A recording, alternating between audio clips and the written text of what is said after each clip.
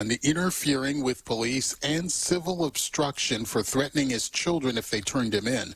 The trial lasted almost a week. Refit, a member of the Three Percenters anti-government militia, was convicted on all counts after about 3 hours of deliberation. The verdict for prosecutors could be leveraged in plea agreements and in convincing other defendants against going to trial. Refit faces up to 40 years in prison. Sentencing will be in June. Lisa. Thanks, Colonel. Desperation in the besieged Ukrainian port city of Mariupol, with continued fighting jeopardizing an effort to get civilians out. It's currently nearly surrounded by the Russians, and it's been cut off in terms of water, power, and food for the past 7 days, making it very difficult for the civilians there to simply survive. Fox's Trey Yanks. Meantime, Russian strikes blamed for more civilian deaths, including at least 2 children in the city of Sumy. Complete destruction caused by these Russian missiles slamming into houses. The Russians continue to shell different areas around Sumy, making it extremely difficult for the evacuation that is currently taking place to continue. The UN says more than 2 million people have fled Ukraine so far, more than half of them children. President Biden says the U.S. won't help subsidize President Putin's war, so he's banning Russian oil imports while denying claims of a war on U.S. energy. It's simply not true that my administration or policies are holding back domestic energy production. Republicans say his policies have helped fuel record gas prices, not just the war in Ukraine affecting prices. America is listening to Fox News. JV International Safety Equipment has it all for you. Fall protection, rain gear, traffic signs, speed bumps, custom signs and banners, PPEs, fire extinguishers, plus more. Check them out on Facebook at JV International Safety Equipment Company or visit their website, www.jvisec.com. JV International Safety Equipment, Guam's leader in occupational and environmental safety equipment. Call 688-9524. JV International Safety Equipment, located in Harmon Industrial Park. Be in the know. Want to keep your family safe from high-tech trouble? Introducing Bark Jr., a new online parental control app that's free for GTA wireless and internet customers. Bark Jr. monitors apps and social media, manages online screen time, and filters websites to protect your family from inappropriate online content. Sign up for any GTA postpaid wireless or internet service and get Bark Jr. for free today. Call us at 671-644-4482 or visit us at gta.net. GTA, we start with you. Mexican officials say more bodies have been uncovered in burial sites just a few miles from the U.S.-Mexico border. 11 bodies were found in pits in San Luis Rio, Colorado, just across the border from Yuma. Volunteer search teams found them, and the state prosecutor's office said they were badly decomposed. The Associated Press was recently given access to what officials called a drug cartel extermination site at a house in Nuevo Laredo across the border from Texas, where human remains they reported were 2 feet deep. The remains are sent to forensic labs in different Mexican states for identification. Nearly 100,000 people have disappeared over the years.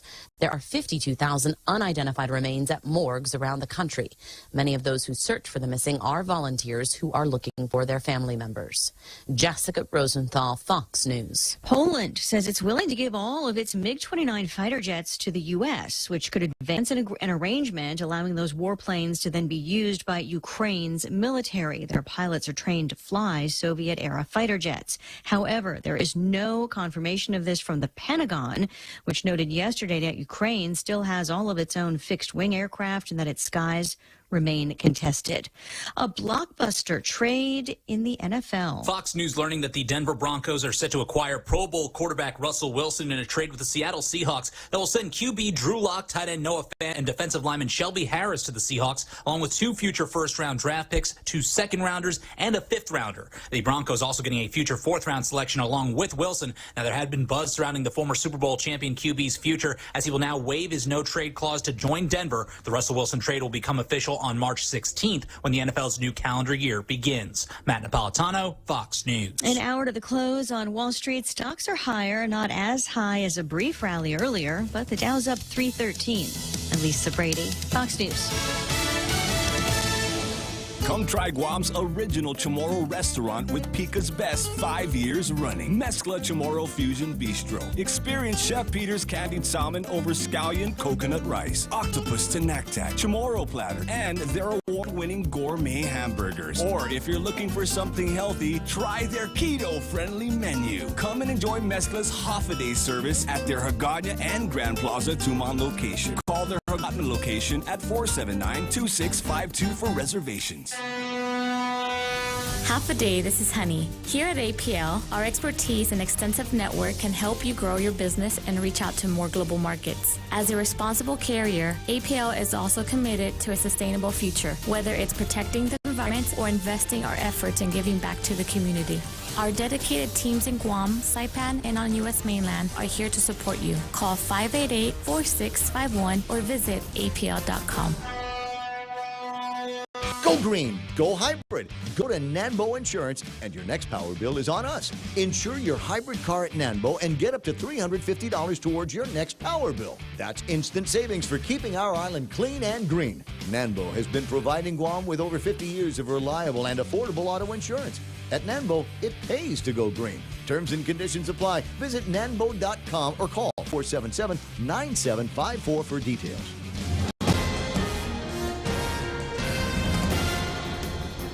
Half a day at 6:06. I'm Mana Silva Tyron with a look at your local news on the point.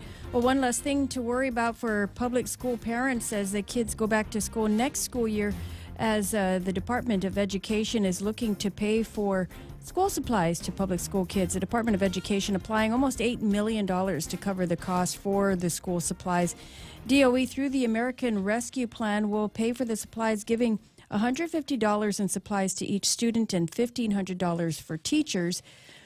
This will be the second year that DOE's done this, giving some relief to parents who've been struggling through the pandemic. Curriculum Superintendent Joe Sanchez in the Post says that DOE will be getting a head start on the ordering, though, to avoid any delays like we saw earlier in this school year. Schools will need to place their orders by April if they hope to receive them by August. Well, he's been at the Department of Corrections for the last 2.5 years as the director, and Joe Carbolito announced that he will be going back to the Guam Police Department. Carbolito's last day was actually on March 5th.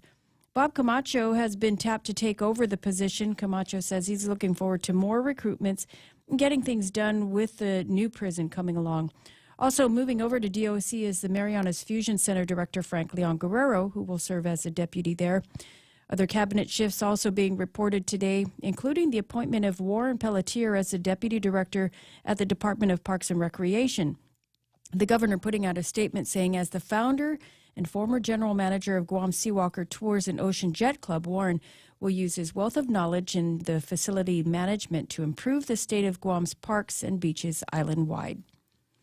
Elsewhere in the news, a teen was arrested in connection with a fatal stabbing in Mighty, and he will be charged as an adult. As the teen turned 18 just yesterday, Tano Rusalap was being held at the Department of Corrections while being charged with aggravated assault and second-degree felony as a second-degree felony and aggravated assault as a third-degree felony, with both charges including a special allegation of use of a deadly weapon in the commission of a felony.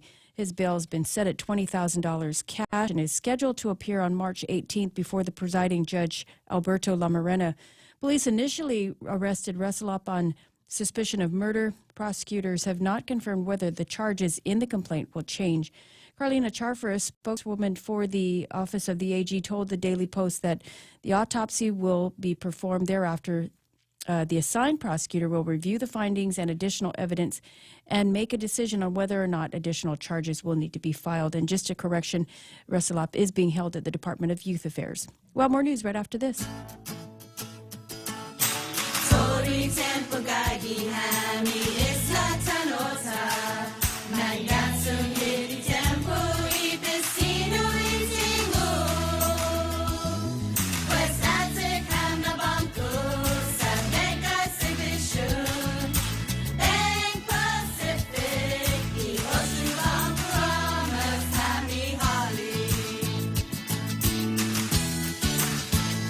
Also from the Guam Daily Post, a man was arrested in connection with a shooting that was reported in Dededo last month. 37-year-old Jerome Camacho Cruz arrested on suspicion of aggravated assault, and use of a deadly weapon in the commission of a felony and reckless conduct.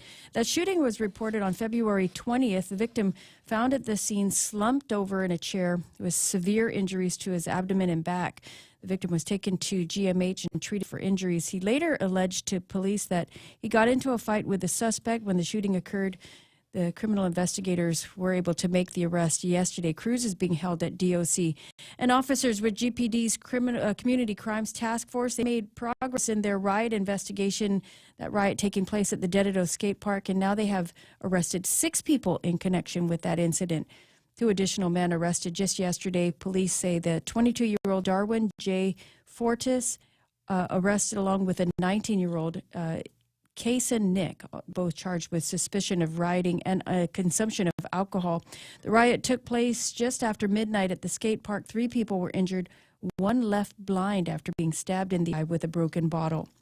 And from the JIC report, there were 3 additional COVID-related fatalities that were reported, this bringing us to 334. The deaths were all fully vaccinated individuals. 2 of them had booster shots. The report also has test results from over the weekend, having an additional 295 cases of COVID-19, and 28 people remain in the hospital, 2 of them in intensive care. Those are your top stories here on The Point. Here's Ray with your weather. Okay, gotcha. Let me see. 6:11 in the morning. Another beautiful day on top. And this is one of those things. Go outside and see how many stars up in the sky that you can count, because there are no clouds out there. Let me get this up on the screen so you can see what I'm talking about. The recent satellite image over the Marianas Hood that we've got here, and there is virtually nothing surrounding Guam right now. So this is going to be one of those days. I got to tell you, I would suggest that you find an excuse to say, I'll be in the field today. And by field, I mean somewhere on the sandy part of Tumon Bay. That's what I'd be going for. We've got, they say there might be some scattered showers later this morning, but I don't think so. Partly sunny, highs near 87 degrees with a heat index. It'll feel like 92 bikini degrees. East-southeast winds 7 to 10 miles an hour. For tonight, partly cloudy skies, and the rest you don't care about. Isolated showers in the forecast for tomorrow, but again, mostly sunny skies. Daytime highs near 85 degrees. Love this weather while you can. Sunrise this morning, not till 6:33. The sunset tonight is going to be at 6:31. Hashtag tell the others. There's news and weather together. This is The Point, brought to you by Bank Pacific, banking on the Pacific for 67.5 years. Unified Communications, UC, is the next step in a business phone system. Introducing Docomo Pacific UC, your business phone. Instant messaging, video, voicemail, fax, and more. All unified on one platform and delivered through the cloud.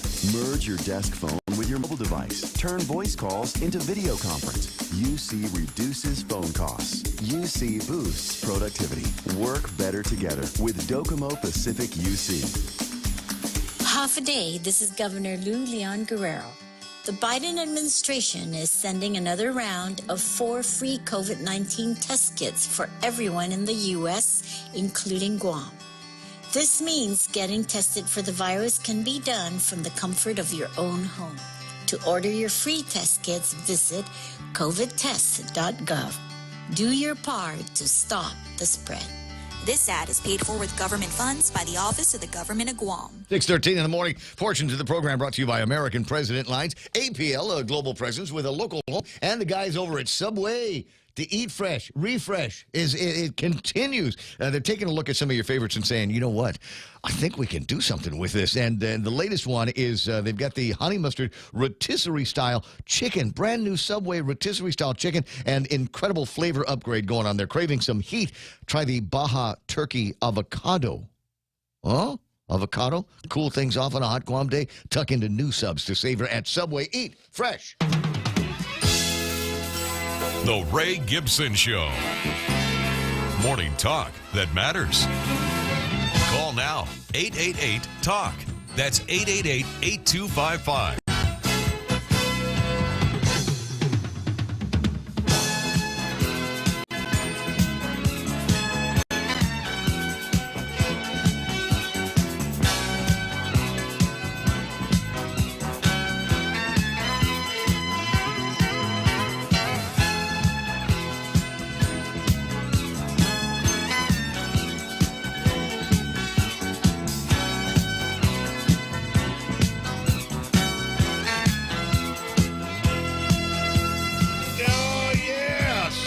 6:16 in the morning. Are you feeling it? Middle of the week, the day I don't call. Hump day, kind of a wacky Wednesday. Rudy Rodolfo online already saying, no, wait a second. It's I love the Whopper Wednesday over at the BKs that we've got here on Guam. Thanks for the gentle reminder there, buddy. Appreciate it. We'll talk more about that as the program commences. In the meantime, this is the Ray Gibson Show on 93.3 The Point. My name is Ray. As usual, thrilled to be here with you this morning, and I honestly mean that, thrilled. The only thing that is going to slow me down today, and I woke up with, I think I got an eyelash in somewhere in between my eyeball and my eyelid, and I cannot, no matter how much I've been trying to, MacGyver and maneuver and Visine it, it's not going anywhere. Let me blow your eye. What's that? I'll blow your eye. Careful. I could do that. That's what they do. I'm not doing anything in here, Ray. They just blow your eye. I'm uncomfortable with this conversation suddenly. I don't know. There's hand sanitizer. No, don't put hand sanitizer in there. I'm just saying that's you might see me doing a blinky thing a lot, and it's not because somebody's trying to mang me. It's just that like I said, I think it's an eyelash or something in there. Maybe it's a tear in my eye for all of the children in Ukraine that are singing Ukrainian versions of. I meant to play that yesterday because it's like I got the. Let It Go. Yeah, the Ukraine version Just of Let It Go. So I'm on Twitter, and Twitter can be a pretty hostile place. It is a cesspool of attitudes because there's a lot of people in there that just bang away on the keyboards and have never actually faced any of the people that they're talking to. But even some of the more hardcore guys, I mean, just the real I'm gonna punch you in the throat kind of guys on Twitter were like reposting that. The little tear, hey, have you seen it? Well, maybe today I'll play it around for you. But in the meantime, a lot of stuff going on. Table of contents are very, very rich here this morning. And our friend Bob Camacho, who has no concept of what retirement means. Did he not retire from the airport? I don't remember he retired. Wasn't he working as the deputy over at DOC anyway? No, I don't think so. I think they brought him out from retirement because I think his last gig in the government of Guam was at the airport. They're just the type A kind of people that just can't stop working. No, and I realize that. I'm glad to hear it. So I guess he's going to be in charge. And they really like him over at DOC. Well, you know what? That's a good thing. So here's what I'm thinking is if we ever get in trouble, I mean, arrested by the police kind of trouble. And Real Joe, you know exactly some of the things that you and I could get arrested by police for. Yeah. So, but we just go, hey, I know the boss. I just say, hey, Bob Camacho, you took one of the best and most interesting pictures of me, and I use it on Tinder. Oh, he's a great photographer as well. He's a great photographer. So I'm just saying, hey, if something happens to me, I got a guy on the inside. Oh, yeah. It's Robert Camacho. Photo shoot in the cell, Ray. Nice. Yeah, you why and not? me. Well, black and white. Black and white. We can make a kind of documentary feel on all of that. So anyway, that voice there belongs to Real Joe Cruz, doing a great job this morning, getting us ready for an exciting Wednesday. You can reach out to him, 671-888-8255, 888-TALK is the telephone number. The Meme Machine is online here this morning, and I must say, I'm surprised that there is not more on the Meme Machine lineup. These are very interesting times. And a friend of mine were talking about that last night and going, hey, we hope you live in interesting times. It's a blessing and a curse, isn't it? It is beginning to feel more and more kind of like a curse. I was talking to my buddy, and I've known him since the 70s, and I'm saying, at which point do we get to punch out of all of this? Because it seems like we're reliving all of the crazy things that happen. You think about it now. Right now, we're watching the beginnings of what could potentially become World War III. But we've got that conflict, and it is affecting just about everything that's going on. We got COVID-19. We've got our own inflationary issues. We've got the southern border and all of that stuff. I don't think anybody's got any confidence in leadership in Washington, D.C. And I'm going, man, this is just like 1976. This is like Jimmy Carter's presidency. When do we get past all of this? Because I already lived through that. I don't feel like I need to live through it again. But there are some memes that are floating around, including this one here. Zelensky, a comedian who became a president. And then it's a picture of Zelensky and Biden. And then Biden is a president who became a joke. Ha, ha, ha, ha, ha. My sentiments exactly. I appreciate it. Keep them coming here. 797. Is it 797? Yeah. Oh, yeah. 8255? 8255. We know it's the 8255 part. Remind me a little bit later on to take a look and make sure I'm giving it the correct acknowledgments that it deserves. Buddy Jay Rojas sent this one here. He says, I'm sure you've seen this before. And yes, I have seen it before, Jay, and I laugh out loud every time. It's the meme that says, beer is now cheaper than gas. Drink, don't drive. I think there's a lot of things that are cheaper than gas these days. I hate to tell you, but I'm gonna, because I need you to brace. I was surprised as I was driving home last night, passed by a gas station, and they had not changed the price of gasoline here on Guam. I don't know how long that's going to last. If you got room in your tank, put some of the gas in there, which we will remember fondly as, wow, you remember when it was when gas was cheap at $5.70 a gallon? I've got a feeling it's going to be going up. Over the weekend, Friday, Saturday, price of Tappas crude was $118.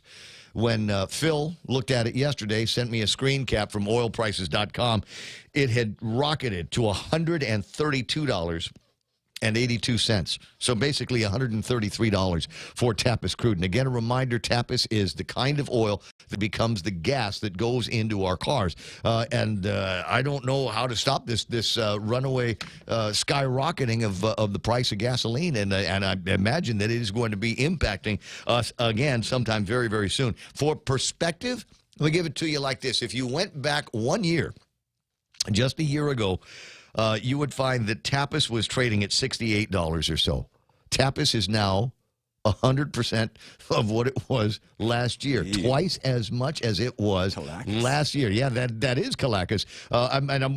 You're starting to see more mopeds on the road. You're starting to see more motorcycles. Not Bicycles. Me. Not me. You know who I feel bad for, sort of? Kind of low-key, wow, I see these things every once in a while, is the guys that got their unemployment and the PUAs and whatever, and then went and put it on those monster trucks that we've got out there. No, couldn't have bought a little one. Nope, couldn't have gone by. And Nissan got one of those little Frontiers. No, I had to go with big monster ride. I'm going to have to build a new garage because my old garage is too small for my big truck. I want to say a big-ass truck, but you know what I mean. You know which ones I'm talking about. $400. The ones, yeah, fill it up $400. The ones that have to park across the street from Sandcastle because they can't park inside Deucet. There's just no way they can navigate around all of those tight turns and the small spaces that they built into the Deucet. But hey, you know, whatever floats your boat. The last time you saw it full, I guarantee, was the day that you pulled it off the lot when you bought it. After that, yeah, how many gallons does it take, and how many gallons does it take to do that running around? I was thinking about, maybe later on we'll talk to Bob Klitsky because there's a couple of interesting things that are floating around that might require some mustache wisdom. And I was thinking about Bob Klitsky, who has to come to work from Jigo. Oh, yeah, that's a commute. Yeah. So he said he would ride the bus, man, if it was. But there's no bus. Happening. Let's forget about that. There's an old story that we're never ever going to get to the punchline on. Anyway, so we got Real Joe does that 888-8255 thing. Montesilva Tyrant on this side with a look at all the big news and the headlines and all of the stuff that we're going to be talking about today. And we'll get through some of that before too much longer. Good morning, Mona. Oh, hi. Oh, hey. Hey, Senator. Thought maybe I'd introduce you. And here I am. you can do a shout-out to everybody, that might be listening to the broadcast. Off a day. So Wednesday here in town. There's a bunch of other people that we've got to say good morning to, so let's get to that right about now. Sometimes you want to go where everybody knows your name, and they're always glad you came. You want to be where you can see our troubles are all the same. You want to be where everybody knows your name. You want to go where people know people are all the same.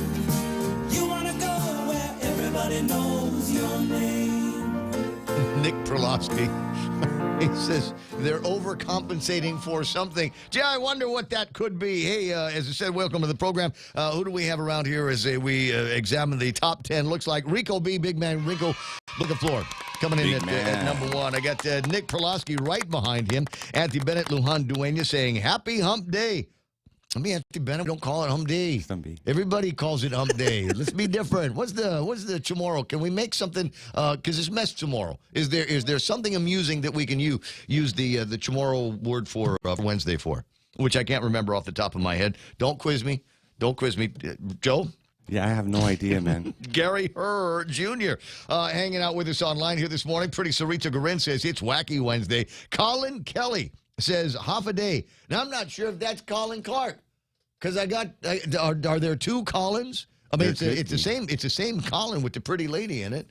So I'm not sure. Might be something new going on here. Is it? Oh, is maybe it possible? That's the girl. Maybe Colin found a girl named Kelly. No. No, that's not her name that I'm aware from. Sorry about that, man. Is it possible? Is this a real account, fake account? You know, it's political season, political year. Could be one of those guys. Hey, let me just grab this identity and see if Ray notices. I noticed. Isma Online, WW3 Wednesday. Gotta hope not. Rudy Rodolfo says, good morning. Havade Ray, Mana, Joe, and Jerry. It's Whopper Wednesday. Absolutely. Joe Ed Cruz is online. I see Brad Wood. Brad's going to be watching the program all morning long because a little bit later on his wife, Lucia, is going to be coming in and talking about women in construction. And there are gigs out there. Remind me to talk about jobs today. Nate Horn is online. Nate, I know you're waiting for me to tell you what I got Wordle in, but I'm letting it marinate. I got the M and the A. No, sorry, the M and the N in exactly the right places. Oh, yeah. But I don't have the other three letters just yet. So I'm going to let that marinate in my head and see what I might be able to make out of that. Let me see. Lonnie Solis is online saying good morning to everybody. Dennis Benzer, the mom of the program, Pam Duvall, Mike Grace Bloss says cheese and crackers for everyone. And look who's on. Former Governor Carl T.C. Gutierrez is there. Just bring it back. Bring in the sunshine. He's massively bringing in some sunshine, and we dedicate all of the lack of rain here to him and Auntie Jerry here this morning. Sarita saying her good mornings, Manny and Ning Rageous there. Ismail says Russia has just moved hypersonic nuclear missiles within range of every European major city. It's kind of interesting. You know, hi, my name is Ray, and I'm a child of the Cold War. Grew up in the shadow of the Russian missile crisis.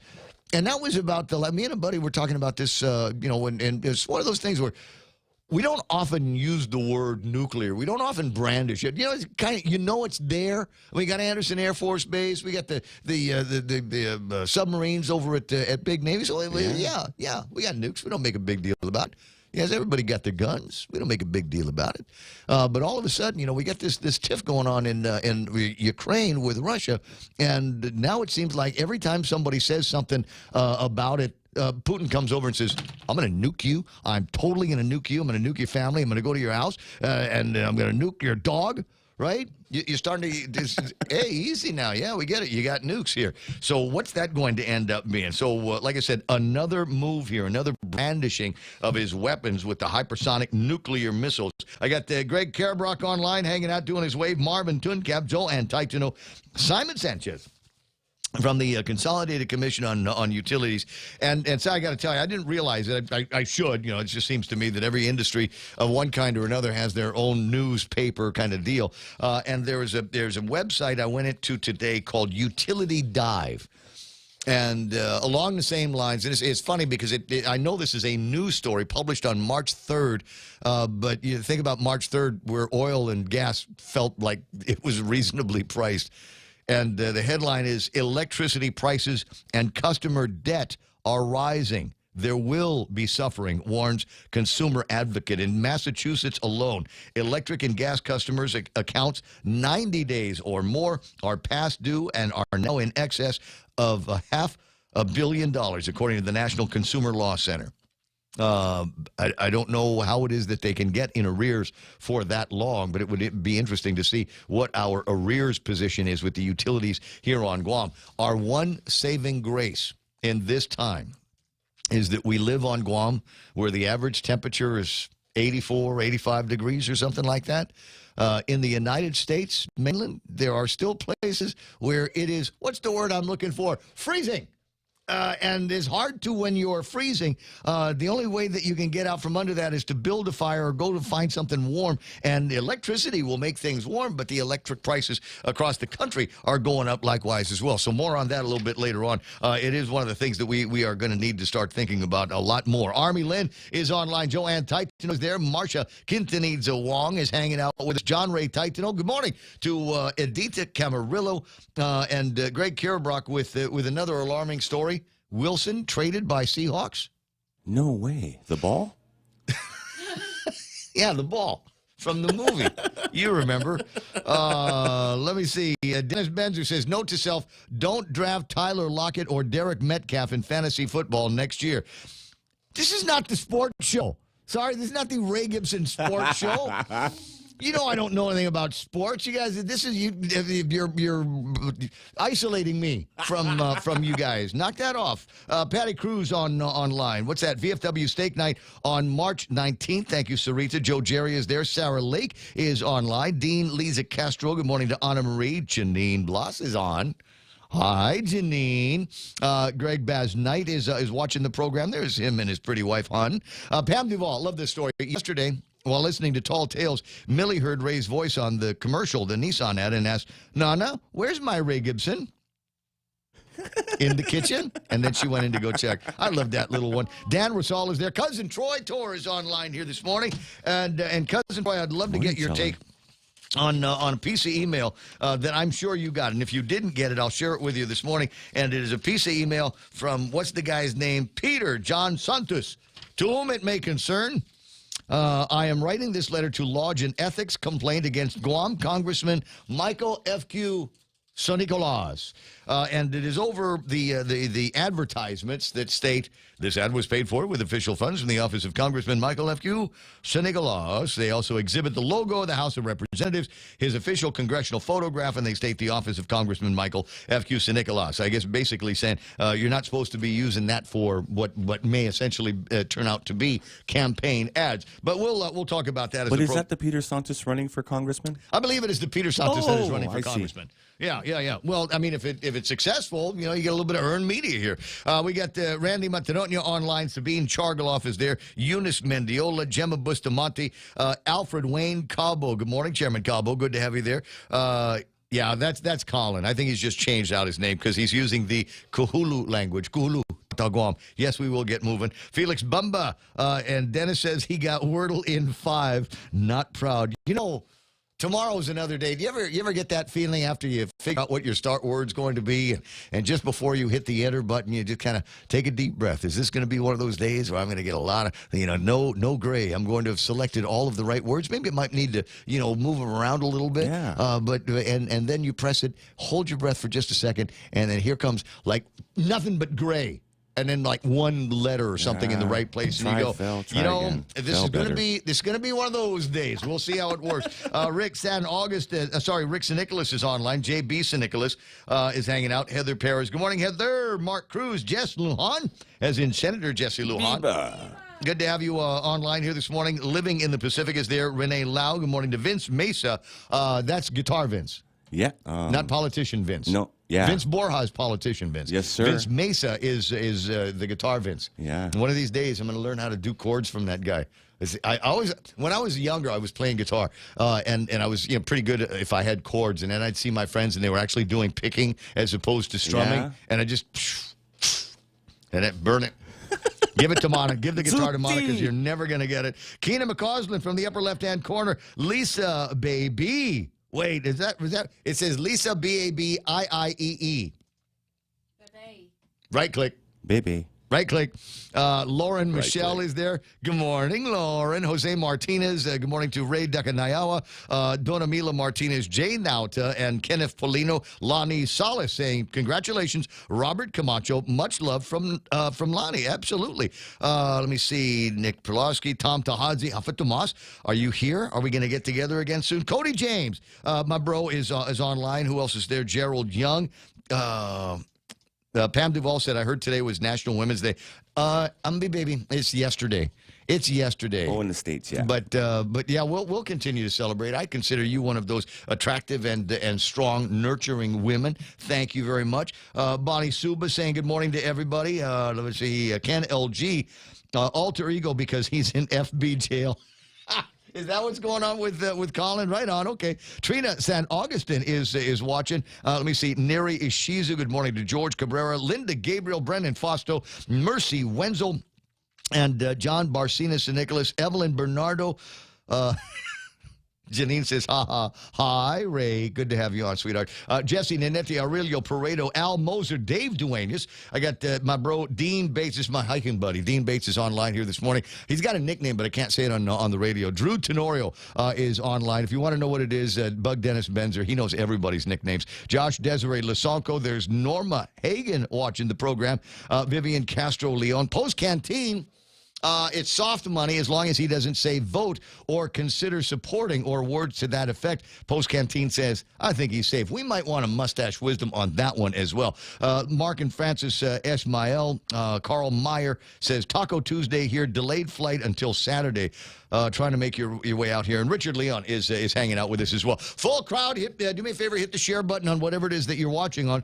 Your mileage may vary. We are hearing different stories about people experiencing difficulties being able to catch the show or share the show. And I don't know. I'm not in Facebook jail. I haven't done anything or said anything, but it has been getting wonky. Yesterday, about 9:30 or so, the program just vanished off of Facebook. We were still streaming to Facebook, but nothing was coming out on a lot of speakers. There are multiple ways to enjoy the program here. And just real quick, thepoint.gu. So if you can't get us on social media, just go to the website and click on that. That's always on.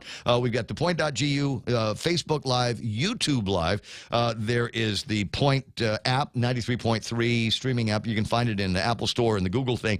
And I want to say, if you've got one of those smart speakers from Alexa, stream The Point. And that skill is now up and available for you if you want to have that handy on your Alexa devices. 6:36 in the morning. About time to find out what our big stories are. The primer for the conversations for the rest of the day. And with all of that, now that she's done ordering her new test kits, here is Mana Silva Tyron. Have a Mana. Well, there are 3 more COVID-related fatalities reported this morning in the JIC, bringing our total to 334. Also tallying up the test results that were collected this weekend, Public Health recorded 295 COVID-19 cases. Meanwhile, 28 people remain in the hospital, 2 of them in intensive care. Meanwhile, DOC's director, Joe Carbolito, will be going back to the Guam Police Department. He made the announcement yesterday in a video. Carbolito's last day was actually on Saturday. Robert Camacho has been tapped to take over the director position at the prison. A teen who was arrested in connection with a fatal stabbing that took place in Mighty over the weekend will be charged as an adult. The teen turned 18 yesterday. Tano Russelop now being held on $20,000 cash bail and will be in court later on this month. Meanwhile, police did arrest a total of 6 people in connection with a riot that took place at the Dededo Skate Park. The 2 victims were taken to the hospital, while a 3rd one was also confirmed. One of the victims said to have lost an eye. Police continue their investigation and say more arrests may be made. And those are your headlines right here on The Point. So ponder this. Do you know how to do anything? And you say, no, I don't know how to do anything. It's a perfect, there's a Guam job waiting for you out there somewhere. It's a perfect, you are absolutely qualified for it. I'm sorry. But I was looking in a newspaper this morning, and the buddy of mine once said, forget about what you see in the front pages. The real action, baby, is in the back pages. And he wasn't talking about sports. He was talking about the notices and announcements that you see in the back page of the newspaper. Normally, it's later in the program, small talk portion of the program, where I start taking a look at what the job opportunities are. 6:38 in the morning, and I've got to share this with you right now. Maybe you've got somebody in the house. Maybe you have a relative for whom there really are not any major skills or talent. And you're going, what are we going to do with this guy? There is a job opening right now, $15 an hour. With benefits, I'm sure, and it's probably a full-time job.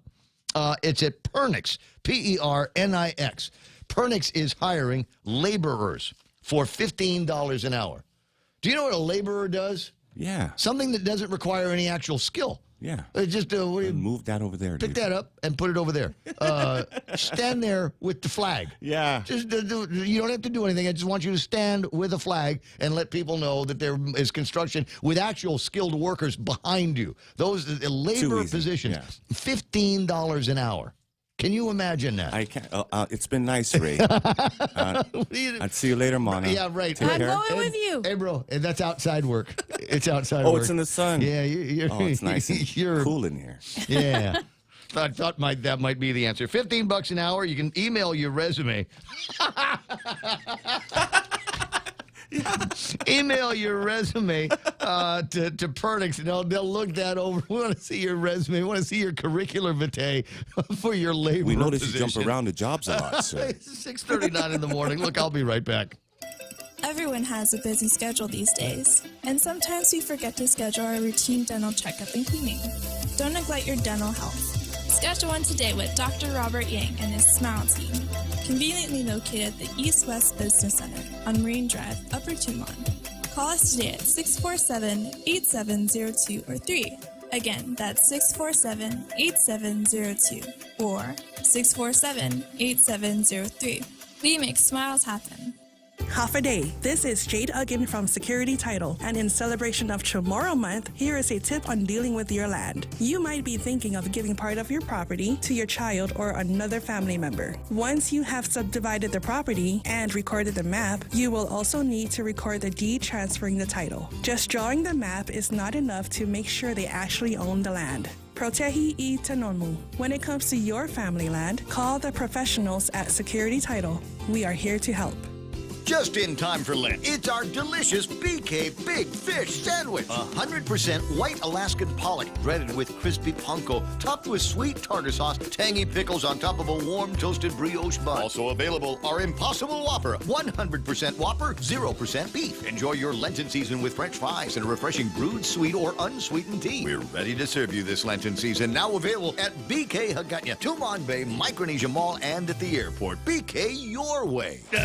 19 away from the top of the hour. Quick look at what's happening on in traffic. It's fairly early this morning, so I don't anticipate there's going to be all that much to talk about here this morning. A little bit of traffic getting into Anderson Air Force Base, the mask-free zone, right? Because our flyboy general says, come on in. We want, show me your teeth. That's what the general is saying up there. So there might be a crush of people trying to get into that area. Let me see, southbound Marine Corps Drive, clear all the way to 1 and 3. Just a little bit of intersection traffic through there. Not much happening on Route 16 as you make your way to 8, 10, and 16. Still very, very smooth running here in most of the locations here this morning. Don't see a lot happening on Route 4, Route 10, and yeah, it's nice getting into the downtown to get Gutney area. Not too much happening over at Big Navy in Sumai either, as you might imagine, because they are a mask-wearing place.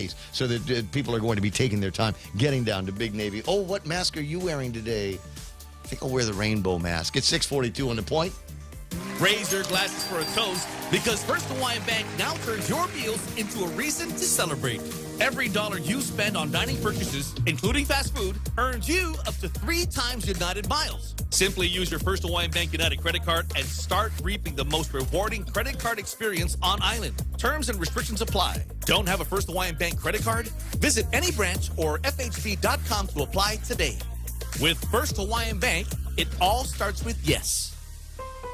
Check out the newest hydro and garden center to hit Guam, Crop King Hydro. We have a huge selection of plant nutrients, soils, hydroponic mediums, organic pest control pumps, plant support, tools, and so much more. Call 635-4769. 635-GROW. Open Monday through Saturday, 10 to 6 at the Dededo Satina Mall, right across from Payless and Paradise Fitness. For whatever you grow, think Crop King Hydro. Crop King Hydro. Can do 6:43 in the morning on the Ray Gibson Show, portion of which brought to you by the guys over at Nissan Guam. Elevate your ride with a brand new Nissan. You put together an incredible deal on Rogue Sports, Kicks, Muranos, Titans, and plenty more, and they'll put together another great deal for you. Take a look at things and say, hey, how about zero down? Yeah, you got nice credit. We know where to find you. Your Ray Gibson Show listeners. Zero down for you, baby. And then we'll figure out how you want to pay for it. We got 0% APR, or Nissan will cover the first 3 payments. This offer good for a limited time only and while supplies last at Nissan Guam.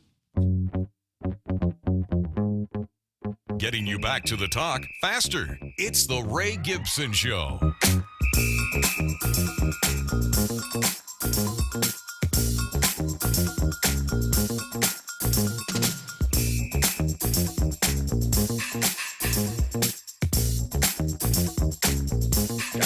you 6:44 in the morning. 888-8255-888-TALK. That's my telephone number around here. And so much to talk about. I love this meme here. It says, so excited. Our loan was approved. We're closing on a full tank of gas this weekend.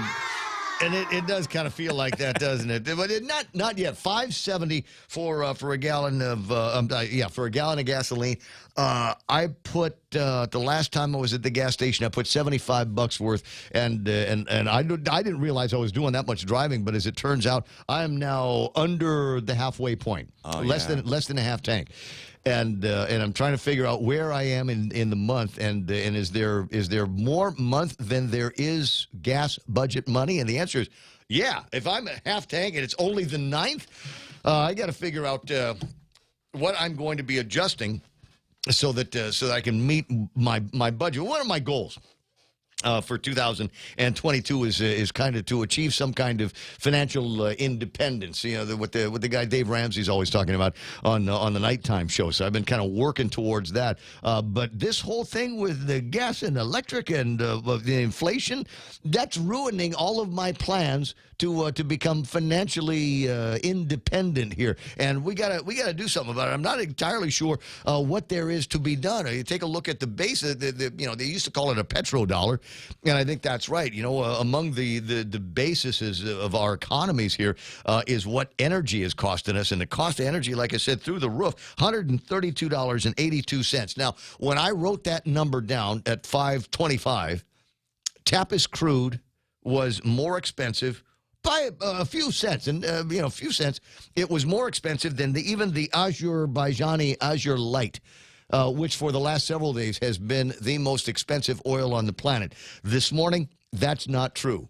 By a few cents, Tapis crude, when I looked at it, was the most expensive form of crude oil on the planet, $132.82. And like I said as well, last week it was $118, and we were chewing through our teeth on that one. Imagine what it could be today. Now, things are going to be changing. I'm not sure which direction it's going to go, but Fox News reporting and CBS reporting that the President of the United States has said, we ain't buying any more Russian oil and gasoline and coal. We're cutting them off. And now some people are going to poo-poo that and say, well, it's only 5% of, of all of the oil that we're getting in the United States. But, when you think about the massive amounts of oil that are consumed in the United States, oil and coal, that 5% is probably a pretty heady number. So they're looking at that as an opportunity to push down the assets in Russia. And people have been asking for it for a while. But that means that we're going to have to replace that 5% worth of the oil. So where's that going to come from? Joe Addis here. Oh, yeah. Joe Addis, sorry, wait a second. Raymond, that's inappropriate. Sorry. I love Joe. But we're going to have to figure out where we're going to get the oil then if we're not getting it from Russia because they're a rogue state. Where are we going to get it from? You want to get it from Saudi Arabia? Yeah, Nigeria. Nigeria, where Iran. The princes, and Iran. How about some of these other places, right? Other rogue states that are also making oil. Are we going to be shifting our dollars from one madman to another madman? And that's going to be where it's going to be interesting. Or are they just not going to replace it? Reduce the supply while there is heady demand for it. What is going to happen to the price then of it? And so that's where the brace is going to be coming from. And we're already seeing the numbers going up. West Texas crude now $125 and about 78 cents. So, Simon, sup, buddy? What are we going to be doing? What are we going to be doing about that? We decided it's an emergency meeting. It was crazy when it was $115, now $125, and all indications are it's going to be going up sometime soon. I'm not calling that demon. I'm just saying I'm putting it out there because we've all got to be prepared for this. As mentioned earlier, the good news is we don't live in the States. Where it's freezing cold in a lot of places. 888-825-888-TALK. Quick question. Among the gallery that I've got here in the studio. Has anybody been to Ross yet? No. Did you? Oh, no. You have not been to the new Ross? The new Ross, no. I probably won't go until next year. I stood outside the front Like entrance. at and like at a Fiesta, we're waiting for the line to go down at Ross. Definitely. Do you think all of the good stuff's already been bought yet from all of the people that were lined up in yes, the based on my experience at other Rosses, absolutely. all the good stuff, but it's unless they have stockpiles in the back. What's the new day? Is it the new shipment day at Ross and Timoni? Is it Tuesday or Thursday? I hear Thursday, but I don't know. I think it's every night. I think they unload it. Is it Thursday? Midnight. Thursday is the fresh food arrival over at Happy Mart, right? I'm trying to. There are days. Shoppers have this all written down. There's a thing in their head where they know there's new stuff coming in on certain days, and I want to say Happy Mart is like Thursday, and that's when all of the new stuff comes in from Korea. And I think there's a new day. Somebody will tell. It'll show up on the Facebook Live. 6:49 in the morning. We'll check that in just a second. 888-8255. 888-TALK. Mean Machine working online here this morning, and that's groovy. Donna Mila asking this question: why is the 36th Guam legislature focusing on ridiculous bills like banning paper bags rather than ending this health measure, the public health emergency? Interesting question. The answer is they're useless. That's why this legislation. You remember that job we were talking about, $15 for laborers, and they're asking for your resume? I'll bet you they get some of these things. Yes, I'd like to see your resume for the laborer position. What's on that? Youth Congress. How about that? A member of the Guam legislature. Perfect. You're perfect for the job. Sorry, this is outside, right? Never mind. It's 6:50 in the morning. And let me see. I was talking the other day, and I hate to focus too much on energy. It's just that it's been kind of the focus on in my head. There is some people say that everything that's happening right now, for better or for worse, is their plan. When I say they, I mean the Greenies, the New Deal guys. It's their plan now and their desire to get us to a point where we're not buying gasoline cars anymore. They want, you know what? You need to use electric automobiles. Plug-in cars.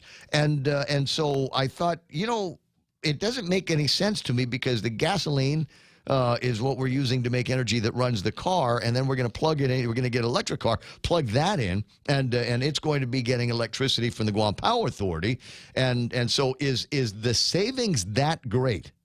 And so I went online yesterday, and I was looking for, and you guys can help me with this, I was looking for a calculator. Because there's a calculator for everything. The Electric Vehicle Savings Calculator. Now, I'm sure this is put together by the Association of Electric Vehicle Manufacturers Worldwide. Come on, buy electric. But it's a calculator, right? There's some science in that. And it presumes that you travel 30 miles a day or so on weekdays and about 30 miles a day on weekends, which I don't know. What is it, 7 miles between here and my house? And then you figure I'm going to do a little bit of back and forth later on in the afternoon between my house and, whatever. So let's just say it's 30 miles on weekdays, 30 miles on weekends. And that means that you drive approximately 10,920 miles per year. The car gets about 20 miles to the gallon. That would be right for your ride? Yeah. Am I right? That's in that neighborhood. 2025. So 546 gallons a year are used. Now, in this example, it's $2.35 a gallon. I'm going to take that out and put inside, what's the going rate on Guam? $5.70 a gallon.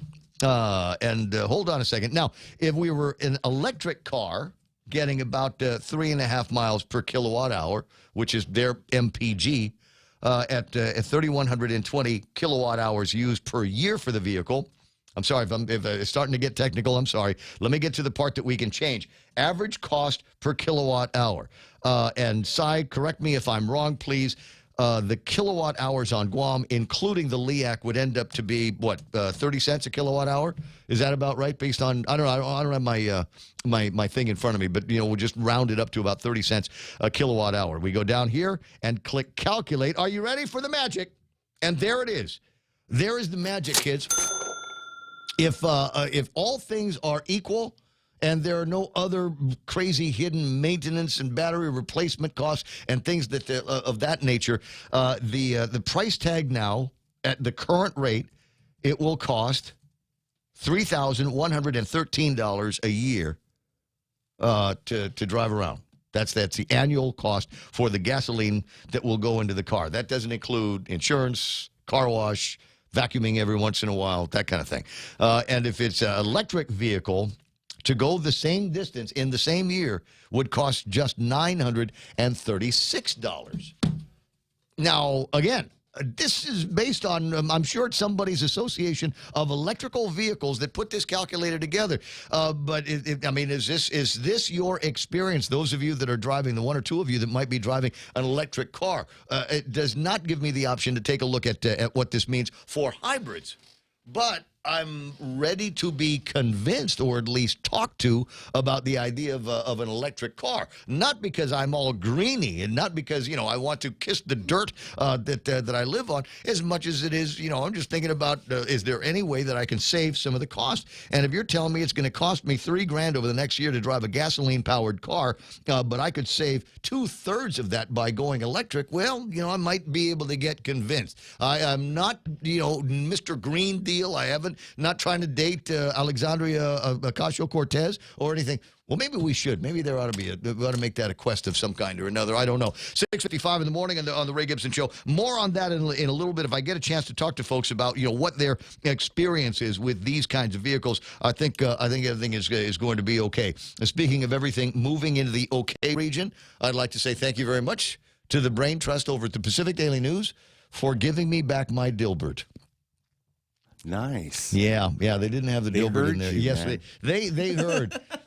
And, you know, speaking for all of the other people on Guam for whom that is the whole point of waking up in the morning, is to see what's going on Dilbert. I'm glad that you've gotten all of that stuff in there. More arrests in the skate park melee. I don't know if you've had a chance to take a look at this particular story, but it just seems to be getting more and more telling as the day goes by. And what is it telling us?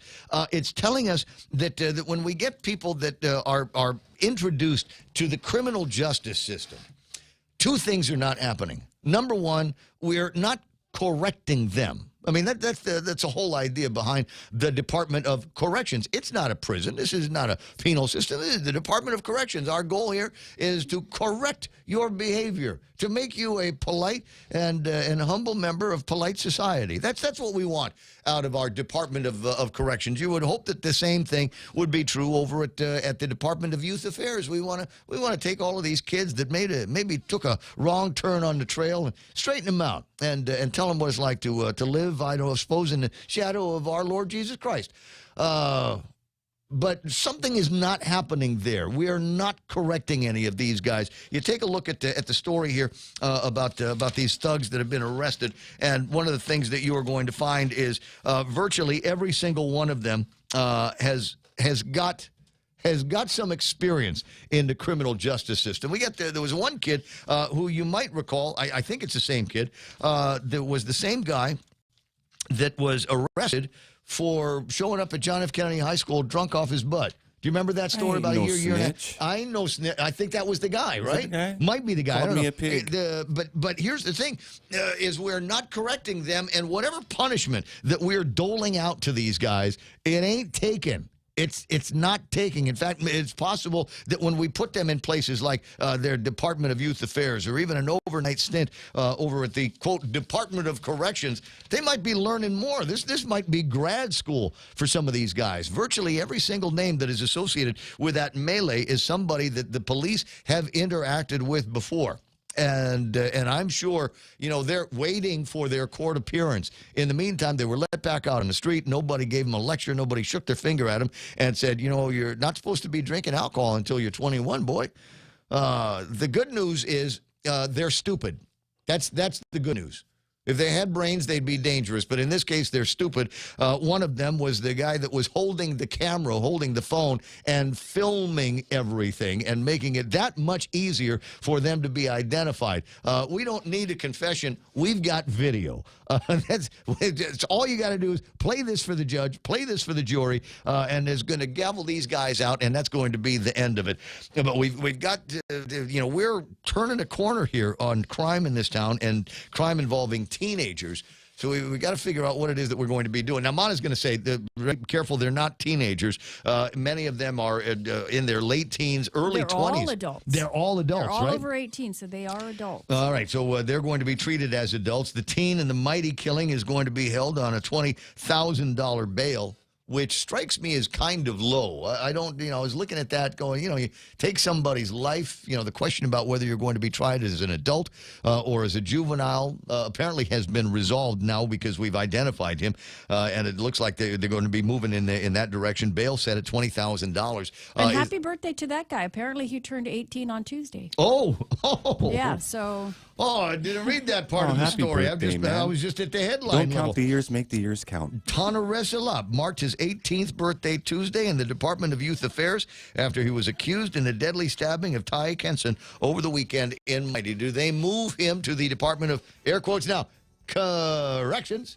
Congratulations. I'd like you to meet the new boss. His name is Robert Camacho. Stand over there for your picture. It's 7 o'clock in the morning. We're really close to it. Radio stations KUSG have gotten you. Coming up, we've got Fox News Live, and we'll find out a little bit more about what's going on in Washington, D.C. As I said, Biden says we're cutting off the pipeline between here and Russia for oil and coal. What is going to be the reaction on the market? Oilprices.com if you'd like to see what's happening with West Texas crude. You won't see anything major on tap for another 3 or 4 hours. In the meantime, stand by now for Fox News on the Point. How high will it go? Well, Lisa Brady, Fox News. President Biden says it's likely Americans will pay even more at the pump now that he's banning imports of Russian oil. I said I would level with the American people from the beginning. And when I first spoke to this, I said defending freedom is going to cost. It's going to cost us as well. He says the U.S. won't subsidize Putin's war machine, though. Gas prices hitting a new record today, $4.17 a gallon, but it's a lot higher in parts of California. At 609 here in West L.A. and nearby, even higher, actually $6.99 in mid-city. That's the thing about oil, right? It's the single largest driver of inflation. Anywhere you go, anything you buy, it has to absorb that price hike. And that is why this is turning into that blame game with President Biden blaming Putin and warning of price gouging by big oil.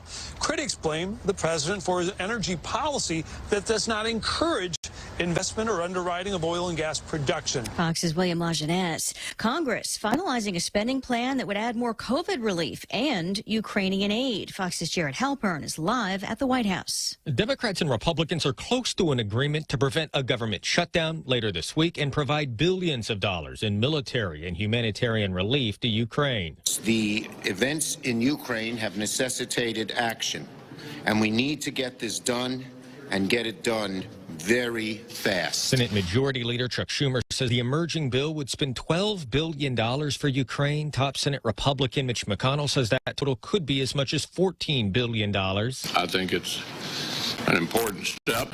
It needs to be passed, and it needs to be passed quickly. The emergency spending bill is also expected to include $15 billion for COVID vaccines and testing. Lisa. Thanks, Jared. Some big swings on Wall Street today, and at the close, the Dow down more than 180 points. America's listening to Fox News. Do you have a pain or loss of function in your hand or upper extremity? Then have Dr. Jerome Landstrom, a board-certified hand surgeon and combat veteran with over 25 years in experience in diagnosing and treating upper extremity and hand problems. He'll provide care to you and your loved ones so you and your loved ones can take care of yourselves and others. Call 671-646-HAND for an appointment and visit his website at www.pacifichandsurgery.com. Haffaday, this is Severina. Here at APL, our expertise and extensive network can help you grow your business and reach out to more global markets. As a responsible carrier, APL is also committed to a sustainable future, whether it's protecting the environment or investing our efforts in giving back to the community. Our dedicated teams in Guam, Saipan, and on U.S. mainland are here to support you. Call 588-4651 or visit www.apl.com.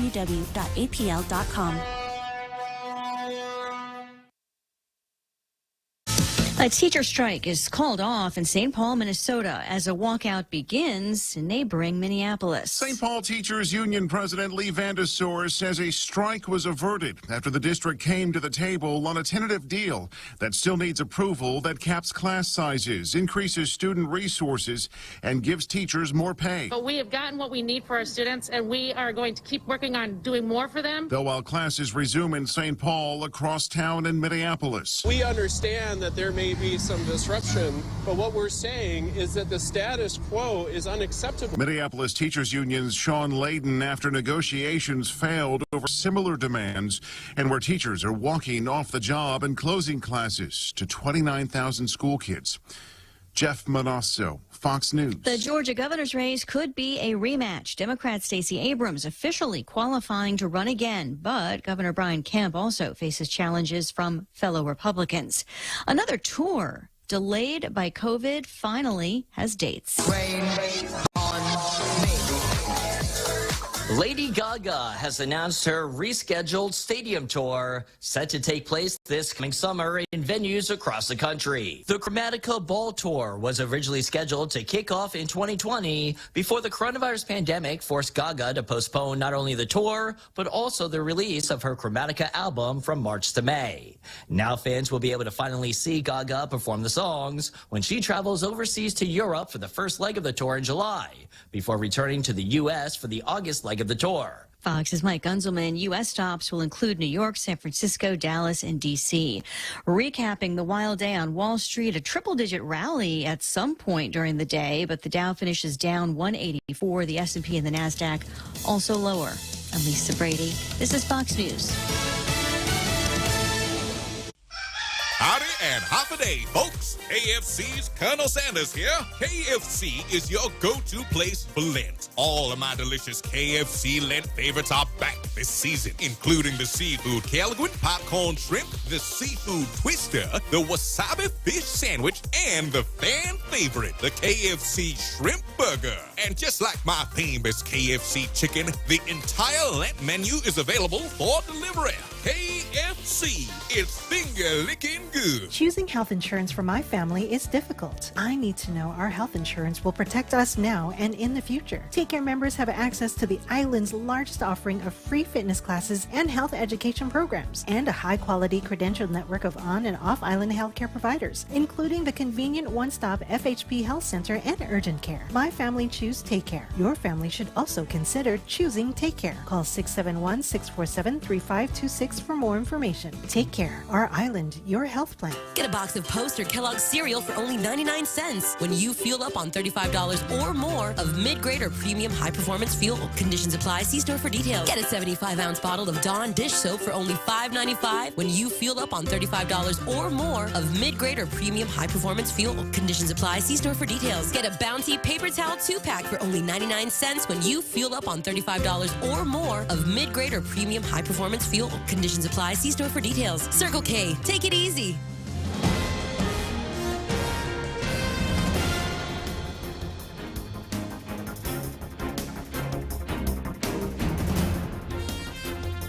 Half a day at 7:06. I'm Mona Silva Tyron with a look at your local news on the point. 3 more COVID-related fatalities reported in this morning's JIC report, bringing us to 334 COVID deaths.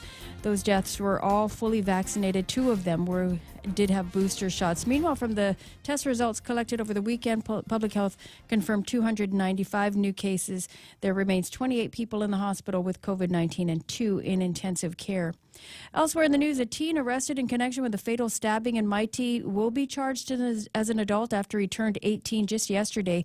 Tana Russelop being held at the Department of Youth Affairs for the time being, facing charges of aggravated assault as a third-degree felony, and both charges include special allegation of use of a deadly weapon in the commission of a felony.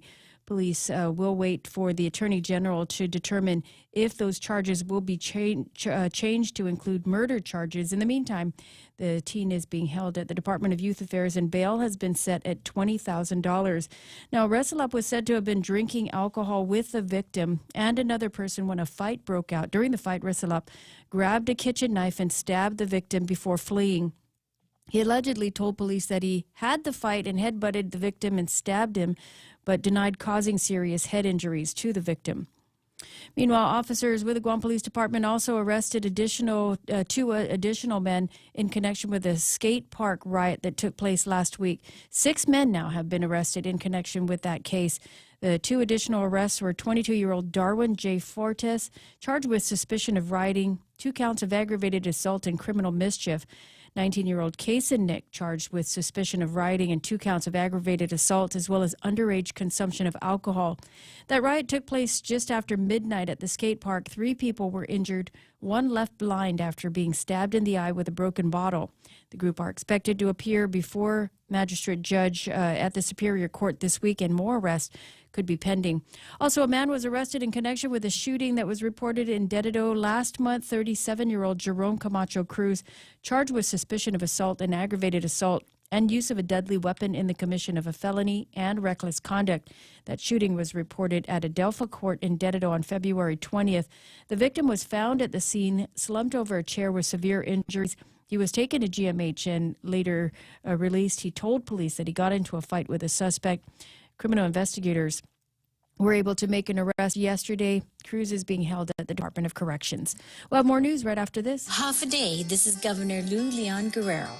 The Biden administration is sending another round of 4 free COVID-19 test kits for everyone in the U.S., including Guam. This means getting tested for the virus can be done from the comfort of your own home. To order your free test kits, visit covidtest.gov. Do your part to stop the spread. This ad is paid for with government funds by the Office of the Government of Guam. 4 non-voting delegates in the U.S. House of Representatives are seeking similar representation for the American territories in the U.S. Senate. Congressman Mike Nicholas announced that he, along with Gregorio Kilili Sablan and other delegates from the U.S. Virgin Islands and Washington, D.C., have introduced H.R. 6941, also known as the Territorial Representation in the Senate Act. That measure allows for legislatures to create laws that will elect a new non-voting delegate to the Senate for each of the territories already given a seat in the House of Representatives. St. Nicholas says those elected to the Senate will have similar functions to the current delegates in the House. He says, while there is much progress that needs to be made in securing voting rights for the territories, we must not neglect the fact that there is still ground to be gained by securing territorial representation in the Senate. Although they didn't co-sponsor the legislation, St. Nicholas said that the measure has the support of non-voting delegates from Puerto Rico as well as American Samoa. And the plan was actually put together in the previous administration, but only now will be heard at the legislature. It's a bill, Bill 246, that would push through the master plan for the Higutnya redevelopment. It was sent over to the legislature by the governor. Now, the plan would include the placement of government offices, among other things, in the heart of Agana. You might recall some of the earlier days in which the plan also included the construction of the Palacio. That hearing will be held tomorrow morning at the legislature at 9 o'clock. And he was at the Department of Corrections for the last 2.5 years. Joe Carbolito announcing that he will be going back to the Guam Police Department. Carbolito's last day was on Saturday, March 5th. He will be replaced by Robert Camacho as the director of the Department of Corrections. And those are your top stories here on The Point. Here's Ray with your weather. 7:11 in the morning. And now that was the idea of the refurbishment of the rebuilding of Agana. I recall that from the Calvo administration. Yeah, and you remember the video that they put out, and it was really... Yeah, it was a fly-through video. I want to say it started at it was put together by Matrix. Right. So we got something from Matrix eventually. Oh, yeah. Okay, so I remember it was like a fly-through thing, and it started over at the sewage treatment plant and made its way down to Aspinall, et cetera, et cetera. Over through Paseo, and then you had the river walk behind the Bank of Guam, and there was that Paradise conversation. Gym. So the idea was we'll rebuild the Palazzo and turn that into kind of an administrative office for the government of Guam. I would like to see something like that. Place. Well, no, for me, in my mind, they moved it during Ricky's term, and I really believe that it should be moved back. Agana is the capital city, and Anigua is not the capital city of Guam. So I think we need to go move the governor's office from where it is right now and move that back into the central part of Guam and have a big administrative complex as there was back in the day when we used to have an old administration building. I don't know what they were going to be doing. My recollection protection is that that whole area on the other side where the police department used to be, the Agana substation,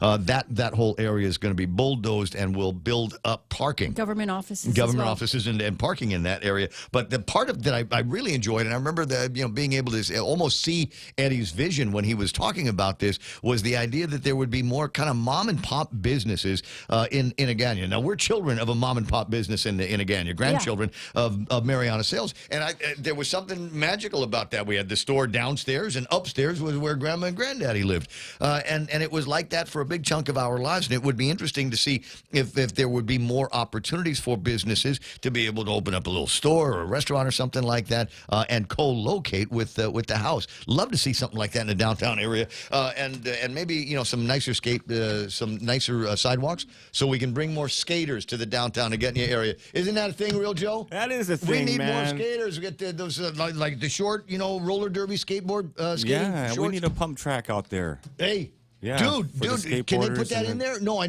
want to say there was before the pandemic, there was the skateboarding kids that wanted to build a skate park without the melees in the downtown Agana area. I wonder where that, because I know that they got a whole bunch of signatures and there was a lot of interest behind that, but I don't know where that has been in the last 2 years. Sorry, I'm basking in the warm bath of nostalgia, and I think somebody, I don't want to do it, I'm lazy, but I'll show up if you do something. I was looking in my digital journal, and I'd gone back on the calendar to March 20th of 2020. Do you remember the significance of March 20th of 2020?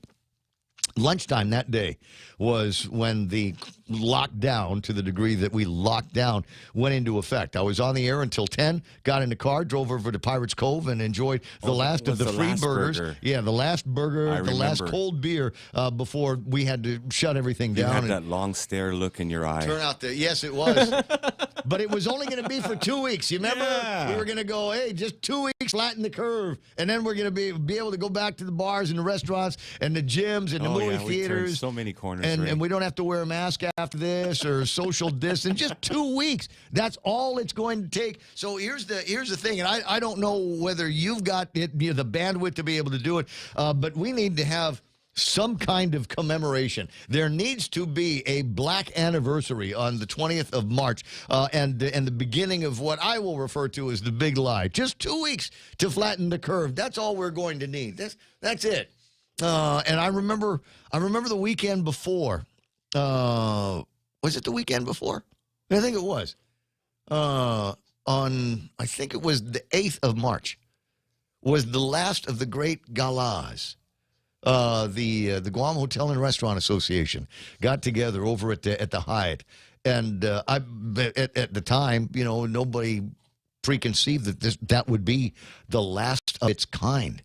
And everybody's up there. We got tuxedos and we got evening gowns and all of that stuff. And then afterwards, you go across the way to TJ's and hang out there and with Linda, and you got the band playing and all of this other stuff. And who knew at the time that it was going to be the last of its kind? Now, we've got kind of a gala thing that's going to be coming up with the Red Ball, but with the gathering restrictions and things like that, it won't necessarily be the same. And there's a few other kind of remarkable things, as you think about that time, realizing now with hindsight, which is 2020, realizing that wow, those were pretty good times. We had it pretty good back in those days.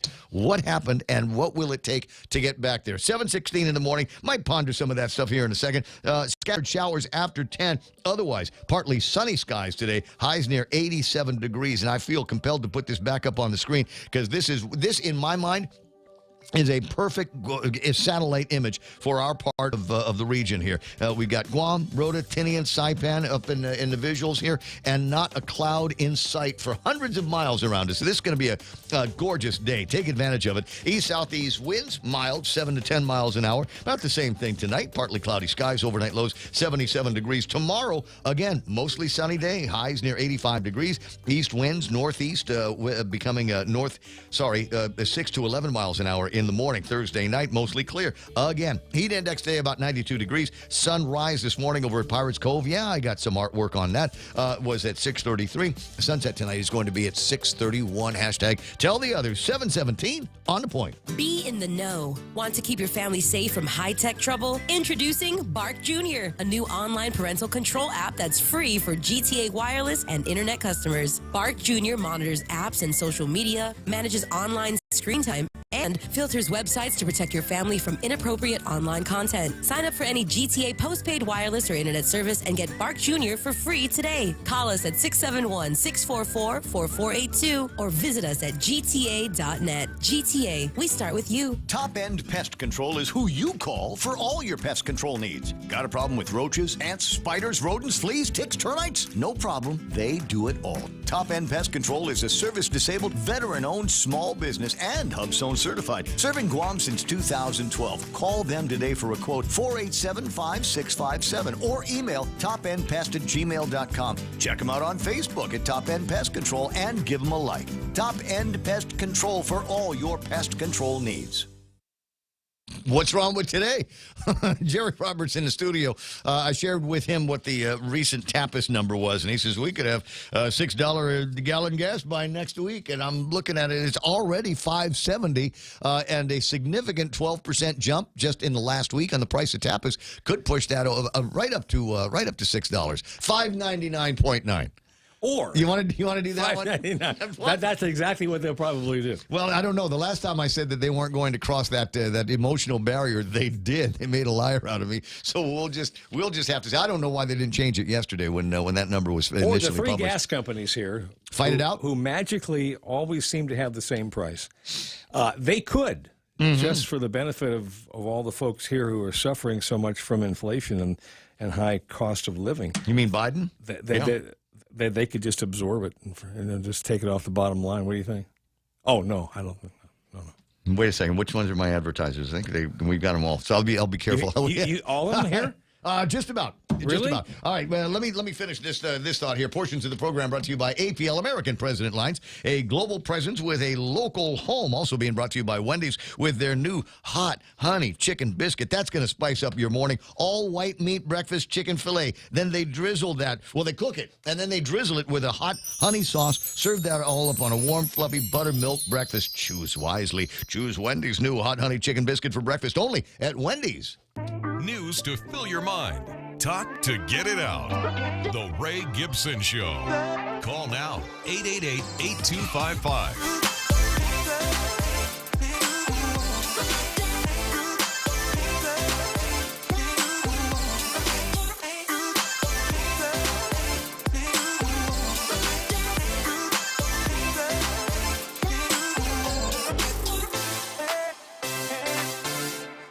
20 after 7 o'clock in the morning, Ray Gibson Show until it's not going to be anymore. And we move into the action part of the program. We're taking care of the headlines and the news and the weather and all of that stuff. Jerry Roberts in the Extra Point coming up in a second. But I do need to take a look at what's going on in the world of the finance, high finance. What's that? Stitch Fix shares plummet after the company cuts guidance for the year. Did you stop? That's not me. I still did. You stop buying? No. I just changed it in an attempt to become financially independent this year. I've decided that instead of getting a Stitch Fix, that's what they're called, a Stitch Fix every 2 months, I'll only get them every 3 months, and every single time they send me something that's winter. And so I've got to send it back. So I'm not spending as much with Stitch Fix. Only 4 times this year. So only 4 times rather than 6. The pants that I'm wearing right now is the new indigo colored jeans from Stitch Fix. Did you show everybody? I'm not tight. I can't. No, model. Model. They're peg legs, They've got that skinny, kind of thing going on. Raised skinny jeans in indigo. No, they're not skinny jeans. Well, stand up and show people. No, they can't do that. Yeah. you the booty pop. Stand on top of your chair. This radio, you're just going to have to imagine. Twerk, Ray. We want you to twerk. Let me find that picture of J.I. Cruz, when he was running for senator. Those were tight. Those were tight. All right, on the markets here. Let's take a look at what's going on. The S&P 500 drops 30 points.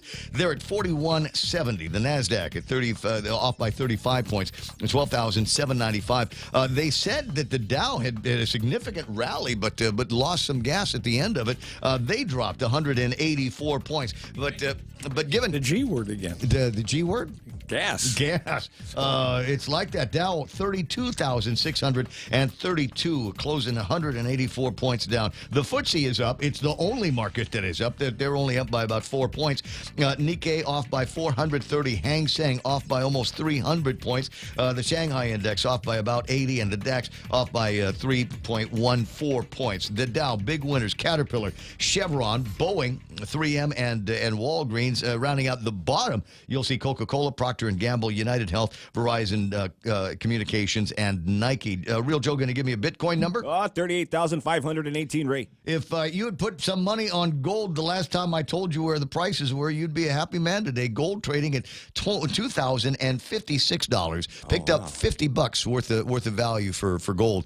And I think a lot of people are looking for someplace safe to put their dough these days. Well, and that's it. It's simply a hedge against the inflation. It's not meant to be a long-term strategy. Right. At least in the normal world. Okay, well, so 2 years with COVID, and what are we now in the 9th or 10th day of the conflict out in Ukraine? 13th day of the conflict out in Ukraine. The big news here, and I'm not sure if that's what reversed course on the bubble here, was that prior to the Biden announcement, we weren't going to be we were still buying oil and coal from Russia. Joe Biden earlier today said we're not buying oil and coal from Russia anymore. Really? And I'm wondering if that was where that transition took place over in the markets. I'll take a look at all of that a little bit later on. Did you give me a Bitcoin number, Real Joe? I did. 38,518. Okay, I wasn't paying attention. I was using that as a comma to go to something else. Buy it with rubles, Ray. Can we do that? I think we just noticed something here. What's that? I think that there's a little bit of cognitive decline. I'll admit it. I'll admit it. You know why? Because I got a thing in my eye. It's COVID. It's COVID. That's long COVID. It ain't COVID. You got Biden syndrome right there. What's that? That is a symptom of COVID. Pink eye. It is. No, it it's, is. I don't have. No, it's not. It is. Yeah. Well, everything is a symptom of COVID. Everything is a symptom of COVID anymore. All right. One. Do you want a Bitcoin number, Ray? Conjunctivitis is a symptom of COVID. You're a news person. You're not allowed to lie on the radio. No, it's true. It's true. We looked it up because one morning I came in and my eyeballs were red, and she looked it up and she said, yeah, conjunctivitis was one of the symptoms of COVID-19 with the itchy throat and the body aches and all of that stuff. Now, there's another story I'd play for you in a little bit after I get a Bitcoin number. Jody, 38,518, Ray. It's 7:25 in the morning. Jerry Roberts is in the studio for the extra point. If I can get him to stop giggling, we'll get it going. It's being brought to you by Guahan Insurance Services and the team from First Hawaiian Bank. Jerry? Today, part 2 of what workers say are the qualities they consider most important in a manager. And cognitive decline is part of that. It's coming up next on The Extra Point. When's the last time you looked at your homeowner's insurance? An easily overlooked part of covering our home is what's inside of it. Over time, we buy things we don't want to lose, but don't update our contents coverage. The smart thing to do is get the answers and level up our insurance to make sure we're totally protected. That's the Insurance Extra Point. Get out there and make something good happen today by calling Guahan Insurance Services at 475-1162 or visit us at the Camacho Landmark Center in Tamuning. Raise your glasses for a toast because First Hawaiian Bank now turns your meals into a reason to celebrate.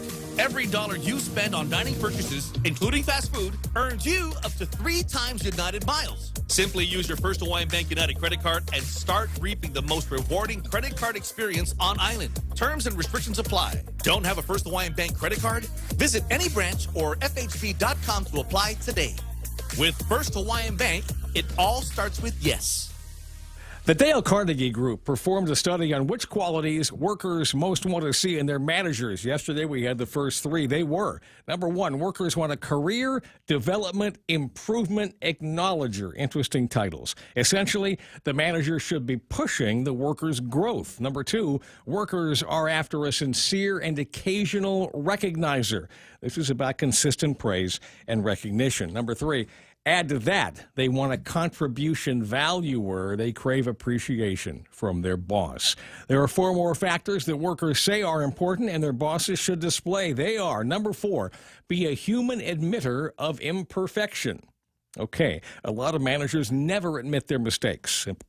Employees in the study wanted their boss to have the humility to admit errors and take responsibility for them. A point of interest here is that almost 70% of those surveyed said that they were motivated by bosses who recognized their own shortcomings and were humble and authentic. Number five, be an allower of face saving. 3 out of 5 employees say they appreciate a boss who allows them to correct their mistakes, and this is important, not hear about them forever. Stay tuned. If you have forgiven someone for something they did that affected you, avoid the temptation to bring it up again in the future. Is that hard? You bet it is. So many personal relationships are lost because one offended party says they've forgiven and forgotten, but they haven't, and they often smack the other person with the old news, and it's the same in the workplace. Few relationships, workplace or home place, can survive that. It sends a message to the once guilty party that no matter what they do, the old situation is going to hang over their head. Number 6, be a forgiving truster. This is about giving someone a job to do, then getting out of their way and trusting they'll do that job. Micromanaging is a part of this. Avoid that as much as possible. If someone stumbles, make corrections and let them proceed on with it. In our management training, I teach a foolproof method for delegating work and building a whole team of people who can be trusted to perform. The underpinning of this strategy is that when a manager shows trust in the worker, it's also sending a key message. It says, I believe in you and your ability to succeed. Number 7, be a respecter of the whole person. The survey pointed to a desire in employees for their boss to genuinely respect them as employees and as people. If you pressed any manager on whether they respected their workers, the answer would be a resounding yes, of course. Now, come on. Who's going to admit that they don't respect their employees? That said, the reality isn't how you show it. Do you show respect? Do you ask for someone's opinion before giving yours? Are you doing all of the first 6 items on the list here? I've worked with a couple of managers who've done all of these things, a couple who've done none of them, and the vast majority who were somewhere in the middle. In closing, almost 90% of workers say their boss needs to improve in these areas. If you're a manager and you know you can be better, then set out to do that, and don't let your ego get in the way. That's the extra point. Be responsible and make something good happen today. For 93.3, The Ray Gibson Show, Guahan Insurance Services, and First Hawaiian Bank. I'm Jerry Roberts. All right, I appreciate that. A lot of people online saying, that's a great extra point here, Jerry Roberts. Where can I find a transcript? I'm about 25 behind. Oh, yeah, they will be there. You get a break because you did the Live to Lead conference. Yeah. So maybe, or is it cognitive decline? Is it some of that? It is effort decline. Definitely effort decline. All of the above. Hey, Real Joe, before we're done, what's the Bitcoin number today? 38,518. That's the last time I'll do that joke today. 7:31 in time for news and headlines with Mana Silva Tyron. Being brought to you by Auntie Lolita Cammett from over at Hoffa Day Realty. Principal broker Joe D. Duane, she's standing by to make your dreams come true. 688 488-6743 is her telephone number. Also brought to you by Ken and Karen over at Top End Pest Control. If you've got bugs but can't remember what room they're in, Ken will come by and just do the whole house. It'll be fun. It's tomorrow month, so they're celebrating by giving you another shot at Whopper Wednesday over at the BK in the drive-thru. You go up there and say, I love the Whopper enough times, and they will add one to your gizmo for nothing. Go and find out about that at the drive-thru. If you're doing the Lent thing today, don't forget they've got the BK Big Fish Sandwich and the Impossible Whopper, 100% Whopper, 0% beef. I don't know how they do it, and it tastes so good. Now with the news and headlines, here's Montecillo Tyrant. 4 non-voting delegates in the U.S. House of Representatives are working together on some bill that was introduced, or a resolution that was introduced, that is dubbed the Territorial Representation in the Senate Act. The measure allows for legislatures to create laws that will elect a new non-voting delegate to the Senate for each of the territories already given seats in the House of Representatives. Congressman Mike Nicholas says he was joined by Gregorio Kilili Sablan and other delegates from the U.S. Virgin Islands and Washington, D.C. in introducing H.R. 6941. Police continue their investigation into the riot that took place at the Dededo Skate Park. Already they've got 6 people that were arrested in connection with that case.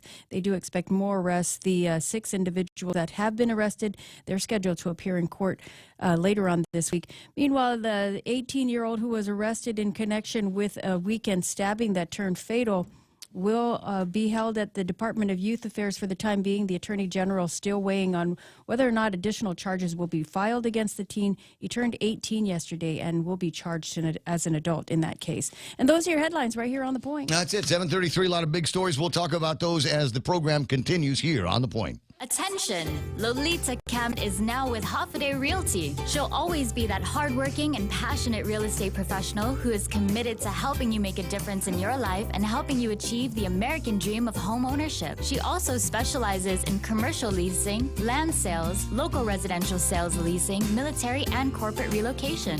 So for all your real estate needs, call Lolita Camet now with Hoffaday Realty at 688-6743. That's 688-6743. Knowledge is power. In just 60 seconds, the Evil 360 provides you a unique experience and a detailed report of your body composition for you to take action to improve your health. The Evil 360, turning information into inspiration to live a balanced lifestyle. Evil 360 is exclusively at the Take Care Wellness Center. Go to Simply Book Me or call 671-646-6956 extension 7260 for more information and to schedule an appointment with a member of the Take Care Wellness team. Top End Pest Control is who you call for all your pest control needs. Got a problem with roaches, ants, spiders, rodents, fleas, ticks, termites? No problem. They do it all. Top End Pest Control is a service-disabled, veteran-owned small business and HubZone certified. Serving Guam since 2012. Call them today for a quote, 487-5657, or email topendpest@gmail.com. Check them out on Facebook at Top End Pest Control and give them a like. Top End Pest Control for all your pest control needs. Let me see what's going on the roadways that you happen to be on right now. Let me put this up on the screen. Quick refresh and find out if we still got a lot of traffic on the north end of town. Hey, no surprise. We do, as a matter of fact. Traffic over by, that looks like the McDonald's area, school area that we've got here, southbound Marine Corps Drive into Waipau and then Seng Song. Looking for traffic slowing down through there. And it's slow through the village, too. You'll meet up with some traffic over at 1 and 3. And then it'll clear up, but just a little bit when you get to the Micronesia Mall. Then it'll open up again and shut down again as you get closer and closer to the busier intersections like the one that we've got here at Kmart and the one over at the ITC building. 8, 10, and 16 running very, very busy this morning. All 3 directions are running fairly crowded. You'll see traffic starting up around Happy Mart. You'll see traffic starting up around Wendy's, and you'll see traffic beginning to clear up right after you get past the Golden Sea. And then after that, it's their straight shot, except at the intersections and the dog and out places I probably tend to talk about too much. Wish I had a Bitcoin number.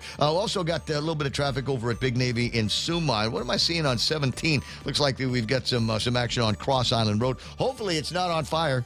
Again, a little bit early in the day for all of that. There's your right now traffic at 7:35 on the point. Military Auto Source is pleased to announce a tremendous opportunity working on the military bases in Guam. We'll give you a sales franchise requiring no investment on your part. You'll have the freedom to control your income, your work pace, and above all, your destiny. If you have entrepreneurial instincts and want to win, then this is the opportunity for you. For those that have a strong desire for a high income and sales success, please go to the Boss 104 website at boss104.gu on March 5th, 9 a.m. to 6 p.m. and click on the MAS Virtual Job Fair link to talk face to digital face. To apply beforehand, click the MAS logo to apply or contact JKLOSE at militarycars.com. Military Auto Source is an equal opportunity employer. Everyone has a busy schedule these days, and sometimes we forget to schedule our routine dental checkup and cleaning. Don't neglect your dental health. Schedule one today with Dr. Robert Yang and his Smile team, conveniently located at the East West Business Center on Marine Drive, Upper Tumon. Call us today at 647-8702 or 3. Again, that's 647-8702 or 647-8703. We make smiles happen. It's 7:37 in the morning, Ray Gibson Show. Earlier, you heard me go through some of the numbers for electric automobiles, and at current rates, what it would cost to drive one of these automobiles versus a gas car. So if you maybe were thinking about, wait a second, I cut a third off the price of my gas. Who on Guam is selling an electric car right now? Nissan Guam. Go to nissanguam.com on the World Wide Web and check out the Leaf. That's the vehicle that they've got, and I believe that they've got them in stock right now. And you're going, okay, well, what's the deal on the Leaf? If you were to drive a gasoline-powered car, at today's rates, it would cost about $3,100 a year. Take that same dollars and you put that into that Leaf over at Nissan, and at the current kilowatt hour per mile, what is it? Is it miles per kilowatt hour? It would only cost you about $1,000 after you plug the thing into the electric at the house. So this is really something that you might want to think about. And so today, go to Nissan, take a look at the Leaf, decide if that's what you want. If not, they've got other great automobiles there. You're going to love the prices. You're going to love the efficiencies of those automobiles and the mileage that you're going to be getting on your new ride at Nissan.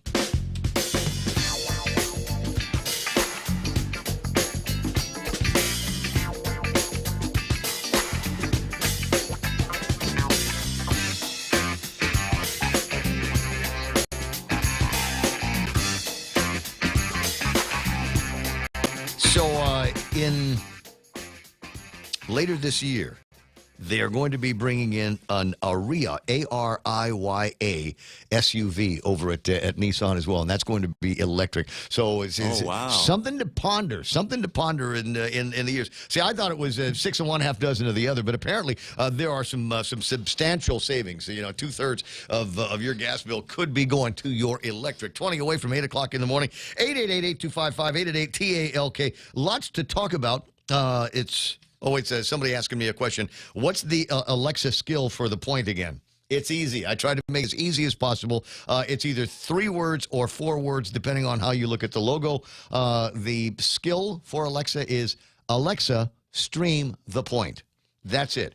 Stream the point. Now, I've had some people try it, and unfortunately, because of the thickness of their accent, it was very difficult. It was very difficult to pursue, but it is a skill that you can download into your Alexa phone or whatever app thing that you're going to be doing. Just one of the many ways that you can tune in to this radio station. 93.3 on the FM band, HD3.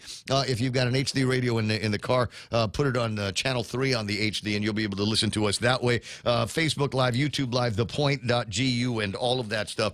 Because this is where you're going to get it. What is it? I don't know. I run into somebody last night, and he says, Ray, I need to buy you a beer, which is the way I love all conversations to begin. You have my attention. Yes. And so let's hurry through this now. Where's the lady? Get that beer into me. And the guy says, he says, I just got to say, I'm hooked on the point, because it seems to me as the only place I'm going to hear perspectives that sound like mine. And I appreciate everything that other radio stations are up to and some of the things that they are doing, maybe some of the pressures that they are under. to say and do the things that they say. That's all right. It's okay. I don't necessarily have any of those guidelines and restrictions around here, so I can say pretty much whatever I want to. He says, Ray, I appreciate you speaking from the conservative perspective. Anyway, I identify conservative. That doesn't necessarily make me a hardcore Republican. Nothing about the Republicans or the Democrats. I just find that I don't always align with what is coming out of them. And I tell you what, nationally, less and less so. So we're trying to figure out, and a lot of people are trying to figure out where they are, what party they need to belong to. And here's the thing, guys. There's a whole lot of people, and I'll bet you the numbers are similar for Guam. There are a whole lot of people who, when asked the question, do not identify as Republicans, do not identify as Democrats. 42% of the population, when asked, say that they are independent. They're independent. I don't want to belong to that party. I don't believe in everything that they're talking about. I don't want to belong to that party because I don't believe in everything that they talk about. I am independent, 42%. And that means, well, you're going to, well, there's 60% of the other. Yeah, but they're basically split between the Republicans and Democrats. Still large, but if you thought about it, the largest party would be independents. So if you're a Vince Borja, or a Sandra Regis, or Michelle Armenta, or John Ananich, or Jesse Lujan, or Dave Duenas, or any number of folks that might be listening here this morning that have picked up packets or considering picking up a packet, maybe you want to leave that blank. Just leave it blank and don't make some kind of a declaration of where you are, because you could be alienating a significant number of people that would otherwise like to vote for you. But the problem that we've got here, and you know this, ask Ken Leon Guerrero how hard it is to run as and that wasn't a dog whistle, Ken. You can call in if you want to. I wasn't trying to bring you in on that, but I'm just saying that you and others like you that identify as more independent from the crowd. I'm sorry, Real Joe is doing this. Yeah. Heard his name, you, man. Heard his name on the radio. That's 6 more weeks of winter, I think, is what will happen. But there is that. When I was pretending to run for office a couple of years ago, that was going to be kind of my platform. I did not want to run as a Democrat. I did not want to run as a Republican. I wanted to run as a member of the Republican Party. Yeah, it'd be me and a bunch of guys. We get in there, and the sole purpose of getting into the legislature would be to stand up in front of idiotic legislation. Hey, maybe we ought to do something about paper bags. No, you know what we got to do? Let's fix the educational system around here. Did you see in the newspaper an interesting story? Somebody did the mathematics on this and was trying to figure out what it would cost to fix up, to eliminate years of neglect and deferred maintenance, I think is what they like to. Oh, it's deferred maintenance. No, it's neglect. In our schools, and maybe even to modernize that. And the number that they came up with was $250 million. Now, I say that like it's a lot of money. And when we don't have it, it is a lot of money. But we've got dough. They've got some rescue plan funds that have been made available specifically for education. Unfortunately, I think they got shorted over at the legislature on the budget, but having said that, they've got access to some dollars that they could use to catch up on that deferred maintenance. And then the other part is when it comes to what are we going to do about modernizing our facilities? I have an idea. There's other ARP money that's out there, and as far as I know, it's just kind of sitting around. So there's an idea that one of these days we'll build a hospital out in Fedian. One of these days. And it'll have everything that we need, and it will solve all of our healthcare problems. But that probably isn't going to happen in my lifetime at the rate I'm going now. And I don't know. I don't trust the government of Guam to be able to build it and operate it afterwards, after having seen what they've done over at GMH over the decades. So I don't know about that. So if we already know that that's kind of a doomed process, then why don't we take that money and throw it into education and really, really work on that. See what we can do about making our kids smarter and more prepared to live in the new world order, where it's going to be all about tech, access to tech, dealing with it tech and manipulating the tech. I think that would be a good idea. Start throwing those kinds of programs into the school. We'll still need history, and English and mathematics and those kinds of things. Although I'm trying to think off the top of my head, what class would you have gotten rid of if you could have? I just the one that you go in there. Okay, don't hate English literature. I just never Theology. Yeah, I think the courts are taking care of that, I'm just buddy. kidding, Brother Gregory. Yeah, right. But English literature, I just need it was one of those things from I remember the first time I got into it, and they said, "Here's a book, read it." Oh no! And then here's another book. Compare and contrast that with what you just read. And we had one classmate. I'm not going to name him, Mikey. But Mikey, you know, in every class there was going to be kind of a summary of what we were supposed to read, and then you were supposed to write a one-page report on something. And we had a suspicion that those reports were never getting read. And for the most part, we were right because, you know, halfway through, you'd start just writing gibberish, which this program can devolve into from time to time. So a buddy of mine started writing gibberish in the middle of all of his reports until one day one of them was read.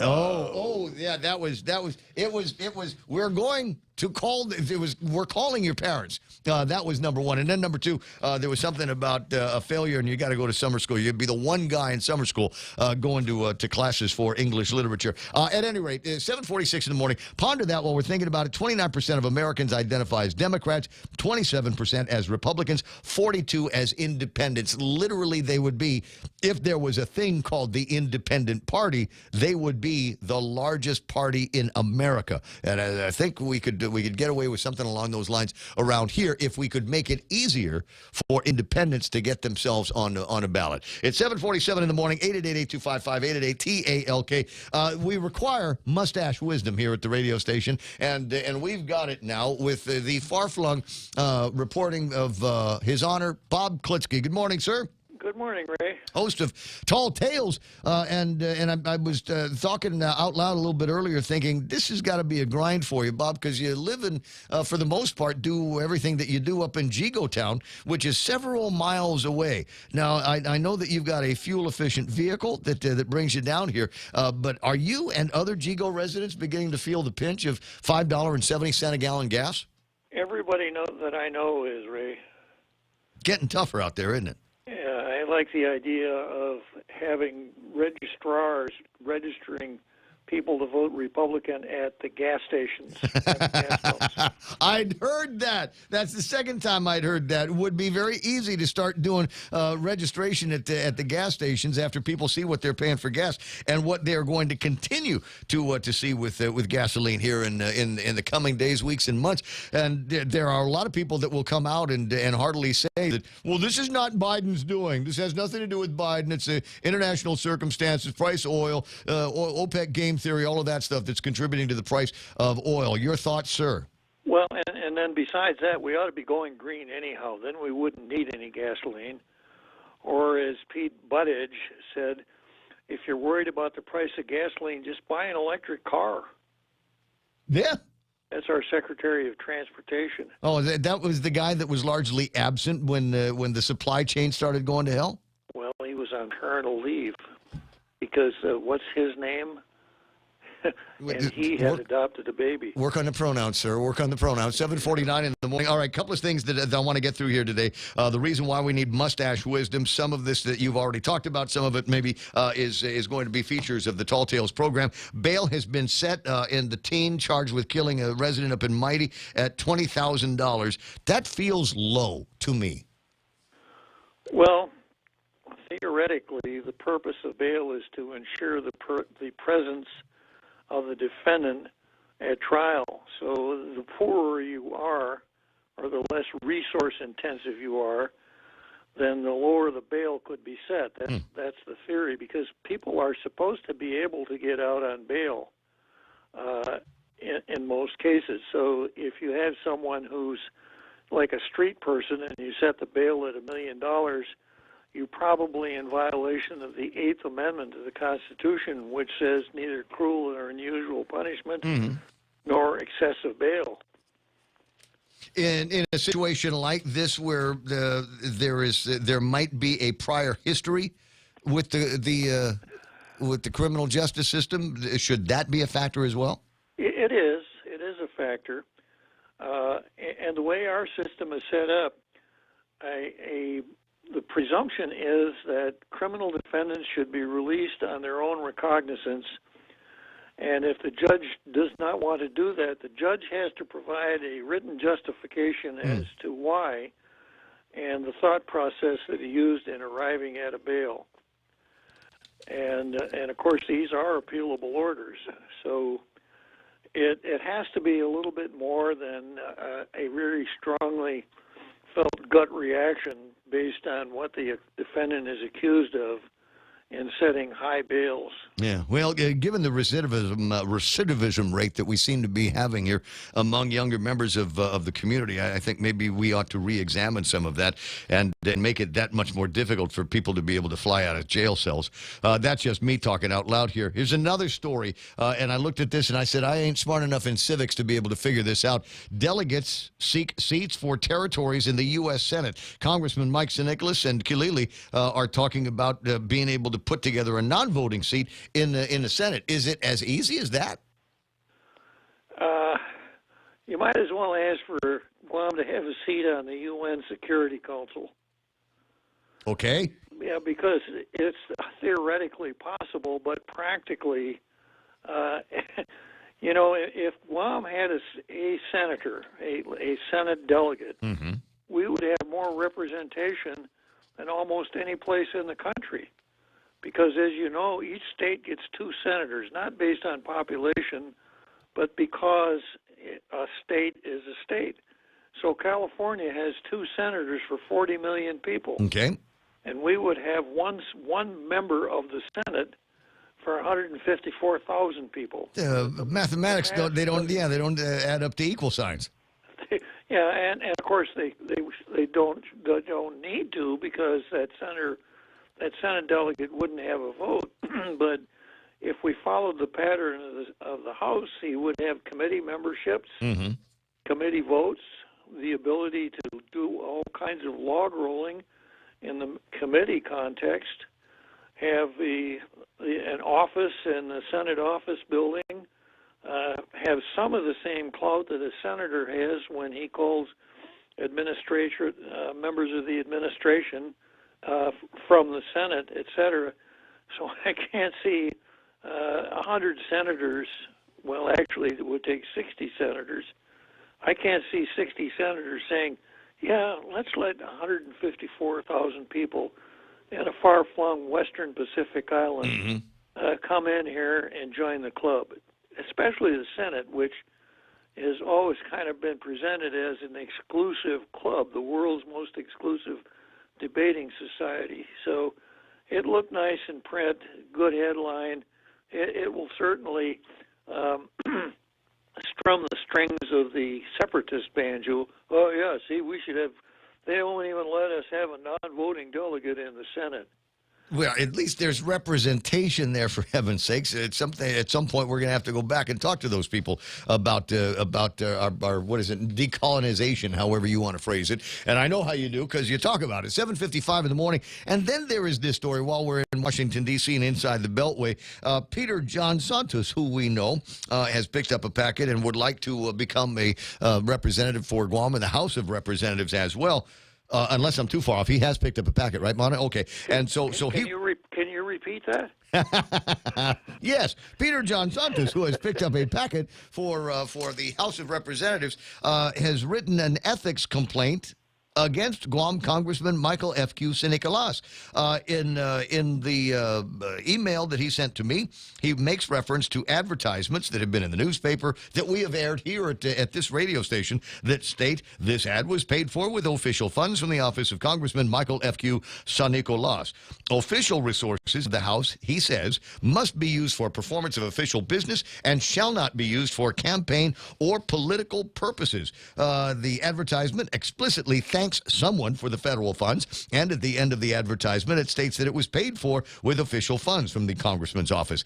This strongly suggests and implies that funds were secured by Congressman Michael F.Q. Sinicolas. This is an overt and blatant re-election advertisement, not in spirit with authorization by the federal government to run PSAs for COVID-19 related assistance. It goes on for a spell, but I've given you enough on it to give me just a little bit of a drive-by ruling on this. Does Peter John Santos have anything, or is Michael Nicholas in the clear?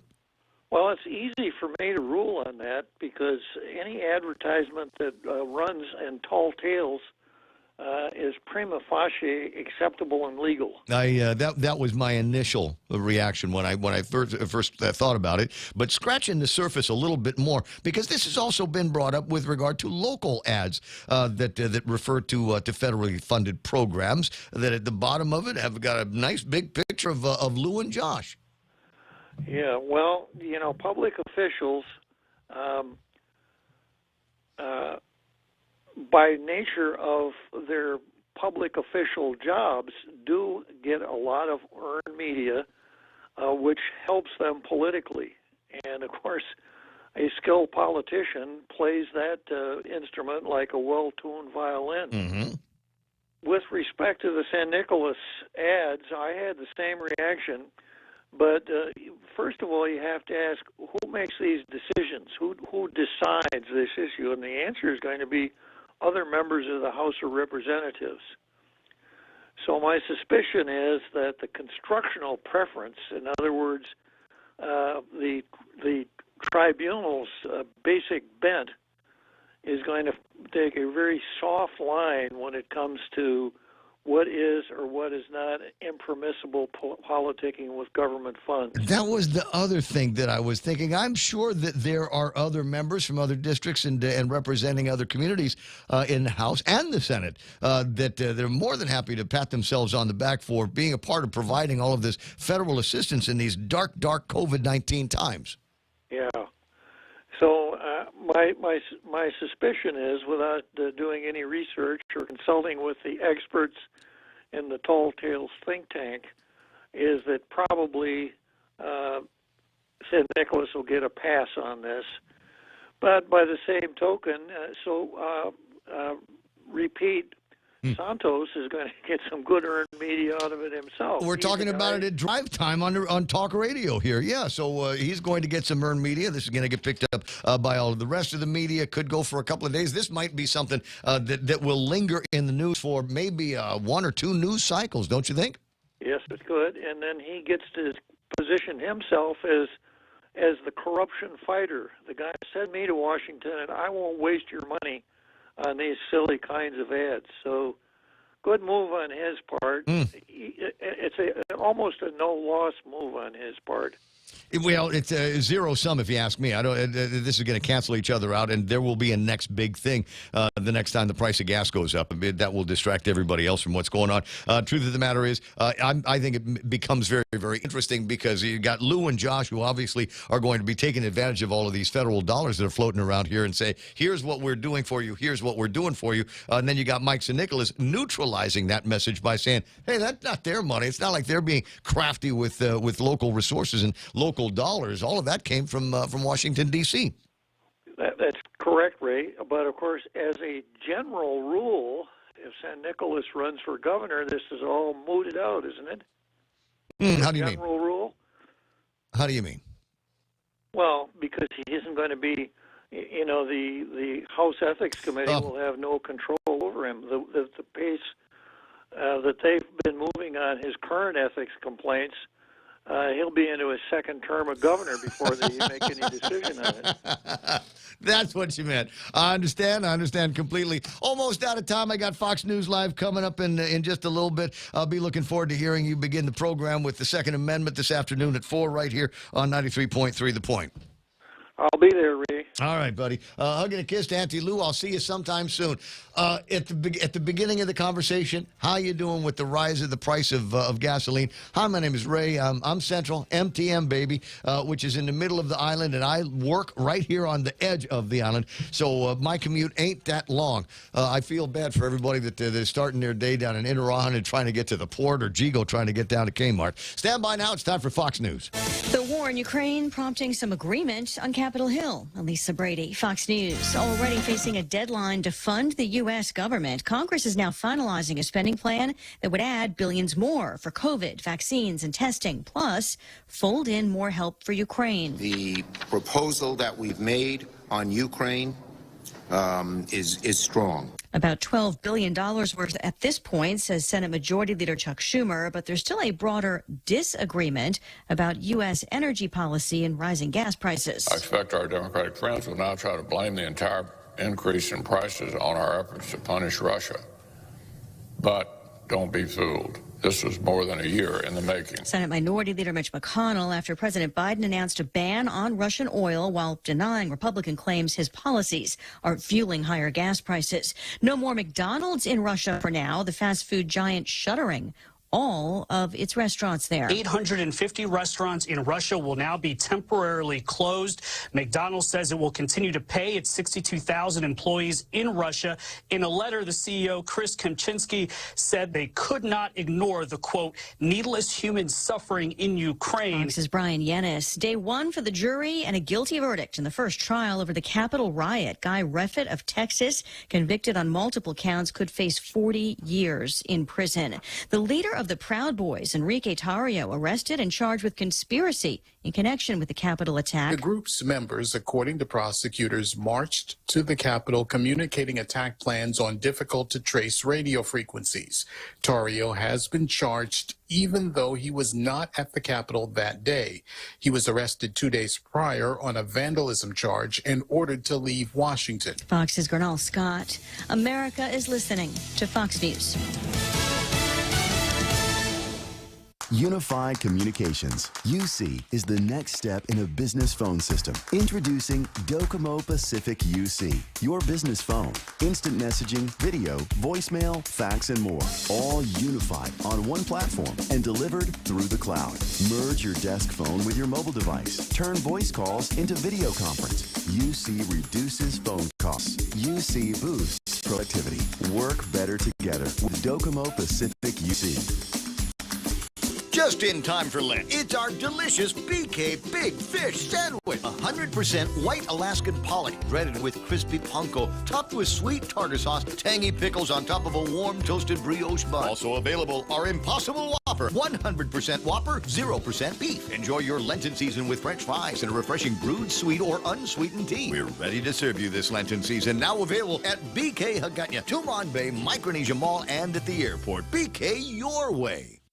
The Fox News. Russia's war in Ukraine dominating a House intelligence hearing on worldwide threats. The Director of National Intelligence, Avril Haines, testified that Russia is facing more resistance than they expected and has been confronted with their own military shortcomings. She said Russian President Vladimir Putin's announcement that his nuclear forces were on higher alert was unusual. We have not seen a public announcement from the Russians regarding a heightened nuclear alert status since the 1960s, but we also have not observed force-wide nuclear posture changes that go beyond what we have seen in prior moments of heightened tensions during the last few decades. She said the sanctions and pullback from the private sector may actually prompt Putin to double down on his efforts in Ukraine. Jessica Rosenthal, Fox News. More reports of Russian shelling of evacuation routes in besieged cities. Mariupol, for example, there are 200,000 people trapped, trying to get out, but the civilians inside there now have no food, they have no water, heat, and also now severe shortages of antibiotics and painkillers. The death toll in those cities also unknown. Fox's Benjamin Hall. Thousands were able to get out of the northern city of Sumy, though, a successfully pre-arranged evacuation after Russia violated other ceasefires in recent days. Google marking International Women's Day with an animated doodle about the lives of women around the world. Surgeons, mechanics, mothers working from home, photographers, fashion designers. Creator and doodle art director Thaka Mayer saying in a statement, "I really hope that women feel seen and valued for whatever they've been doing and are doing right now." Fox's Kristen Goodwin, the creator, adding that basic things from getting up in the morning and doing the dishes to holding on to the job or letting it go have been a big part of getting through the pandemic. On Wall Street, stocks finished lower, but that's not the whole story. There was a more than 800-point swing for the Dow. I'm Lisa Brady, Fox News. If you're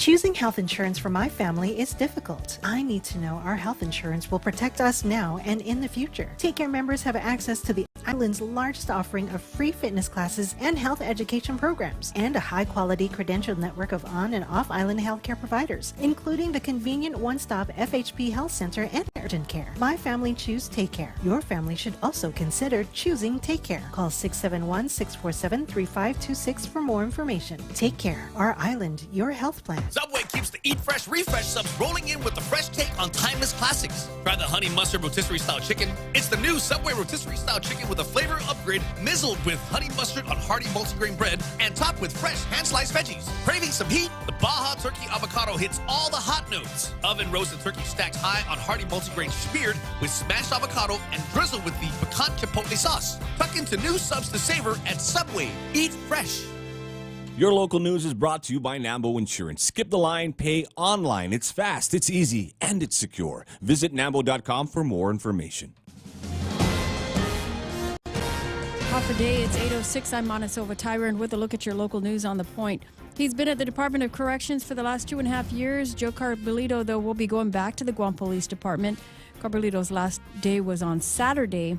He's going to be, Robert Camacho is going to be taking over the position of Director of DOC. Camacho says he looks forward to more recruitments and getting things done with the new prison coming along. Also moving over to DOC is Mariana's Fusion Center Director Frank Leon Guerrero, who will serve as a deputy over there. Other cabinet shifts also being reported today, including the appointment of Warren Pelletier as the Deputy Director of the Department of Parks and Recreation. The governor putting out a statement saying that as a founder and former general manager of Guam Seawalker Tours and Ocean Jet Club, Warren will use his wealth of knowledge in facility management to improve the state of the island's parks and beaches. And public school parents shouldn't be expecting a back-to-school shopping list from their children's teachers coming the next school year, giving them one less thing to worry about. The Department of Education applying almost $8 million to cover the school supplies for their school kids. DOE, through the American Rescue Plan, will pay for supplies, giving $150 in supplies to each student and $1,500 per teacher. This will be the second year that DOE's covered the expense, giving some relief to parents who've been struggling through the pandemic. Curriculum Superintendent Joe Sanchez in the Post says that DOE will be getting a head start in the ordering to avoid any delays like we saw earlier this school year. Schools will need to place their orders by April, though, if they want to get the supplies by August. There were 3 more COVID-related fatalities reported in the JIC report today, bringing our total to 334. The deaths were of individuals who were fully vaccinated. 2 of them even got boosters.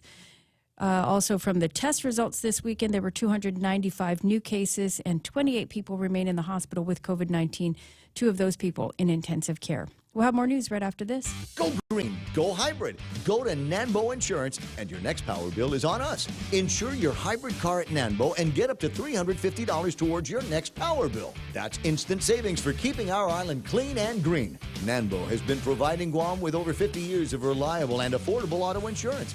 At Nanbo, it pays to go green. Terms and conditions apply. Visit nanbo.com or call 477-9754 for details.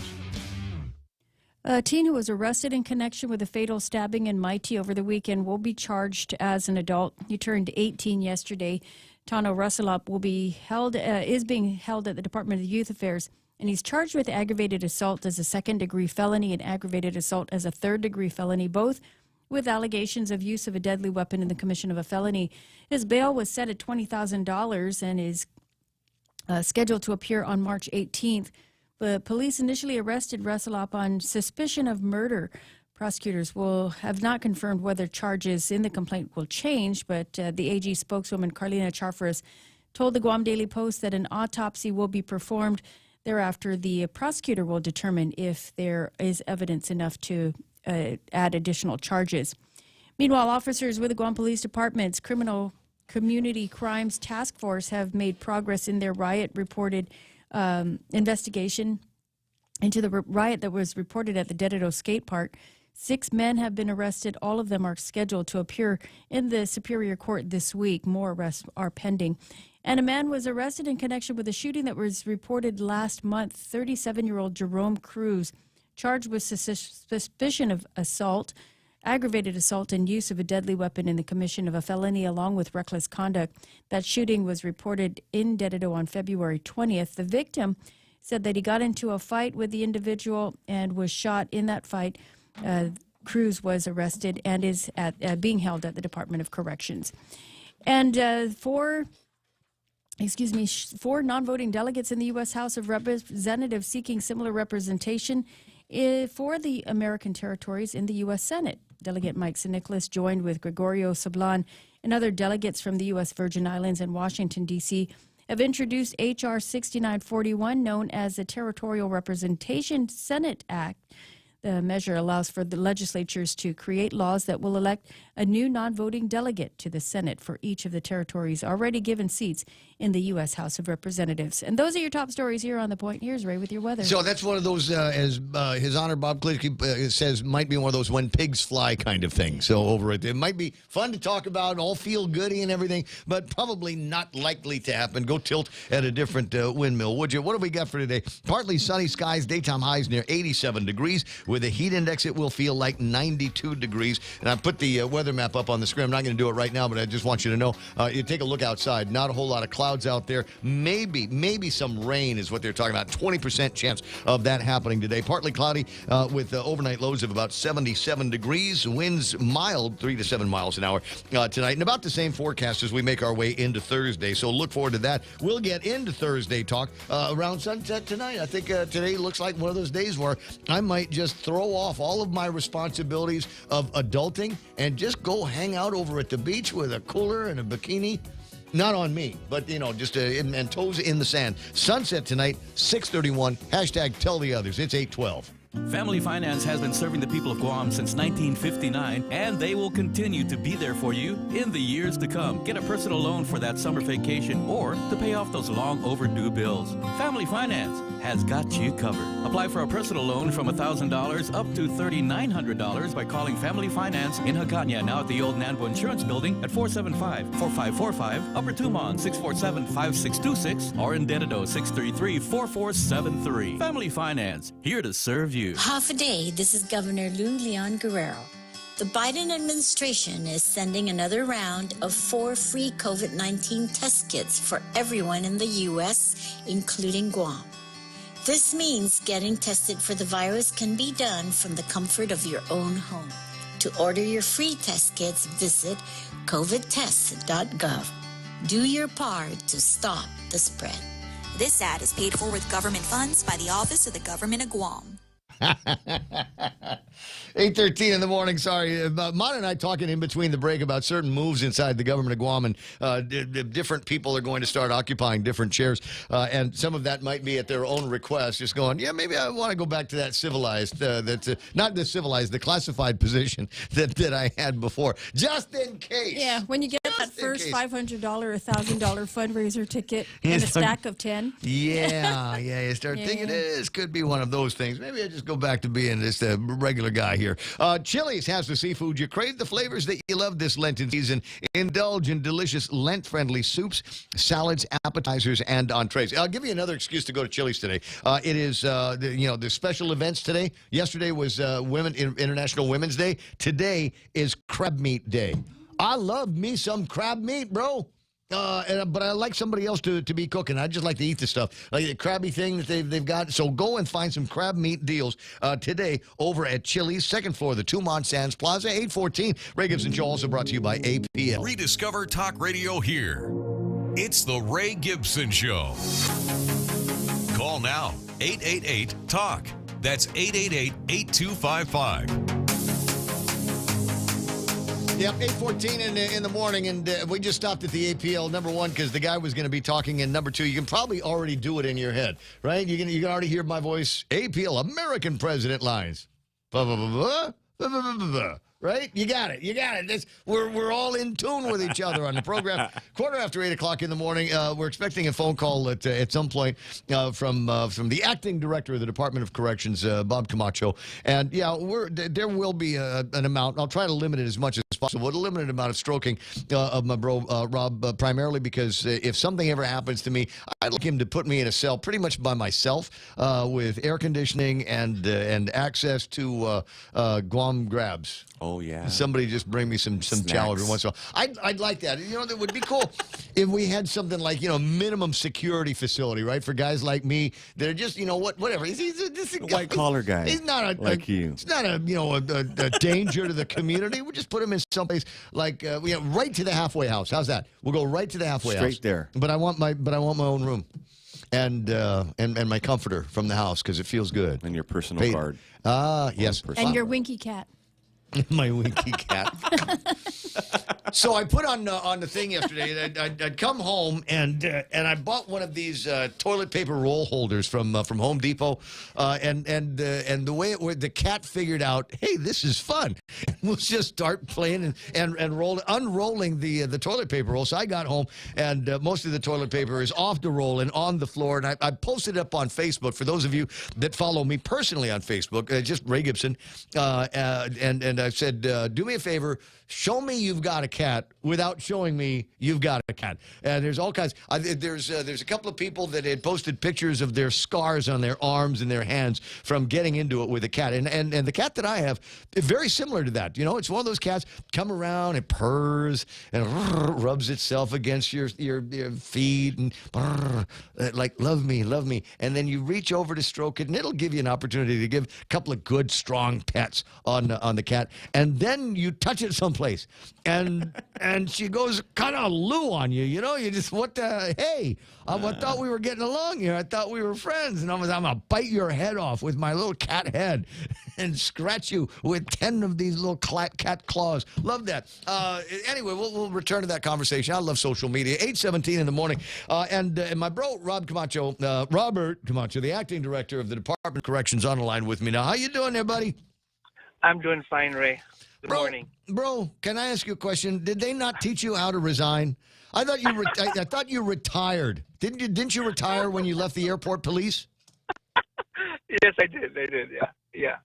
Oh, yeah, that's what I thought. So when you retire, you're supposed to just kind of hang out with the other old farts at the kiosk over at Home Depot. Just wait and just go in, see what they got in the last couple of days, and just kind of wander the halls. But it didn't work out for you that way, huh? Called back into service over at DepCorp?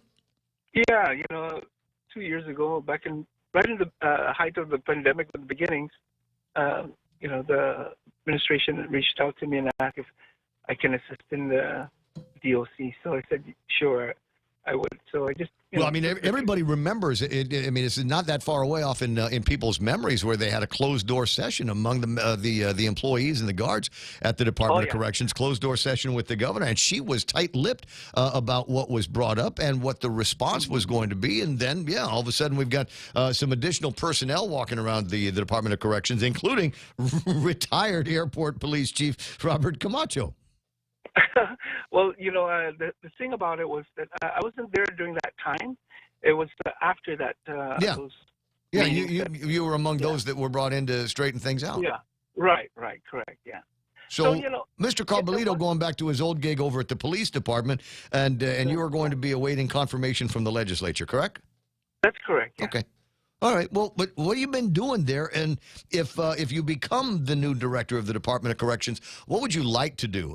And I'd like to start with the question about what steps are you going to take to create a new Department of Corrections? You know as well as anybody else does that facility was designed for half of the population, and it was designed for a much smaller population decades ago. It is crying for reform. It is crying for renewal.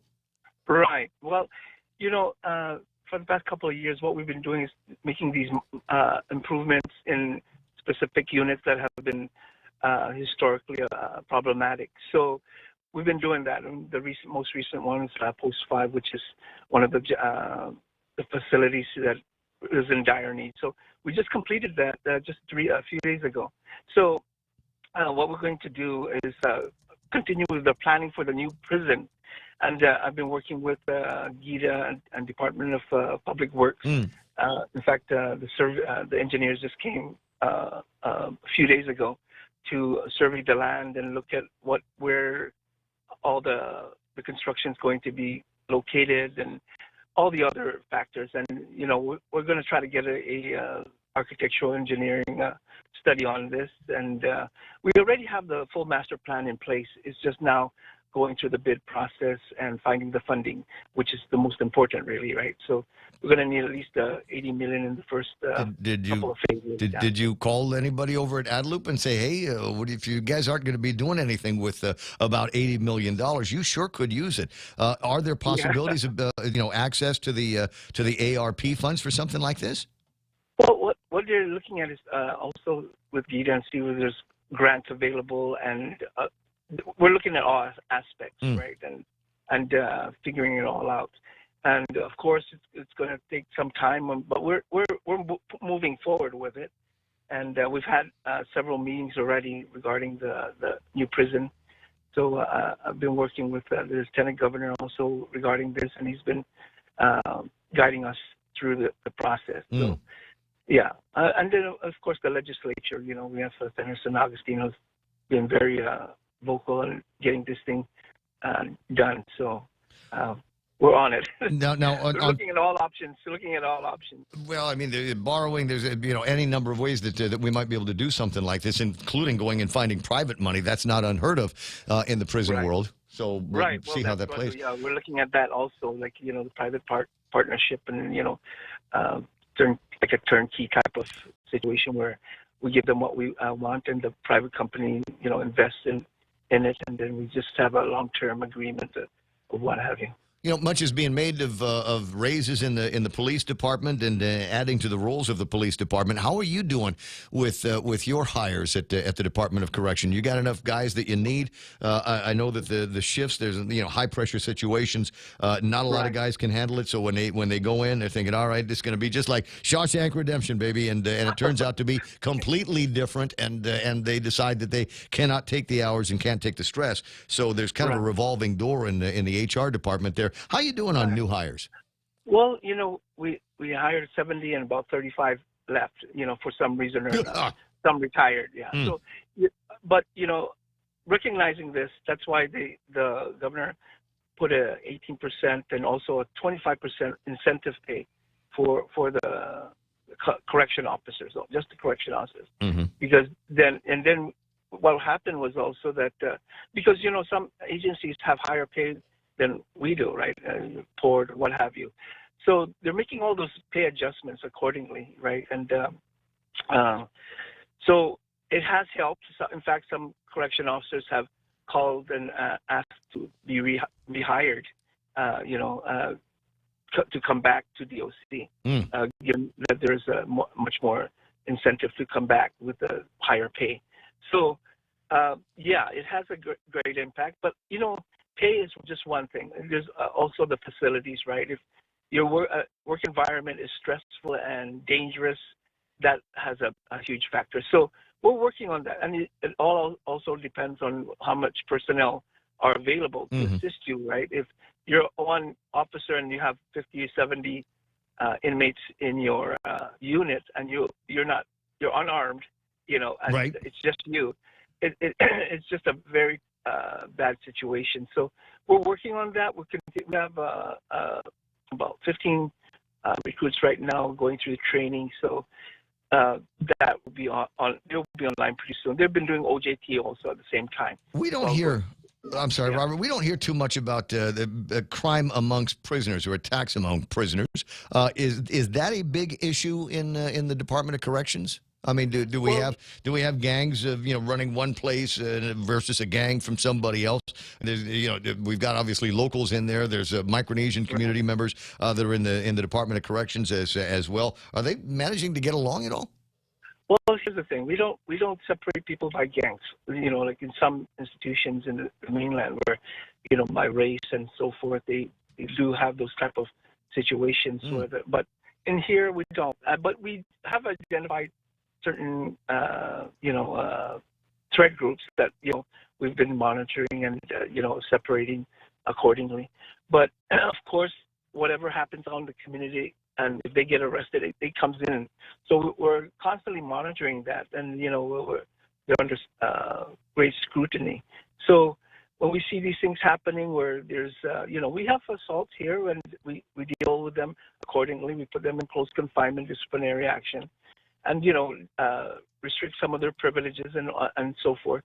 So there is a process of handling these people when they become unruly and so forth. And, of course, any privilege they have right now is, something they cherish because, right now, in the past couple of years, we've been on lockdown. There's no visitation, to prevent any infections of our prison population. Yeah. So, if we stop them from making phone calls only to their attorneys, then it just they'll tend to understand that they can't keep doing whatever they're doing, without any consequences. Right. Interesting when we start talking about restrictions on them. I'm reminded now that yours is a smoke-free facility. That's right. And it's unfathomable to me because I've known people that were in prison, and that was always the ask. I need soap and I need cigarettes because we can use cigarettes around here like money. And I just thought, it's okay in the realm of contraband, cell phones, and things like that. 826. I'm talking to Acting Director of the Department of Corrections, Robert Camacho. Back in November of last year, your cousin Lewis and your other cousin Anthony Lewis broke out and was on a lam for a couple of days with his cousin, managed to perpetrate a bunch of crimes while they were out there, and then laid back into the Department of Corrections. What steps have been taken to prevent people from walking out the front door? Well, or the back door, for that matter. When that happened in the what do you call it, the isolation facility, just tent outside. So we increased the fence line, put more barbed wire. Now we have for the guard posts, we have, enhanced facilities so that they can watch over the individuals, not having to worry about the weather and all that. So we have, and of course there's a policy in place right now. So, and what happened with that situation, we took care of that. We took disciplinary action against the officers. They're no longer employed. Right. There were issues about whether or not they were in complete control of those inmates for the time that they were supervising. 8:27 in the morning. Other interesting things, you think about the Department of Corrections, and I don't know if there's somebody at the hospital that might be listening. Go, Raymond, ask them about paying some hospital bills. Are you guys behind in any payments to Guam Memorial Hospital these days? I know in past it's been difficult to cover that particular expense. Of course, when we're dealing with inmates and detainees, right? You're getting people that have been in drug use, probably most of their life. So many of them who come here have pre-existing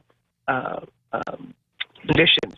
They have high blood pressure, diabetes, all kidney problems and all sorts. I mean, one inmate could cost $300,000 in 1 year.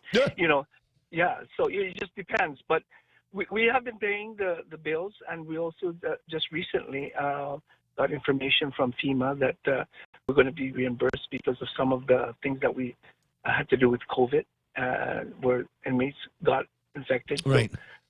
So we're getting some funding from that. So we've been managing it quite well. We've been working with Guam Memorial Hospital and working with them to pay down our debt. Are there guys in the prison? I mean, long-term guys that maybe they were 40 when they were put in there, in their 30s when they got stuck in there, and now time has gone by and now they're old men. I mean, do you have any prisoners like that where they might be running into a situation where they're going to be, they develop chronic medical issues, and maybe it would be more cost-effective for the Department of Corrections with them being low risk to just let them out?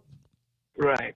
We always have to look at those things and of the cost factor, but we also have to take into consideration of the victims, right? I mean, if these individuals are in prison for murder or... to be sure. Yeah. I mean, all of those factors, the same things that the parole people would be looking at, but there might be some expediency to taking a look at some, low-risk guys and just saying, all right, we're getting rid of you. I don't need to pay $200 a head every day. What's the going rate, about ballpark, the going rate to take care of a, as you call them, client? I believe it's somewhere around $80. That's it? Yeah, something like that. Oh, I thought it was higher. I thought it was over 100. It could be more. Honestly, yeah. I haven't looked at those numbers recently, but as I recall from about a year and a half ago when I was speaking with one of the finances, I believe it was about $80, but I could be wrong. I have to get back to you on that. All right, 8:30 in the morning as I wrap things up here. A couple of years ago when you were working for the a different administration, when you were working, I want to say with the Calvo administration up at the airport, there was a steady stream of deportees. Harder to do in these COVID times, but even before COVID, it didn't seem like we were deporting a whole lot of people. Is that a program that you would support as the head of the Department of Corrections to be able to see more people that are here as guests of the United States returned back to their home islands because they've worn out their welcome here? Well, I haven't discussed that with the governor at this point, and especially since when I came in, it was during the COVID time. So, Chuuk and all these other outer islands. And yeah, they're all shut. They've all closed. They're all shut down. So I'm not even sure right now if Chuuk is open. but as a program, it seems to have been successful. We've got to. They've actually caught guys trying to sneak back into the United States through the airport. As you know, that's healthy security that they've got there. And it just seems to me that even $80 a day to incarcerate somebody who's only going to commit the crime again when they get out seems to me that maybe we ought to file Chapter 777 on them. I think those are options, and I think we always look at ways to save money and also keep the community safe at the same time. And it's all a balancing act, right? We have to look at this thing like, what was the crime, and is it justice for the victim, and what's going to transpire in Chuuk? Is he going to really be in prison, and is he really going to be serving his time, or whatever situation might be, right? And what most appropriate action is going to be. So again, it's one of those things that we have to keep balancing out and figuring it all out. Yeah, well, I'm more of a punitive kind of guy. I think one of the issues here is you guys are so crowded out there, and I'm sure that it is part of the calculations that go into the thinking with the Attorney General's office and the judges when they say, all right, well, you've already served 6 months, so I'm going to let you off this 5-year sentence and just let you finish it up at the house. And I'm going, that doesn't feel like justice, and I think it sends a message to the community. There should be more people that are going through your doors so that they can get corrected to the degree that you can correct them and punished to be able to repay this debt to society. And I don't think there's enough repayment of that debt. Yeah, that's right. That's just me. Yeah. How's the photography thing coming along? I haven't seen you running around with a camera since where were we in fact it was at the airport's 5K. Yeah, that's right, exactly. But once in a while I'll go and take a nice sunset, and but it's few and far between. Yeah, well, you got a heavy responsibility where you're at. Acting Director Robert Camacho from the Department of Corrections. Good luck at the legislature. I don't see how anybody's gonna have anything to pick apart your career with in law enforcement at the airport and now at the Department of Corrections. Wish you very good luck. We are your friends and we are at your service. Thank you very much. Appreciate it. Migo, I'll see you sometime soon, I hope. 8:33 in the morning, 888-8255, 888-TALK. Interesting conversation. I'd merely mentioned that there are private prisons out there and post-canteen. No private prisons. Profit motive that's going to incentivize them to keep people in jail. Well, depending on which criminals we're talking about, I don't have a problem with them being kept in jail. That's what happens when you do bad things in polite society. You get put away from them, and if you don't like it in there, stop messing around. It's 8:34 in the morning on the Ray Gibson Show. Montecillo Tyron's got her last big look at news and headlines coming up next. Howdy and hot day, folks. KFC's Colonel Sanders here. KFC is your go-to place for Lent. All of my delicious KFC Lent favorites are back this season, including the seafood Calaguin, popcorn shrimp, the seafood twister, the wasabi fish sandwich, and the fan favorite, the KFC shrimp burger. And just like my famous KFC chicken, the entire Lent menu is available for delivery. KFC, it's finger-licking good. Be in the know. Want to keep your family safe from high-tech trouble? Introducing Bark Jr., a new online parental control app that's free for GTA wireless and internet customers. Bark Jr. monitors apps and social media media, manages online screen time, and filters websites to protect your family from inappropriate online content. Sign up for any GTA postpaid wireless or internet service and get Bark Jr. for free today. Call us at 671-644-4482 or visit us at gta.net. GTA, we start with you. Yeah, 8:35 in the morning. Mon and I sharing conversations and thoughts about a private prison, and I get it. For some people, profit motives, things like that is just I don't want to talk about that. That's why there's so many of this kind of people in prison so long, and all of those conversations. We can get into it a little bit later on. But opportunities for prison industries. I think hopefully somebody asked that question when it's time for Robert to go before the legislature. In the States, almost all of the prisons have some sort of prison industry, and they create products and they manufacture things that actually are purchased and used by the federal government. So, I mean... Well, the license plates are made, that I recall. License plates are made... Soaps, things like that. In prisons. And wouldn't it be great if our own prisoners could make Guam license plates? Carve them out of, I don't know, something. Because I tell you what, these cars are running with the so-called paper plates for how long now? Before you can get your regular plate from. Well, it seems like it's taking a long time for folks to get regular plates. Wouldn't it be great if we made our own around here? Yeah, out of EFIT. Out of EFIT, even with banana. Banana, we make out of banana. Oh, out of recycle bags. Or that. It's 8:36 in the morning. I don't know. There's got to be something we can do with all that the messy that we've got. They could farm all our food over there.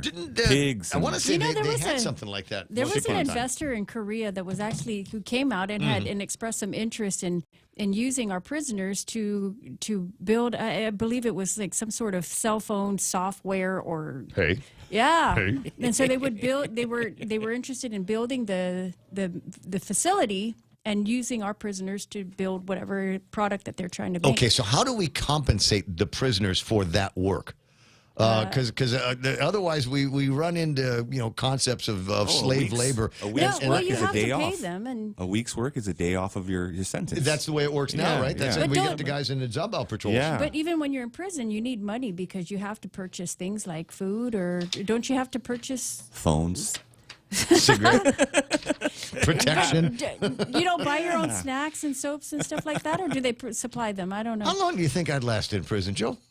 10 minutes. Ray. About 10 minutes. long. Okay. Yeah, well, if you have your own room. 8:37 in the morning. Yeah, that'd be a stretch, absolutely. 8:37 in the morning. Time for our last look at big news and headlines. Montecillo, Tyron, tell me what happened. Well, Joe Carbolito, going back to the Guam Police Department, as you heard, he's been at the Department of Corrections for the last 2.5 years. He's being replaced by Robert Camacho, who will take over as the director of DOC. Going over there as the deputy is Marianas Fusion Center Director, Frank Leon Guerrero. Meanwhile, the Department of Education looking at funding school supplies for its students. $8 million from American Rescue Plan money will be applied, and it'll go $150 per student, with $1,500 to go to the teachers. This is the second year that DOE has used the ARP money to help pay for school supplies. And 3 more COVID-related fatalities recorded in the last couple of days, bringing the total to 334. The deaths were all fully vaccinated individuals. 2 of them actually got booster shots. And the test results from the weekend, 295 new cases of COVID-19. Those are your headlines right here on The Point. Okay, so you got your, you ordered your test kits? I did. Okay, so and they didn't do one of those, we've already sent 4 test kits to this address? No. So you can order more test kits. Yeah, the governor said so in the ad that we ran this morning. Okay, Biden owes me 8 kits then, because Okay. I wasn't able to take advantage of the first one because I don't have a P.O. box, and people are going, Ray, how do you manage to live in polite society that you constantly refer to without having some kind of a posted address? Hey, it's my life. Don't judge. Okay, so here's the thing. When I moved into the present house, I actually got to use my free test kits, because I was a close contact a couple of times, and yeah, I was going to sell mine. I'm selling my test kits. That's what I want to be. They able sell to them do. for $5 at the. It's $40. Base. That's $40. You know how many 12 packs of Heineken Light that is? Yeah, it's 4. It's 4. I went to the foodies the other day, and I was looking at the thing, and I came out with the thing, and a lady says, "Oh, that's like 2 for $20." Oh, yeah, baby. Come on, talk to me. Go ahead and ring it up. I'm doing that. So I'm just saying that's where the money would go eventually. Celebrity birthdays, there's only one that I recognize here, and that is Emmanuel Lewis. You remember him as Webster? Oh, yeah. 51 years old today. He's 51. 51 Yeah, years he still old. looks like he's 9. Special events include Barbie Day, Discover What Your Name Means Day. Mm-hmm. Mana's got significant attachment to her name, and there is a word in some Pacific Islands Hawaii that represents spirit. that Mana. Yes, spirit, that kind of thing. Joe, do you know what the Yeah, they etymology? named me after Jesus' stepdad. There you go. Congratulations. Well, I'm Ray, and I have double meaning because I have R-A-Y, and then there's R-E-Y in the Philippines. It's Get Over It Day. Don't tell me that at $5.70 a gallon gas. Oh, just get over it, would you? Don't you hate it when people say that? Yeah, no, let me wallow. I want to wallow in my misery. Just get out of my face here. It's Crab Meat Day, as I said. Oh, yeah. And it's also Meatball Day. It's also Meatball Day. Wow. Now, there's Crab meatballs. Oh, that sounds awesome. 841. There is a restaurant on Guam that I don't go to anymore. I'm not going to give you the name because I went in there and I ordered, it was like a meatball lasagna. And if you look at the picture in the menu, it looks like there's 2 big, massive meatballs that are set into all of the sauce and the cheese, and it's gooey, and it looks like, oh, my God, this is going to be perfect. And then the lady brought me my thing, and it was just 1 meatball cut in half. No, small balls. Rip off, baby. Never eating here again. And I haven't. I have not been. I've held to that one because it just ticked me off like you wouldn't believe. It's 8:41 in the morning in the Ray Gibson Show. See, I can get mad and petty. I'll be right back with more of whatever it is that I do around here after these. When one of my family members needs to be seen by a medical provider for an illness or injury that's not life-threatening but still requires immediate medical care, I go to the FHP Health Center Urgent Care. With convenient hours, no appointment needed, and medical providers I trust, I know my loved ones are receiving quality medical care. I trust the FHP Health Center Urgent Care. You can too. For more information, go to www.fhpguam.com. FHP Health Center, the island's only truly dedicated urgent care. Come try Guam's original Chamorro restaurant with Pica's Best 5 years running. Mezcla Chamorro Fusion Bistro. Experience Chef Peter's candied salmon over scallion coconut rice, octopus to naktak, Chamorro platter, and their award-winning gourmet hamburgers. Or if you're looking for something healthy, try their keto-friendly menu. Come and enjoy Mezcla's half-a-day service at their Hagana and Grand Plaza Tuman location. Call the Hagana location at 479-2652 for reservations.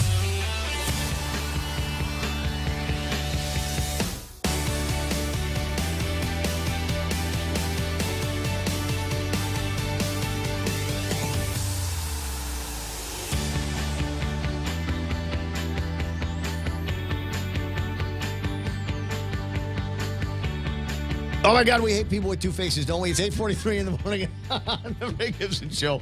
There's a reason why we don't air what goes on during the commercial breaks. Although there's a part of me that was thinking maybe I could put together another kind of stream that does that. We'd sell it like, some podcast or something like that. Or you can only listen to it on STEM. Exactly, STEM. Are you a podcaster? Do you podcast? You don't know how? Mike, mine is Mike. Real Joe. What happened? There she is. I don't know. You don't know how to listen to a podcast? No. So you don't? I haven't tried, actually. Real Joe, podcaster, do you listen? Yeah, Joe Rogan. That's it?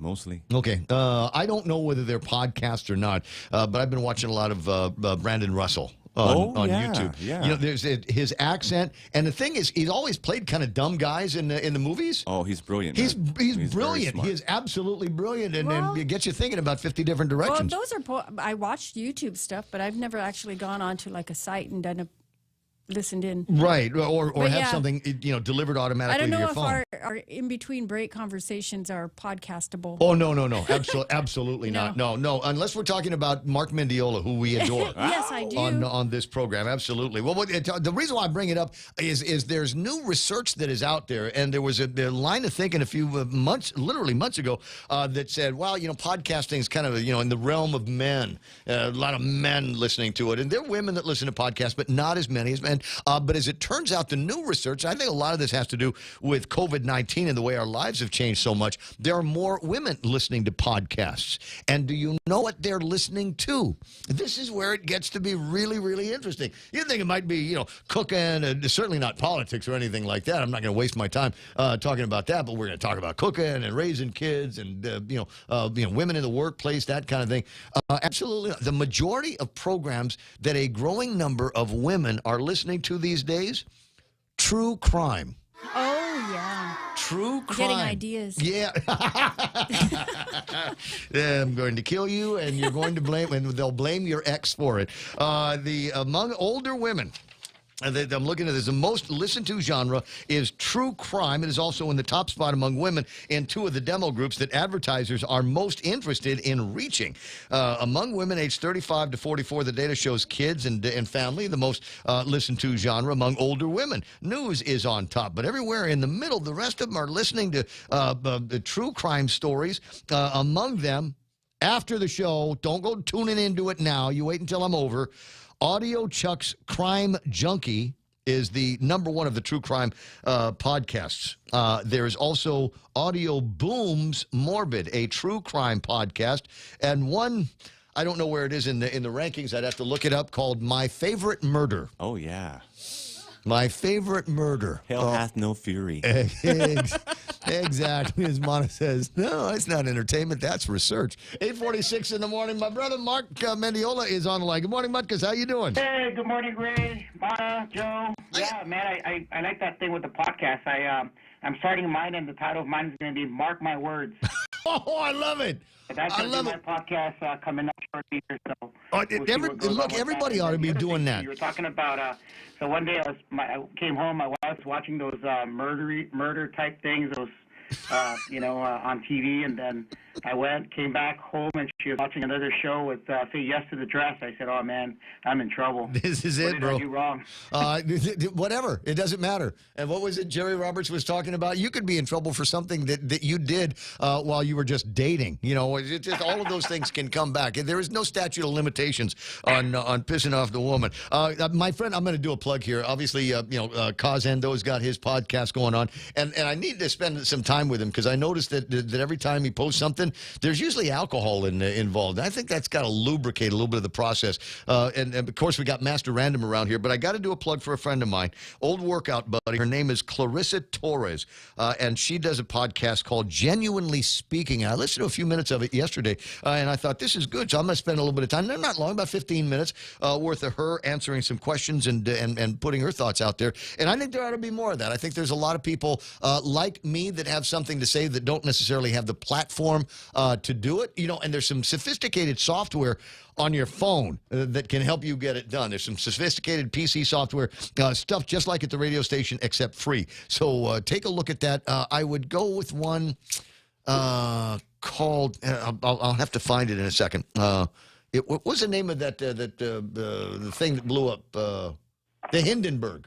Oh, yeah. Hindenburg is a great, it's not free. I don't recall it being very, very expensive, but it is a great podcasting kind of software that you can develop. Very, very cool stuff, very easy to use. 8:48 in the morning. Anyway, so Mark's on the line. The reason why we're checking in with you here is I'm looking at a couple of things. Page 2 of the Guam Daily Post, you guys asked somebody to take a look at what it would cost to take care of years of deferred maintenance and maybe even modernize the school, and the price tag in COVID dollars sounds reasonable. $250 million. Do you have it? Mark? Elanya? Mark, where did he go? Started talking about money and disappeared. Get him back. Get him back. All right. Wait, I'm going to do that noise from Titanic called, remember when Rose on the wooden thing? Come back. Come back. And I'm stupid because I thought she was trying to get Jack. Who had already frozen to death, and she's going to come back. And as it turns out, what she was trying to do was to get the lifeboat to come back and rescue her. All right, that's him on one. Let me just grab this. So Mutkus, we were talking about the $250 million. That would have been a whole lot of money prior to COVID, but we've got ARP money, and then there was money that was given directly to the schools to take care of certain mitigations and effects of COVID-19. I think we've got money in accounts here on Guam to get you to that fixing and modernizing of our schools. What do you think? Yeah, right. That's one of our biggest, things. We had this thing a couple of years ago because the deferred maintenance costs. At the time, it was about $100 million to kind of get the schools in. Then, of course, Sanchez took the front seat, and so now we're well on our way to turning the shovel and getting Simon Sanchez on track. After many years of being delayed through protests and procurement, we were able to get that through. But we also realized that there was other schools and other issues. So a lot of the monies that we got from the ARP, the funding, some of it was tied to certain things that you can and cannot do, like you cannot build new facilities, but rather bring the facilities up to par with respect to COVID mitigation and things of that nature. And so, of course, you just got to get creative. We're able to replace some of the canopy shelters, walkways. I know our chair of our facilities committee, Ms. Gutierrez, has been going out to the schools, visiting with superintendent. And, man, I'd say we want to move as quickly as possible. We have the resources and money, but right now the market and the construction, just a lot of things went up in terms of building. And so, of course, those things got to go out to bid. And, when things get protested for whatever reason, obviously it holds back a lot of the progress that we would like to speed up for the Department of Education. I didn't realize that there's a protest on the air purifiers where everybody was supposed to get all that stuff, make sure the kids are breathing clean air in the rooms. And here we are. We're almost at the end of COVID. You guys are going to get those machines on the day that the governor declares the emergency over.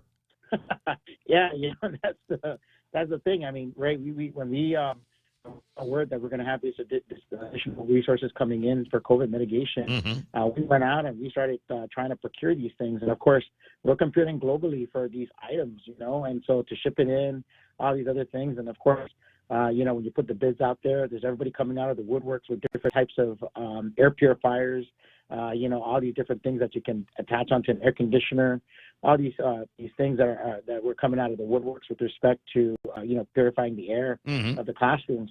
And so, I don't get involved in the procurement process of it. We asked the superintendent where we're at on these particular issues. And, and when it's held up in a protest, there's nothing really we could do until they resolve those issues. But back up on that for just a second. Now, was that DOE's procurement, or did you guys go through Tendon Gabetno? No, it's the Department of Education procurement. We procure our federal programs, sends out the bid packages and the specifications for that. And I think one of the things that we got now is, we're being specific as to the type of, not being specific, but we want long term. These things have to last us quite some time. One of the things I had, with the HEPA filters was, we buy all these HEPA filter machines.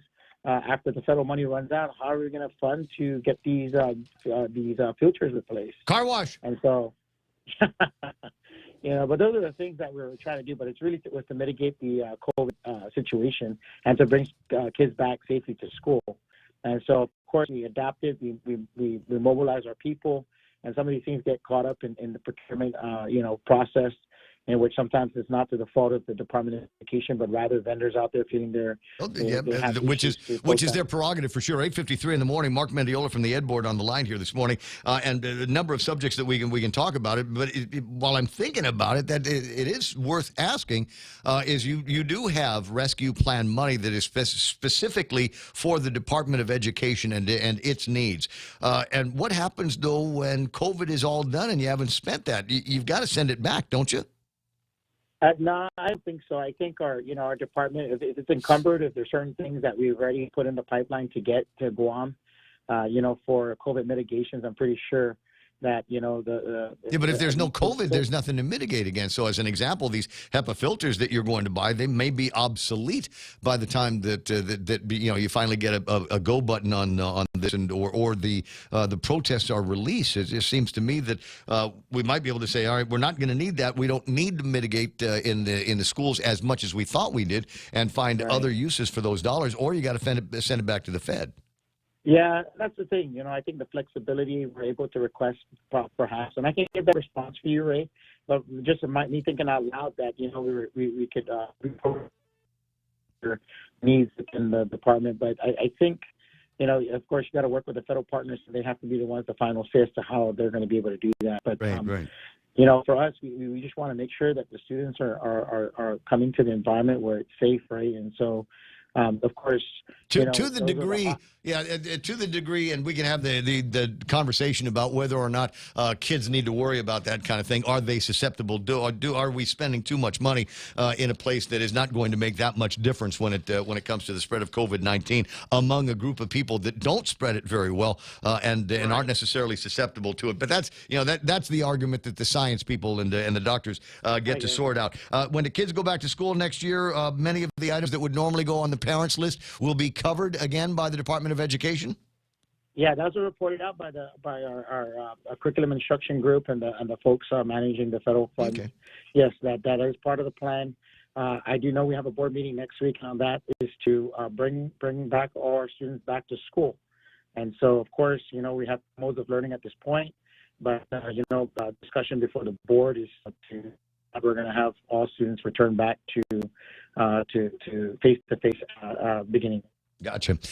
Mark, always fun talking with you. I hope we get another chance to do this sometime soon. Keep me posted on how we're doing. I just think it's crazy. We're going to buy all this stuff for COVID-19, and then we're not going to be in COVID-19 anymore because all of the poll numbers are going down for Democrats and in a variety of leaders virtually everywhere. You take a poll, there's a very, very good chance that people are going to be out of office simply because they either did something the public didn't like or they didn't do something and that ticked off the public as well. I got to run. Not you, because you're good. I'll talk to you later, okay? Nice to meet you. Mark Mendiola from the Ed Board on the line here this morning. On the YouTube side, I'm getting a hard time from folks here. Elvis Canata says, I'm protesting being locked out of the Points YouTube stream yesterday by raised cognitive decline issues. 2-hour smoke break starts now. And I'm sorry. And as I said, it'll never happen again. Real Joe, just before I pushed the button here this morning, said, are we ready on YouTube? And the answer is, yes, we are. Okay, I don't even know how I remembered. Yeah, it's we're all in some kind of cognitive decline. And I'll tell you why. It's a stupid COVID-19. I think it's made me stupid. I don't know. Maybe stupider is the word that I'm going for, because it just seems to me that I'm just, there's so much. Every day feels the same. And somebody had remarked that he had heard me repeat myself on a topic within a couple of days. And I said, yeah, I guess that might happen because, we just don't have that many benchmarks. And as much as I try to keep a calendar, and a journal, and the journal is vital. I mean, that helps me go back a couple of days, couple of weeks, couple of months, couple of years, and see where I was, what I was doing, what I was thinking, who I was with. Notice I didn't say who I was doing. But that helps. And then I've got a calendar that moves forward. So I try to have as many things on the calendar and in the diary that will create memorable punctuation, if you will, on my daily life. Because otherwise, things begin to feel the same, and I don't know whether the things I'm saying are things that I said on the radio last week, or maybe I just dreamt I said it on the radio last week. I don't know. I don't know. I'm sure there might be some of psychological bend going, oh, I need to get this guy on a couch, man. I got to take him apart and figure out where all of those kinds of COVID anxiety has turned into what with this guy. Who's online? Dennis Benz are hanging out. Jose Tet Pahago, 36 legislature's biggest accomplishments is resolution presentations. Oh! Ouch. I like that. Thanks very much. Who we got? Colin Kelly, Charlie Hermosa. Let's start setting up carpool points along Route 1. No, just do something about the price of gas. Nick Perlowski is online. Charlie's asking, how about Guam and CNMI come together and form a territory state? So there are 2 senators for 1 territory state. Charlie, I'll tell you why. Because we would never be able to get together because I think there would almost be immediate disagreement over the spelling of Chamorro. I think because I'm sure there's guys up in Saipan who just look at everything that gets done around here and go, No, more tomorrow, Ray. That's the noise. And can you imagine what the Rotanese are saying about both of the other guys? Let me see. George Cabrera is there. Oliver Malakas, J.B. St. Nicholas, James Lujan, Carl Meyer. Hi, Debbie Hartzler is into the program here. Colin talking about something that Peter Repeat was talking about earlier. Maybe against, but wish Santos would work on better things. I know he's a hater of MSN, but obviously MSN is a people's choice. Do something to better serve the people, to which Peter Santos says, tell that to MSM. Bam, gotcha in your face. Maybe a little bit more of that. I'll take a look at the rest of the names on this a little bit later on. In the meantime, coming up, women in construction. And there's a big field out there and a lot of opportunities. And it's not just, for laborers and chicks running around carrying cement bags. Wouldn't it be fun, though, to date somebody that runs around carrying cement bags? Just saying. My tile guy is a tile girl. Stand by now. It's time for Fox News on the Point. Help in the form of fighter jets. I'm Lisa Lacera, Fox News. Poland has offered to turn over all of its MiG-29 jets to the U.S. in an arrangement that could get them to Ukraine. President Zelensky has asked for more warplanes, but the U.S. has not confirmed it's willing to accept the planes, as it would put the U.S. and NATO in direct conflict with Russia. Just the Pentagon and NATO have said they are not willing to set up a no-fly zone over Ukraine. The U.S. believes Putin had banked on capturing the Ukrainian capital, Kyiv, within 2 days. That, according to the head of the CIA, despite Putin's announcement that he would raise Russia's alert level for nuclear weapons, Director of National Intelligence Avril Haines told lawmakers the U.S. has not observed unusual changes in Russia's nuclear force posture. Fox's Jennifer Griffin at the Pentagon. President Biden putting new pressure on Russia, announcing a ban on Russian oil, gas, and energy, but he said it's not without a cost to Americans. Putin's war is already hurting American families at the gas pump. Since Putin began his military buildup on Ukrainian borders, just since then, the price of the gas at the pump in America went up 75 cents. And with this action, it's going to go up further. AAA says the average price of gas nationally is now $4.17 a gallon. The president said the U.S. is taking steps to ease inflation and the record high gas prices. Wall Street stocks ended the day lower after President Biden announced the ban on Russian oil. The Dow lost 184, the Nasdaq minus 35, the S&P off 30 points.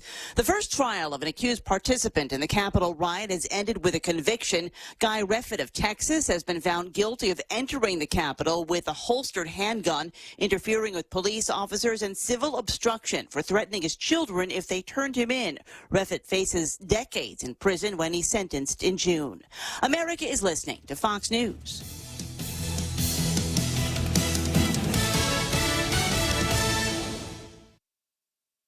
Best radio station, but we're always looking for ways to be even better. Announcing The Point on Alexa. In addition to our FM and HD radio feeds, our incredible app, informative website, Facebook Live, and YouTube Live, you can now tell Alexa to stream The Point. And your smart speaker will start playing whatever we're saying. News and views 24/7 with your 4-word command. Alexa, stream The Point. Start spreading his germs all over the place. Well, I must have done a good job.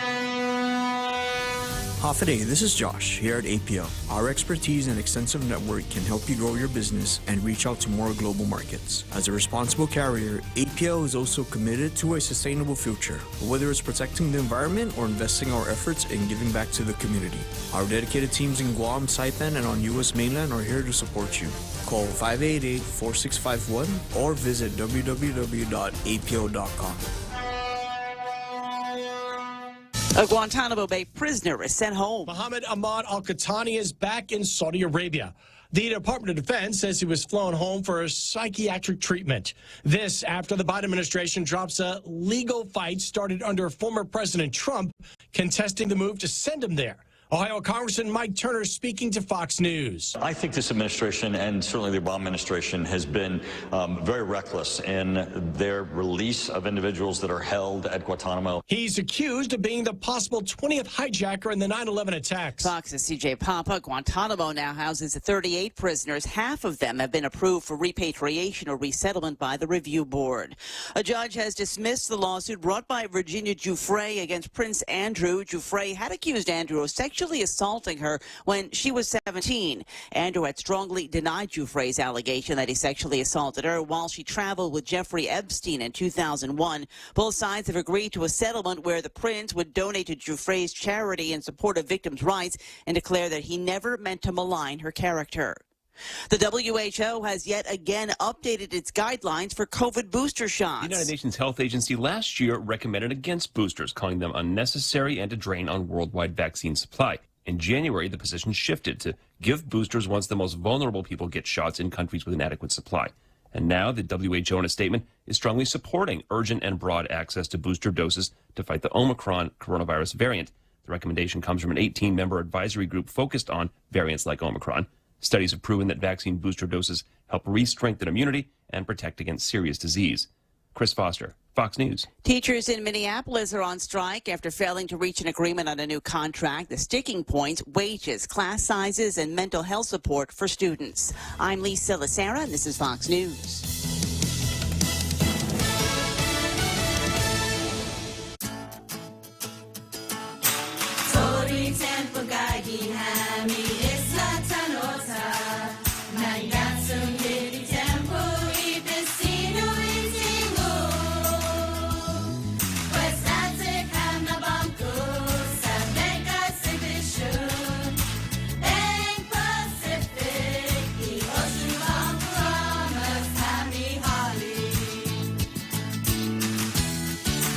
Unified Communications, UC, is the next step in a business phone system. Introducing Docomo Pacific UC, your business phone. Instant messaging, video, voicemail, fax, and more. All unified on one platform and delivered through the cloud.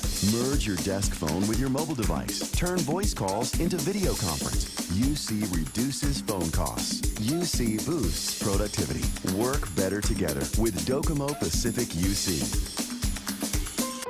Check out the newest hydro and garden center to hit Guam, Crop King Hydro. We have a huge selection of plant nutrients, soils, hydroponic mediums, organic pest control pumps, plant support, tools, and so much more. Call 635-4769. 635-GROW. Open Monday through Saturday, 10 to 6 at the Dededo Satina Mall, right across from Payless and Paradise Fitness. For whatever you grow, think Crop King Hydro. Crop King Hydro.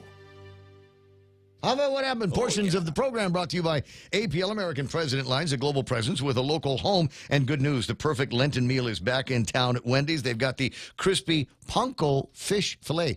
And that's the way it's pronounced. It's called, if you call it panko, Japanese will laugh at you. And it could start, it could, you know, we could go back to that whole World War II thing. So say it right when you order. It's a fish fillet, wild-caught Alaskan fish, served crispy golden brown. Then they top it with a creamy dill tartar sauce. There's pickles in there. Little texture, a little bit of a splash of totla when you bite into it. Pickles and lettuce and American cheese on a soft toasted bun. Combo it up with fries and a strawberry iced tea. Panko crusted fish fillet sandwiches waiting for you at Wendy's. The Ray Gibson Show. Any speaker, anytime. Morning talk that matters.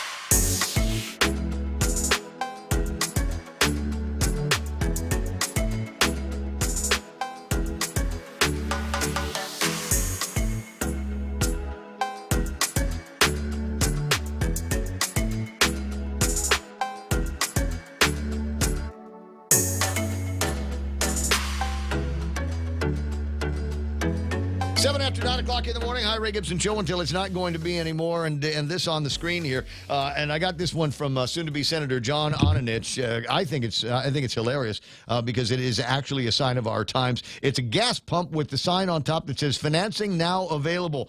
We got no credit, no problem. It's going to be like that getting in there and trying to put gasoline in cars. And it's going to get worse. All of the predictions are saying the same thing. We got Biden that says we're going to punish Russia. We're not going to buy any oil and coal from Russia anymore.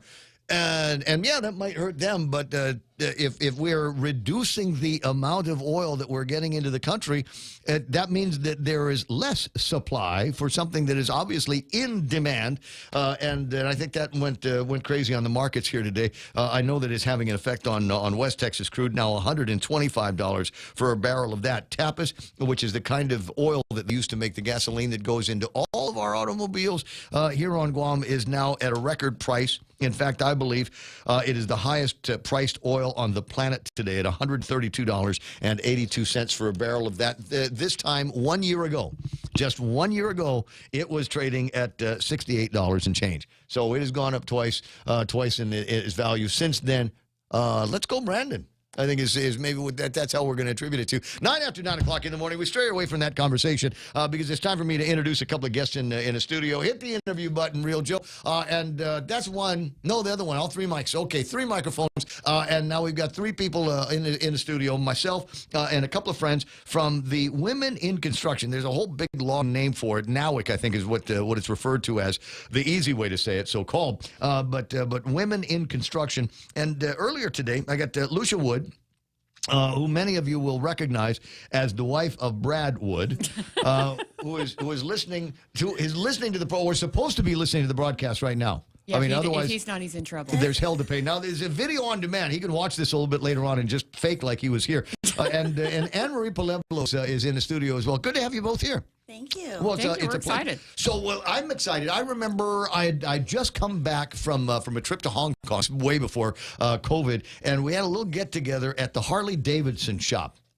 This would be 4 years ago now, and I had such a great time. You know, I figured I would. I wasn't really sure, and frankly, the reason why I went there is because everybody said you'll meet girls. Because it's women in construction, and I thought, yeah, this could work out. And as it turns out, it wasn't as much meeting girls because I know a lot of the people that were in there. As much as, my God, you guys know how to throw a party. There was food all over the place. I don't recall paying anything for a drink. And there is a beautiful committee that's doing all of that. And Anne-Marie, I think you were heading that one up that year. I was the chairwoman for that, and we're also planning another one coming up. Well, now we can get 100 people together, sure. Towards the end of the year. But the reason why is towards the end of the year, we're actually here to speak about our National Association of Women in Construction, Chapter 381, and we will be celebrating our 10th year on March 10th. So that's our anniversary. Yeah, well, like I said, I became familiar with you guys like 3 years ago. There has been for 10 years. Yes. Yeah. Women in construction. I had no idea. Well, maybe I should pay more attention. But you know, I'm not in the construction game. I recognize there are a growing number of women's groups and organizations that are pointed in different directions. So you're and we've had ladies, Perla, sitting in chairs just like that one, talking about women in aviation. We're at a time in our history, I think, where there used to be prescribed gender roles. I tell you right now that there are openings over at, where's this, CatCon for carpenters, laborers, masons, plumbers, steelmen, and welders. And you might be thinking, those are boy jobs. No, they're not boy jobs anymore, are they? No, they're not. And I do have a good statistic. Right now, women are surpassing men coming into construction by about 9%. Get out. No. What? Wait a minute. Well, question number one, why are men not going into construction in the same kind of numbers that there used to be? Right now, historically, a lot of the baby boomers have been in construction, and they've been holding it up. Well, the baby boomers are retiring, and it's, number one, the stigma is gone off of the women, and we are showing here, and I mean, Anne-Marie and I are both here to say, construction's a great field. Yeah. I never thought I would be in it. I absolutely can't imagine not being in it. And women actually have a lot more attention to detail. And they can look at a project as a whole rather than just a part. Right. And we've got the ability to be able to mentor. We can go and talk to people and tell them why it's important. And it's NAWIC and other organizations out there saying, hey, it's not just a man's job; it's a woman's job. But traditionally, the women were in the office or working in the accounting shop or HR or someplace like that. Now, a growing number of women actually in the field at the job sites, hard hat wearing and tool belt wearing individuals out in the field. Absolutely. And GCA, the Trades Academy, we had a heavy equipment operator come out.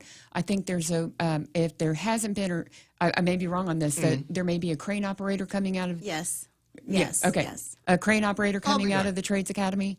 The jobs are out there, and if you want Absolutely. the work, and if you want to learn up some skills, there are all kinds of places to do that. You can go to GCC today and maybe sign up for one of the boot camps that they've got going on, and virtually everybody that's in those boot camps are working towards a job that they've already literally got. They just, the construction guys are sitting around waiting. As soon as you get your diploma, as soon as you get your paperwork, I've got you come start working for me the very, very next day, and at decent salaries. I mean, a lot of people don't realize what's going on in the game is because there aren't enough employees, male or female. The prices, it is now a seller's market. I was telling you earlier about laborers. Now that's a $15 an hour job for a laborer.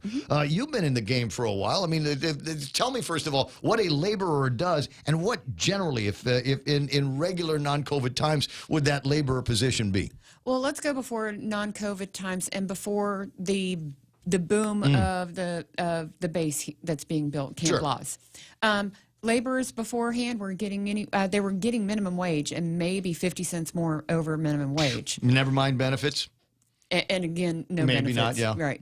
So basically, what's evolved is there is a shortage of It's in the mainland and especially here. There's a shortage of laborer. Laborer. Yeah. Masons, carpenters, steel workers. Okay. There's a shortage. So $15 an hour is attractive. I'm going to say that's $30,000 a year without having to worry about a college degree or certificate, high school diploma, or any of that stuff. $15,000 a year goes a long way into cigarettes and Slim Jims. What is Anna? What is it? If you're running the shop here and you've got a gaggle of laborers that you just hired, where do you put them on the site? What exactly does a laborer do?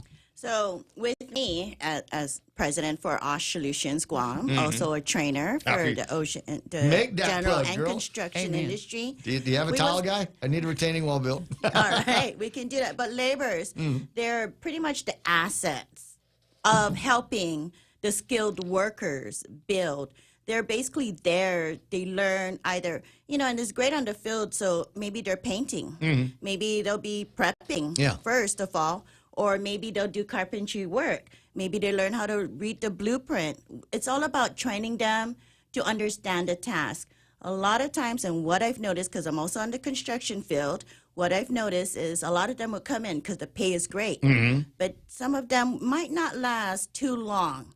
Because outside in a lot of cases. It's hot. Yeah. So we remind them, hey, you need to acclimate to the heat. But you need to make sure rest, water, shade, communicate. Yeah. So they start to get the feel. And we noticed that once we remind them on that, they stay longer. Their body starts to acclimate to the heat and the weather, things like that. So, laborers are, I say they're the asset. I agree. And there are jobs available for them. Right. I was telling you about Pernix. CatCon is also looking for folks that have got maybe minimal skills, entry level, minimum wage jobs before, but because there is a need for them now, we're seeing it at $15 an hour.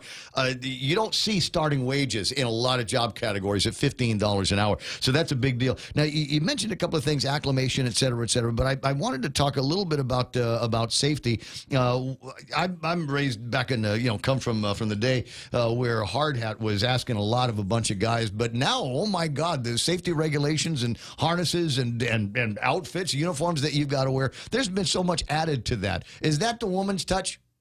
No. No, because it'd be prettier. Yeah, it'd be a little bit more fashionable and a little bit more form-fitting because when you're wearing PPE, I mean, PPE is not pretty. Nothing sexy about that. No, but that's okay. And again, I'm going to absolutely push this over to Osh, to our safety trainer in just a minute. But it all started with OSHA.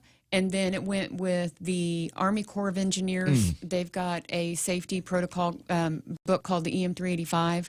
And between the two of them and other laws, it actually is nothing more than to keep them safe. And as new items come in, you kind of have to think about it. Okay, somebody did that, so now they have to address it. In the Right, book. right. Well, I mean, the technology of construction changes as well, and I've got to imagine that, it looks like a power saw, but maybe there are some features in there that will, it'll go through wood, it'll go through rebar, it'll go through bone. We found out the other day, all of those kinds of things. So important and vital. I got to imagine that women in construction are also probably more concerned with safety at the site than most of the guys, just kind of running around. Well, on my project, everybody's responsible for safety. But yes, safety is a one, all for one for all. I love this conversation. Women in construction, and there are many fields, as I said, that you can get into right now. They are hiring all over the place, and because there continues to be a boom, preferences here are to be able to hire men and women that are from Guam, because you get that paycheck, and then we're going to go check out the new Ross and Agana. I heard that we've got a new restaurant that we can try down the street. All of that money would tend to stay and circulate here, as opposed to being sent back off island, repatriated to other countries by the employees that we've got. So obviously there's a high side to being able to do all of that. We've known each other for a while. We're actually, Lucia and I and Brad and others are part of a gang that we used to refer to as kind of the 7th floor gang, and we'd get together every once in a while, and I sure do miss the lasagna. One of these days, and the chicken and whatever else that Jeff was, you were cooking and Jeff was bringing. But having said that, we've talked about construction. It just seems like it just kind of showed up on the site. But tell me your background. How did you become a woman in construction? It's actually quite funny, or tragic, whichever way you want to look at it. After 9/11, I was in the travel industry. I was actually the ops manager of the number 9 travel agency. I was going to say flight attendant. Okay, but go on. I'm not a coffee, tea, or me. But after the... That's not what Brad said. I'm sorry, because sometimes we get real personal in this program. It's terrible when I interview somebody I know that well. But anyway, after I got out of the travel industry, I went back and I got my degree. And I was going at night, and I was working full time. And a friend of mine said, "Hey, they need an office manager for the new construction company that's happening over at Camp Lejeune." And I wound up not being the office manager, but being a contracts administrator. And I am self-taught and have learned a lot in the field for the past 16 years, 17 years. But I've worked myself up from a contracts administrator, went to a field engineer, a safety engineer, QC engineer. Then I went into project engineering.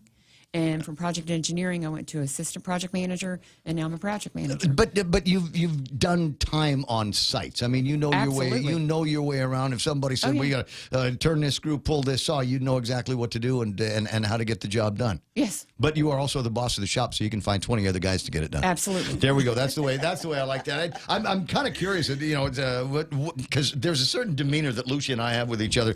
But I wonder what she's like on the shop floor and in the sites. We've got a variety of sites that are cranking these days. We were talking before the interview started about some work that is being done at Camp Bloss right now. I don't get up there often enough, but it seems like every time I do go up, we have gone from clearing over here to holy smokes, there's a building there now. There's several buildings there now. Several buildings there now. There's all kinds of other stuff. It just seems like it's just a matter of time. You're going to start spraying that green stuff on the ground, and we'll start growing some grass. How close? Well, Aptum Construction Joint Venture was awarded the police station, the J018 police station, on the 5th of January, and we are getting ready to mobilize, and that's where Mr. Wood is right now. Right. Congratulations. Thank you.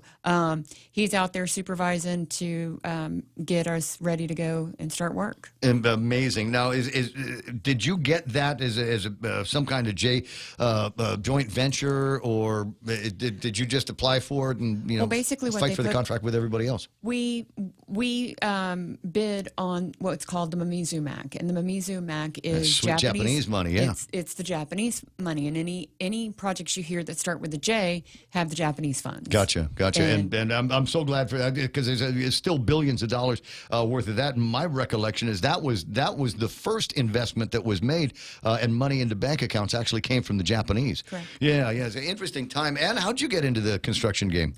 So I'm the oldest female. There's only 3 of us in the family, so I was always there by my dad's side Ah. when he was building. He's more into electrician work, so carpentry, masonry. So it all started out of that.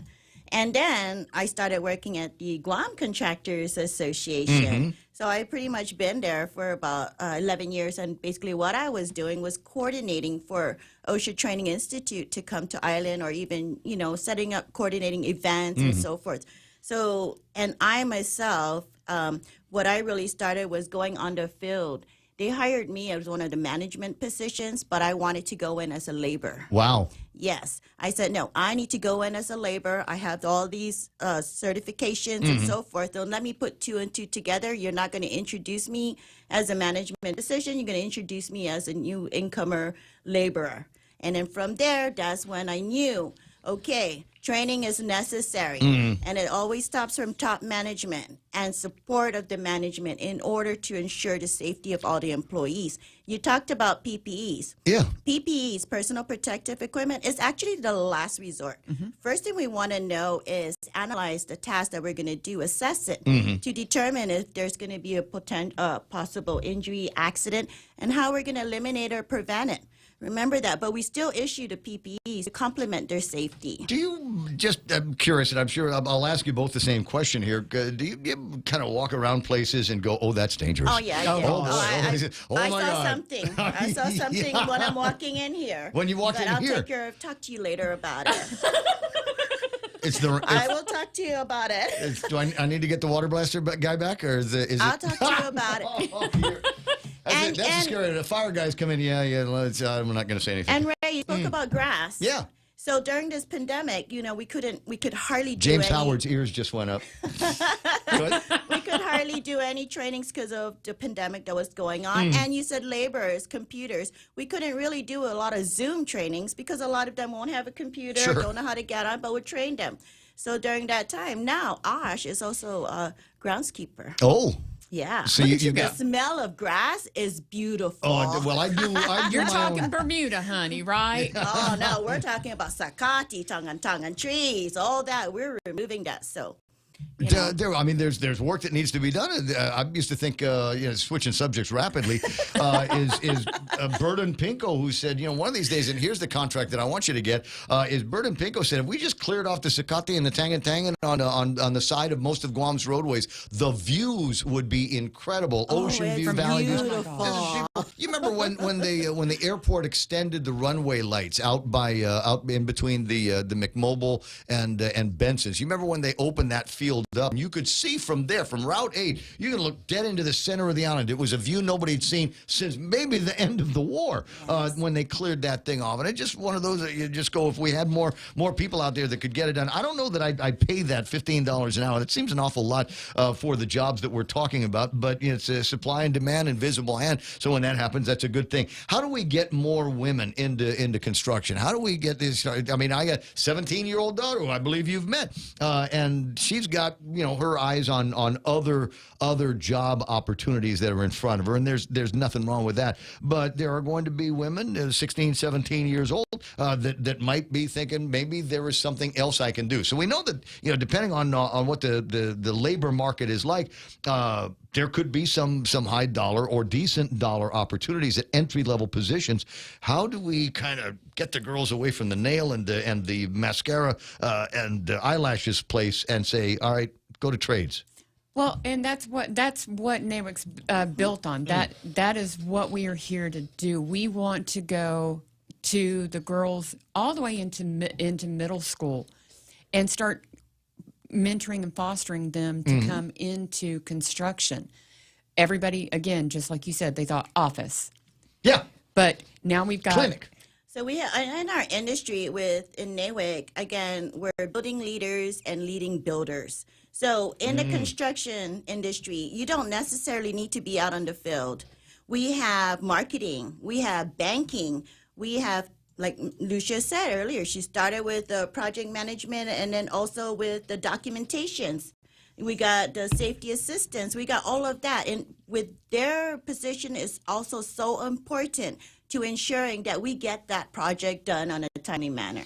I'm looking for, while you're talking, I don't know that I'm going to be able to get my hands on it. Sarita, if you're listening, there's a picture of Sarah, of Sarita's daughter. Yeah, she was actually at the Trades Academy last summer as an intern. Exactly what I'm looking for. She was on the cover. Not that I don't cyberstalk her through Facebook. Well, we're all friends, but I mean, there was there was on the cover of the Trades magazine. Yes, she was. And I thought that was fantastic, and she's got all the certification that she needs, and she's just turned 16 years old. So I don't know that she's going to find her way to a camp out or a job site anytime soon. We're going to come stalk her so she becomes a junior. I saw them hanging doors and building the sides of woodsheds and things like that. I mean, so these are things that are well within the kids and their capabilities. Absolutely. I say kids because I know we're specifically talking about women, but there's a lot of young guys that there's a lot of doors that you can open in your life, and you never know what's going to be on the other side of them until you actually open that door. And I think being able to show anybody, young man or a young lady, what's on the other side of the construction door could be a big deal, because as we're pointing out, the base work is never ever going to go away. Now that we've built a Camp Bloss or building a Camp Bloss, there's going to be more construction on that. We've seen a lot of construction at Anderson Air Force Base. We still see a lot of construction over at Navy Base. All of those things need to be built and maintained, and then eventually torn down, and construction anew for these kinds of things. And we've got the pressure on local contractors to be able to go out and take care of local jobs. As I said, and I'm serious, I've got retaining wall work that I need to get done. I've got some other modifications that I'd like to be able to make at the house. It's beyond me and my, what is it, BYOB? Not bring your own beer. DIY, that's the acronym I was looking for. It's beyond. I'll start with the first one. Right? It's beyond my DIY skills. And I'd like to be able to call somebody, general contractor, and say, send me a guy for a couple of weeks and let's get this done. But virtually every contractor that I know is backlogged. Oh my God, like you wouldn't believe. Like, I mean, things that they would, before COVID, they were still kind of backlogged. It was still fairly busy, but now afterwards, it just seems like all of these other projects have just sucked up all of the available labor.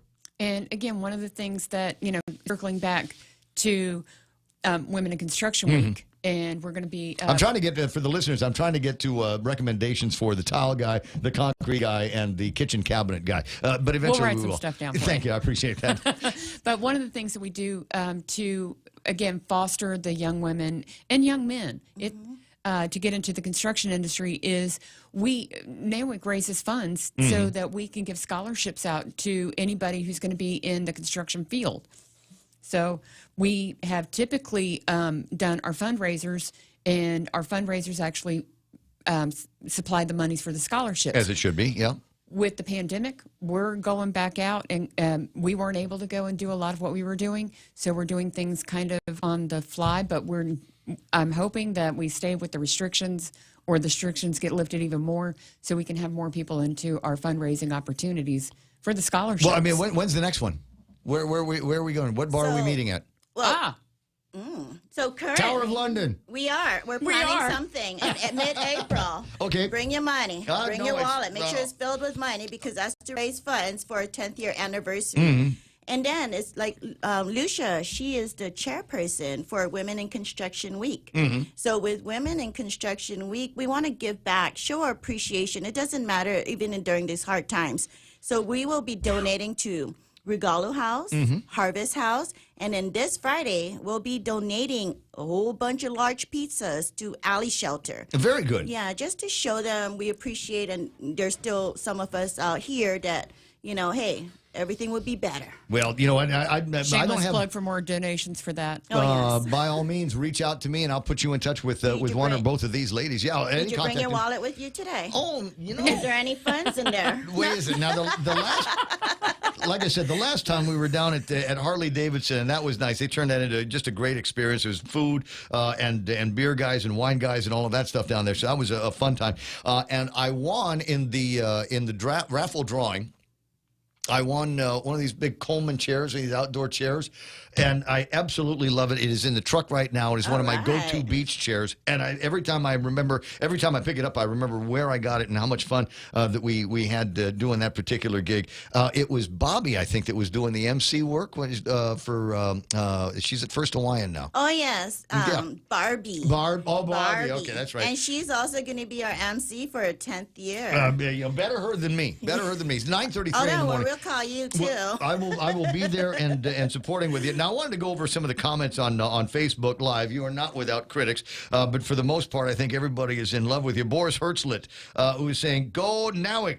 Boris over at the Guam PTAC, and tomorrow I think they're going to be talking about how you can get 8A certified. If you want details, just look them up, and Boris or somebody will fill you in on that. James Howard, and with an interesting observation, new age men are more feminine and therefore might not be inclined to be working out in the field because it's going to mess up their man bun, and it's hard to find construction capri pants, apparently. Is either one of you want to make a comment on that? Sure, I would. It doesn't matter. We don't care. I bet you they will be so great in the office to making sure that us out on the job site or on the field is on top of things with their documentation. There we go. All right, so there's always an answer there. Colin, you know, female laborers, food for thought. Phil Letty, under 40 and interested in the construction industry, joined the GCA Emerging Leaders today. Direct message Phil for more information. Dave Duenas says, Biba women, we live in a changing world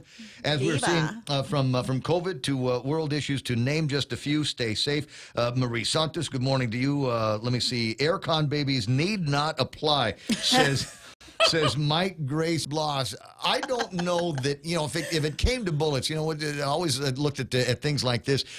Jobs like that are opportunities in work clothes, and you just muddle through it. You're going to learn something on the first day on the job as a laborer that has the potential to keep you in that game. And once you've been looking over somebody's shoulders with a welding gun or somebody in a welding torch, once you've been looking over the shoulders of somebody that's doing some construction plumbing or construction electrical, you're not likely to forget that anytime soon, and you're in a position to practice every day. Right. And the more you practice, the better you get. The more you're paid. The more you're paid, you can do more for your local economy, for your families, absolutely, and for yourself. Well, I'm fond of telling this story. I probably told it too often. Of a cousin of mine, about 15, 16 years old, had no idea what to do with his life. He liked messing around with mechanical stuff, and I said, "Why don't you go to GCC and take a course in heavy equipment?"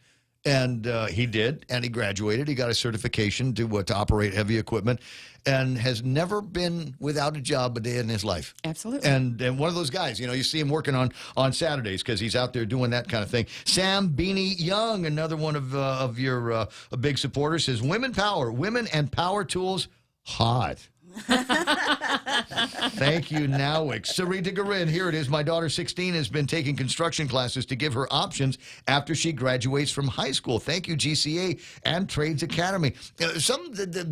Ponder this here, guys. There's always going to be a job in construction somewhere, and if you're sending your kid off to college, do you want them to struggle making tips over at Starbucks, or you want to give them something where they can make firm $15 an hour for the time they can spend out of the classroom there? Absolutely. There's too many great options. Phil Letty says 11,000 construction jobs are needed on island between now and 2024. Mike Grace, I've seen this on a T-shirt, and I think Sarita's daughter has something like this. If construction was easy, everyone would be doing it. Sarita's daughter, on her birthday, I got a picture of this, and you'll appreciate it. It says, if it was easy, boys would do it. Love her. Yes. Absolutely. It's teaching her how to cook, too, and drive. Just consider yourself warned. She's got great lemon pepper pork chop. Yes, oh my God. Jerome says, I'm getting my home renovated by a woman, construction worker, Brazilian, and she's doing a good job so far. Part of the garage is converted into a laundry room, and guest bathroom is updated.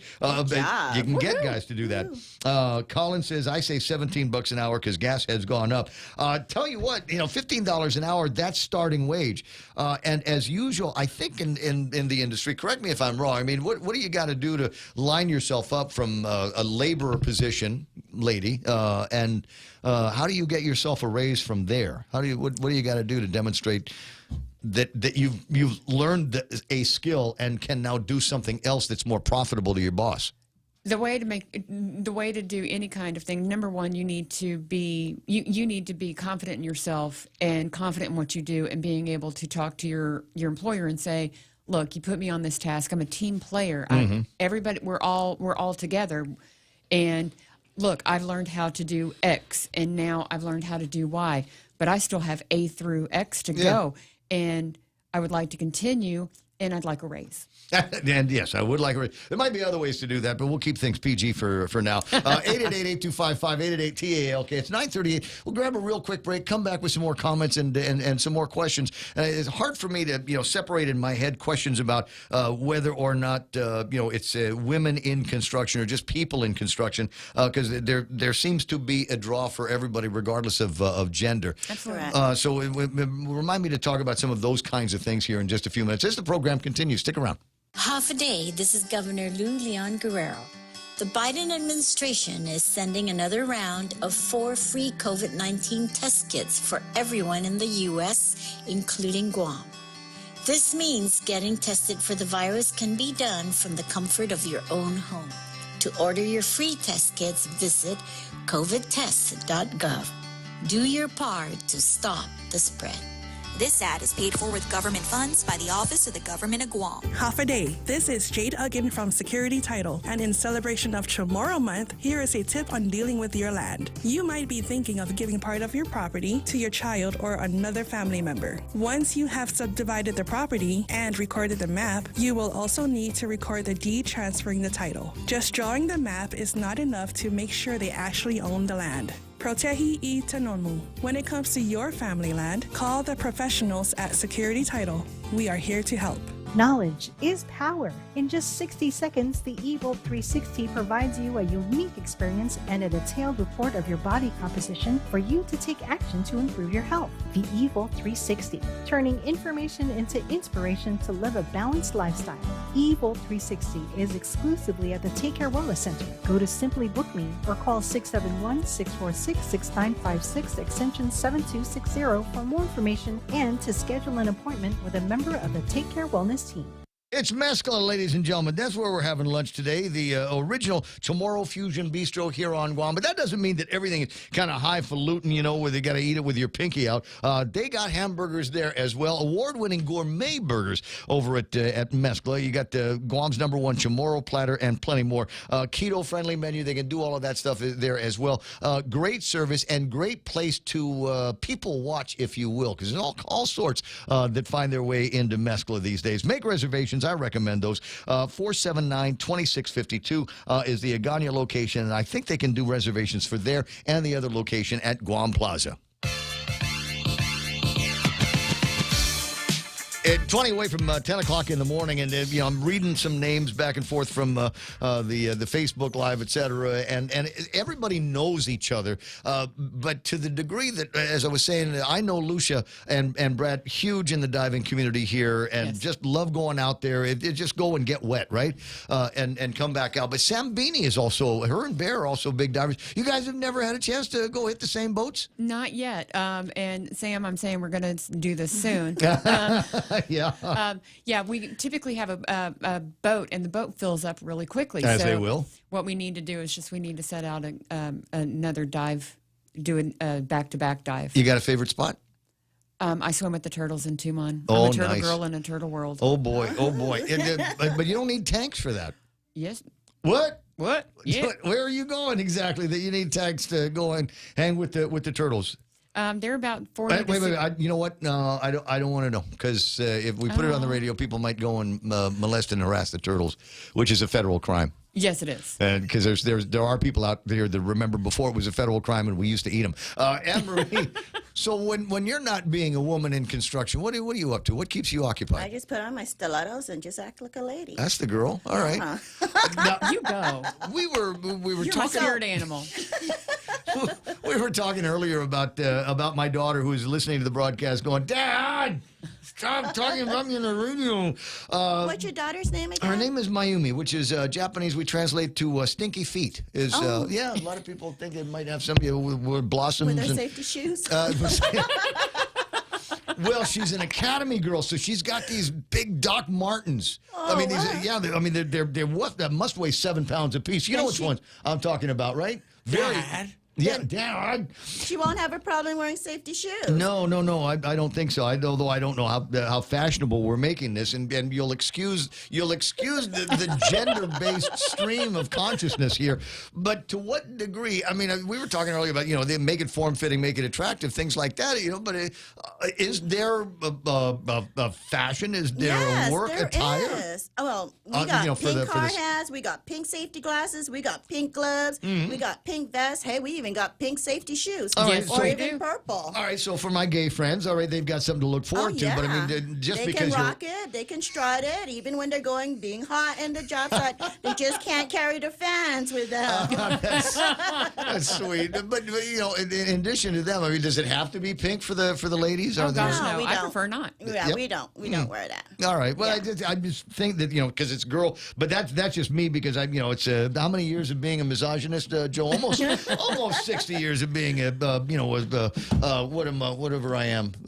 You're just right. Chauvinist pig. I think boy. Those are the words that I'm looking for here. 9:43 in the morning. There are a few other comments that were being made, and again, it's hard to just say women in construction or girls in construction because I think this particular comment needs a little bit of airing out. Jose Martinez online here this morning. You can hear him playing around with Bob Klitsky this afternoon. He says the push for only academia has ruined our island. Bring back vocational schools. Well, we've got GCC, we've got the Guam Trades Academy, and things like that. But it's just out of a general nature. I mean, do you tend to agree with that? Do you think 100%. that too much emphasis is put on 4-year degrees? 100%, because there are some people that don't have the desire to go spend 4 more years in school, but if they learn a trade, a plumber right now can make a heck of a lot more than somebody who's got and I'm just using as an example, a business administration degree. Business administration degrees only get you so far, but a plumber's going to wind up starting salary well above that person who's got a bachelor administration degree. Go find Jessica Barrett. Yeah, Amen. Her boys aren't starving. I'll tell you that from looking, and they're just guys that are doing household stuff. Imagine, working at a construction site. What does a plumber with a lot of years under his belt on construction sites? What kind of dough are they going to be making?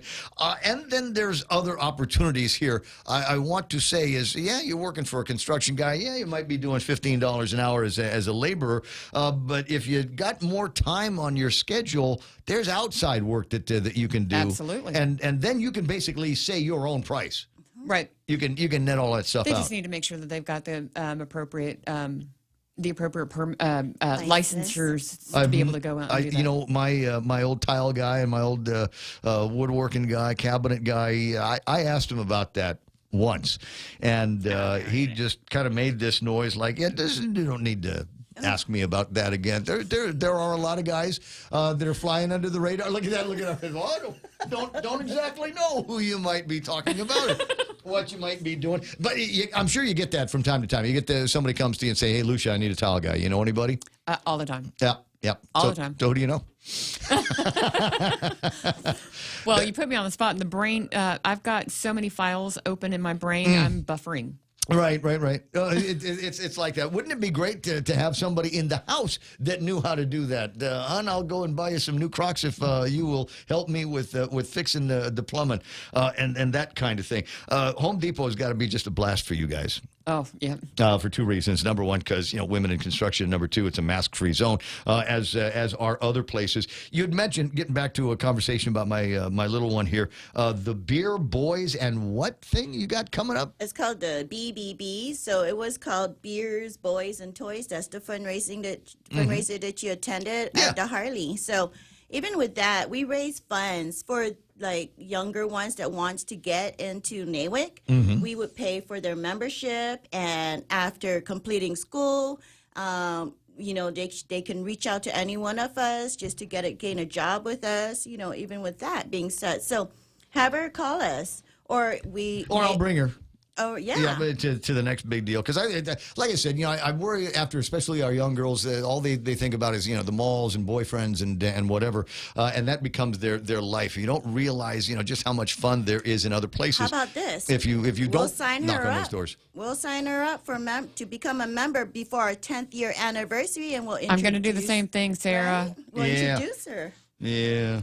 Well, never the met one- you never, I do want to. you never met my daughter. She's strong-willed like her parents. So And that's what we need. I don't disagree. I'll talk to her though. I'll tell you what. We'll all spend some time. Do you get a lot of that time with friends, daughters that maybe at a crossroads in their life don't know what to do? I mean, how many of them that you've kind of personally brought under your wings?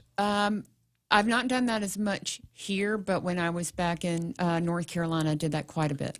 Okay, all right. But I do want to say one thing about the scholarships and about men and women. Last year we gave away was it one or two scholarships to men as well? Oh, 1,000. Yeah, two. Yeah, two. So our scholarships last year were both male and female. So we don't exclude anybody. If Just happen to be women in construction that are handing you the money. Exactly. All right, and I don't necessarily have a problem with diversity. With Diversity. that. Mike Gray says our grandparents' era were jacks of all trade, and we could build a home from the ground up. But our parents wanted an easier route for us, and then, like I said, that's when you get soy boys and things like that, and then living in a day and age where the women are going to start doing the jobs that were traditionally male role models and male oriented jobs. Not that there's really a whole lot wrong with that. What's that? Nadia says Peggy Denny gets help from prisoners for some of NOWIC's projects. Yes, she does. Thank you. How about that? How's that work? That woman. Well, no, wait a second. From prisoners, though, what's the connection between NOWIC and the Department of Corrections? Peggy Denny. That's it. Well, a few years back, we held a program. It's called Fu'una Rising. And it's a bunch of us NAWIC ladies who actually went to DOC to train the females that are about to get released, just to give them some training, certifications. And we've actually met up with some of them which held on to a job. I mean, they just come up like, oh, Miss Anne-Marie, thank you. I work here now. And it's very humbling. It's very appreciating as to see what we can do to help, others. And you were talking about also, have you brought anybody under your wing? Yeah. My daughter. Drina, I brought her under my wing. Now she's on the construction site. How about that? She's on the construction site, and we also have 5 ladies in the construction site under our group. All right. Now, there's an elephant in the room here, and that is, we all want everything to be safe, and we want everybody to be treated like equals. There are good people and bad people in the world, and so how do we train our young ladies to defend their honor from the guys that are going to be doing whistling and catcalling and maybe the inappropriate attention that they may gather just because they're women and they got girl parts? Well, I can tell you that we have just formed a brand new team, and we've brought in 4 more ladies into our project. And the first thing is that it's communication and it's about respect. It's something that you have to explain to the contractors, and they're actually now getting really accustomed to seeing women out there. Good. And if they start catcalling or saying anything, you nip it in the bud right there. Right. You're Yes, not. you Do not allow anyone to demean you, degrade you, or be sexually. That works for men and women, and Yes. and the rule is there's no fishing off the company pier. Right. Ought to be all of the women here. Imagine that they are your mother or your sister or your daughter, and proceed like that. Generally, the rules that I try to keep around here. Interesting question from Andrea here this morning. Says, how about women looking to change careers? Is it too late? Coming from a business admin background, what do you think of Andrea's question? It's not too late. It's not too Never late. too late. I redid mine starting when I was 35. Dennis wants to know if she's single, asking for a friend. See, That's what I was talking about there. We got those kinds of folks around here. 888-8255-888-TALK is the telephone. No, I don't know if we're going to need a whole lot of that. Nadia says, my safety glasses have rhinestones. Woohoo!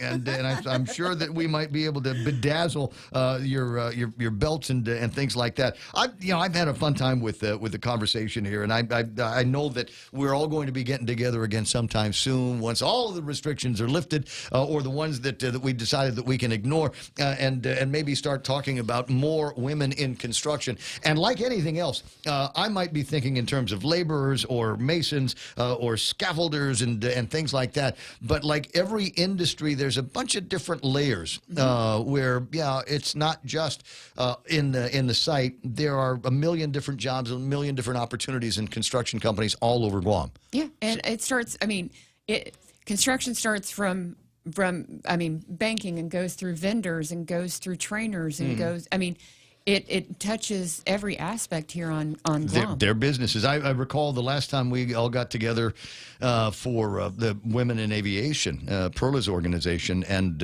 you think in terms of women in aviation, you go, okay, pilot, right side, left side of the front, pointy end of the airplane, and then we started hearing from Lady Pretty from Anderson Air Force Base, and she was one of the ladies that loads the bombs onto the planes, and then another lady that's doing mechanical work and aviation electronics on the plane. So there are opportunities everywhere. If you just kind of take off your blinders, I don't want to work in construction. There's jobs, there's opportunities there, and you can get into those now.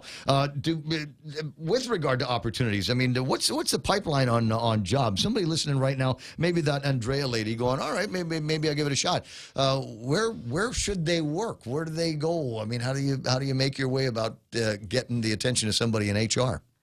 And you can go to people's websites. You can actually go to the Guam's Trades, GCA, Guam's Trades Academy, GCC. Look in the paper. Yeah. Look on Indeed. Look at Glassdoor. There's there are just tons and tons and tons. And they're more than welcome to reach out to any of us at NAWIC, and we can put our ears to the ground. Virtually every construction company has something on Guam, and chances are pretty good you can get one of these jobs, and maybe a job on base locations. There's a lot of guys who can't pee clean that want to get the work but cannot get the work, and you might be in a much different situation as we move forward with all of this. There were a couple other things in my head, and unfortunately they've jumped out. So I'll tell you, do I got time for last break of the program? Let me finish up with the ladies on the other side of these. $15 might not get you that far, but Chili's is bucking the trend with $15 meal deals. At Chili's, $15 gives you not one, not two, but 3-course meal deals complete with a drink, a starter, and an entree. Mix and match 3-course meals 15 ways to Sunday with soup, salad, or chips and salsa to start, and ranchero chicken tacos, honey chipotle crispers with rice, bacon ranch quesadillas, or personal fajitas for the main course. Build your own $15 meal deal at Chili's. More life and great value happen here. Be in the know. Want to keep your family safe from high-tech trouble? Introducing Bark Jr., a new online parental control app that's free for GTA wireless and internet customers. Bark Jr. monitors apps and social media, manages online screen time, and filters websites to protect your family from inappropriate online content. Sign up for any GTA postpaid wireless or internet service and get Bark Jr. for free today. Call us at 671-644-4482 or visit us at GTA.net. GTA, we start with you.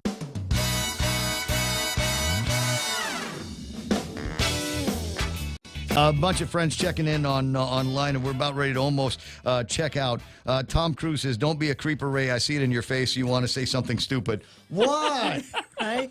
What? He says so much when he just threw his looks. Yeah. Tom, you know me too well. 9:56 in the morning. People going, okay, I've heard it. I want to hang out with Lucia and Ann and all the other women of the Women in Construction NAWIC. How do we do that? Where do we find you? And are there, as Tower of London social opportunities coming up?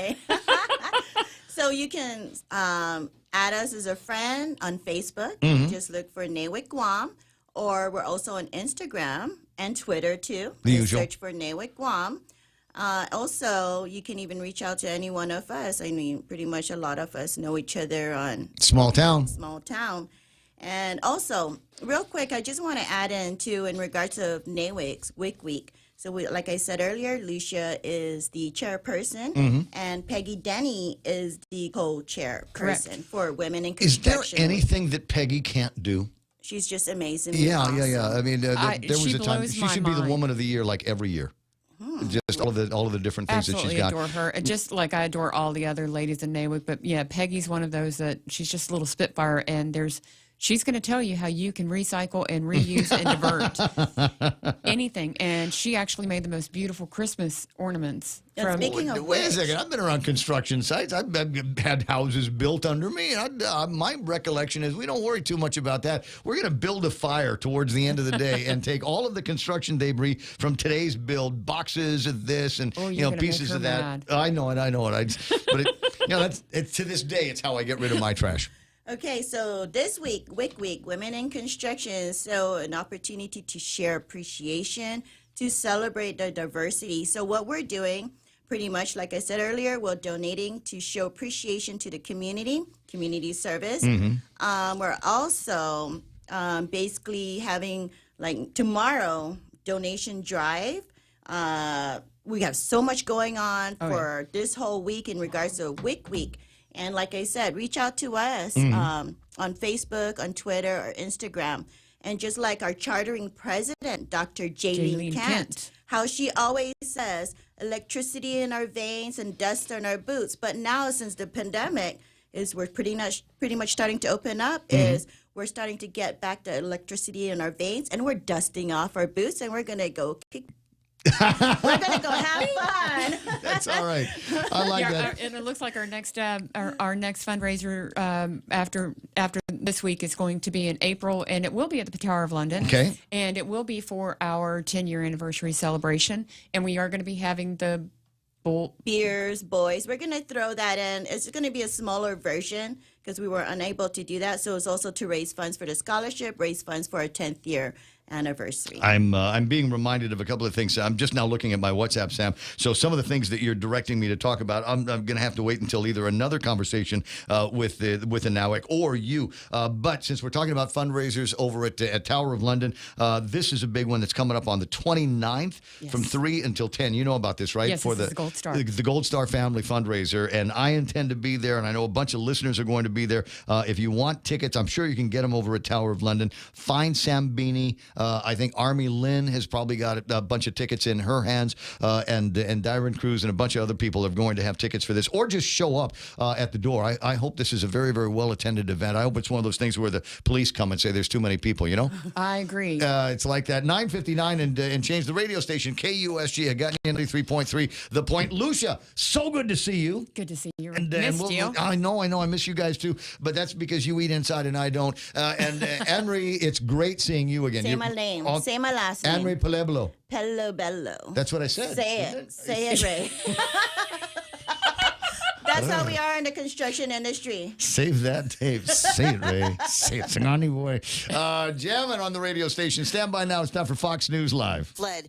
In the capital, some have stayed behind to fight. Around Kyiv, there were more scenes of desperation as Ukrainians tried to flee the widespread bombardment. Young and old, crossing the Irpin River to reach the capital. The mayor of the town saying he would never surrender and that he would stay and fight. And other people are coming to fight as well. We now gather that 40,000 foreign fighters have come into Ukraine to join the battle against the Russians. And on that diplomatic front, it's very interesting because both sides seem to be watering down their demands. President Zelensky earlier saying that he would no longer demand and look for NATO membership. And on the Russian side, Dmitry Peskov, the Kremlin spokesman, saying that they were looking for recognition of Crimea, Donbass, Luhansk, and for Zelensky, they said Zelensky could stay in power and they just wanted neutrality. Fox's Benjamin Hall in Kyiv. President Biden with another round of sanctions against Russia, banning oil, gas, and energy imports to the U.S.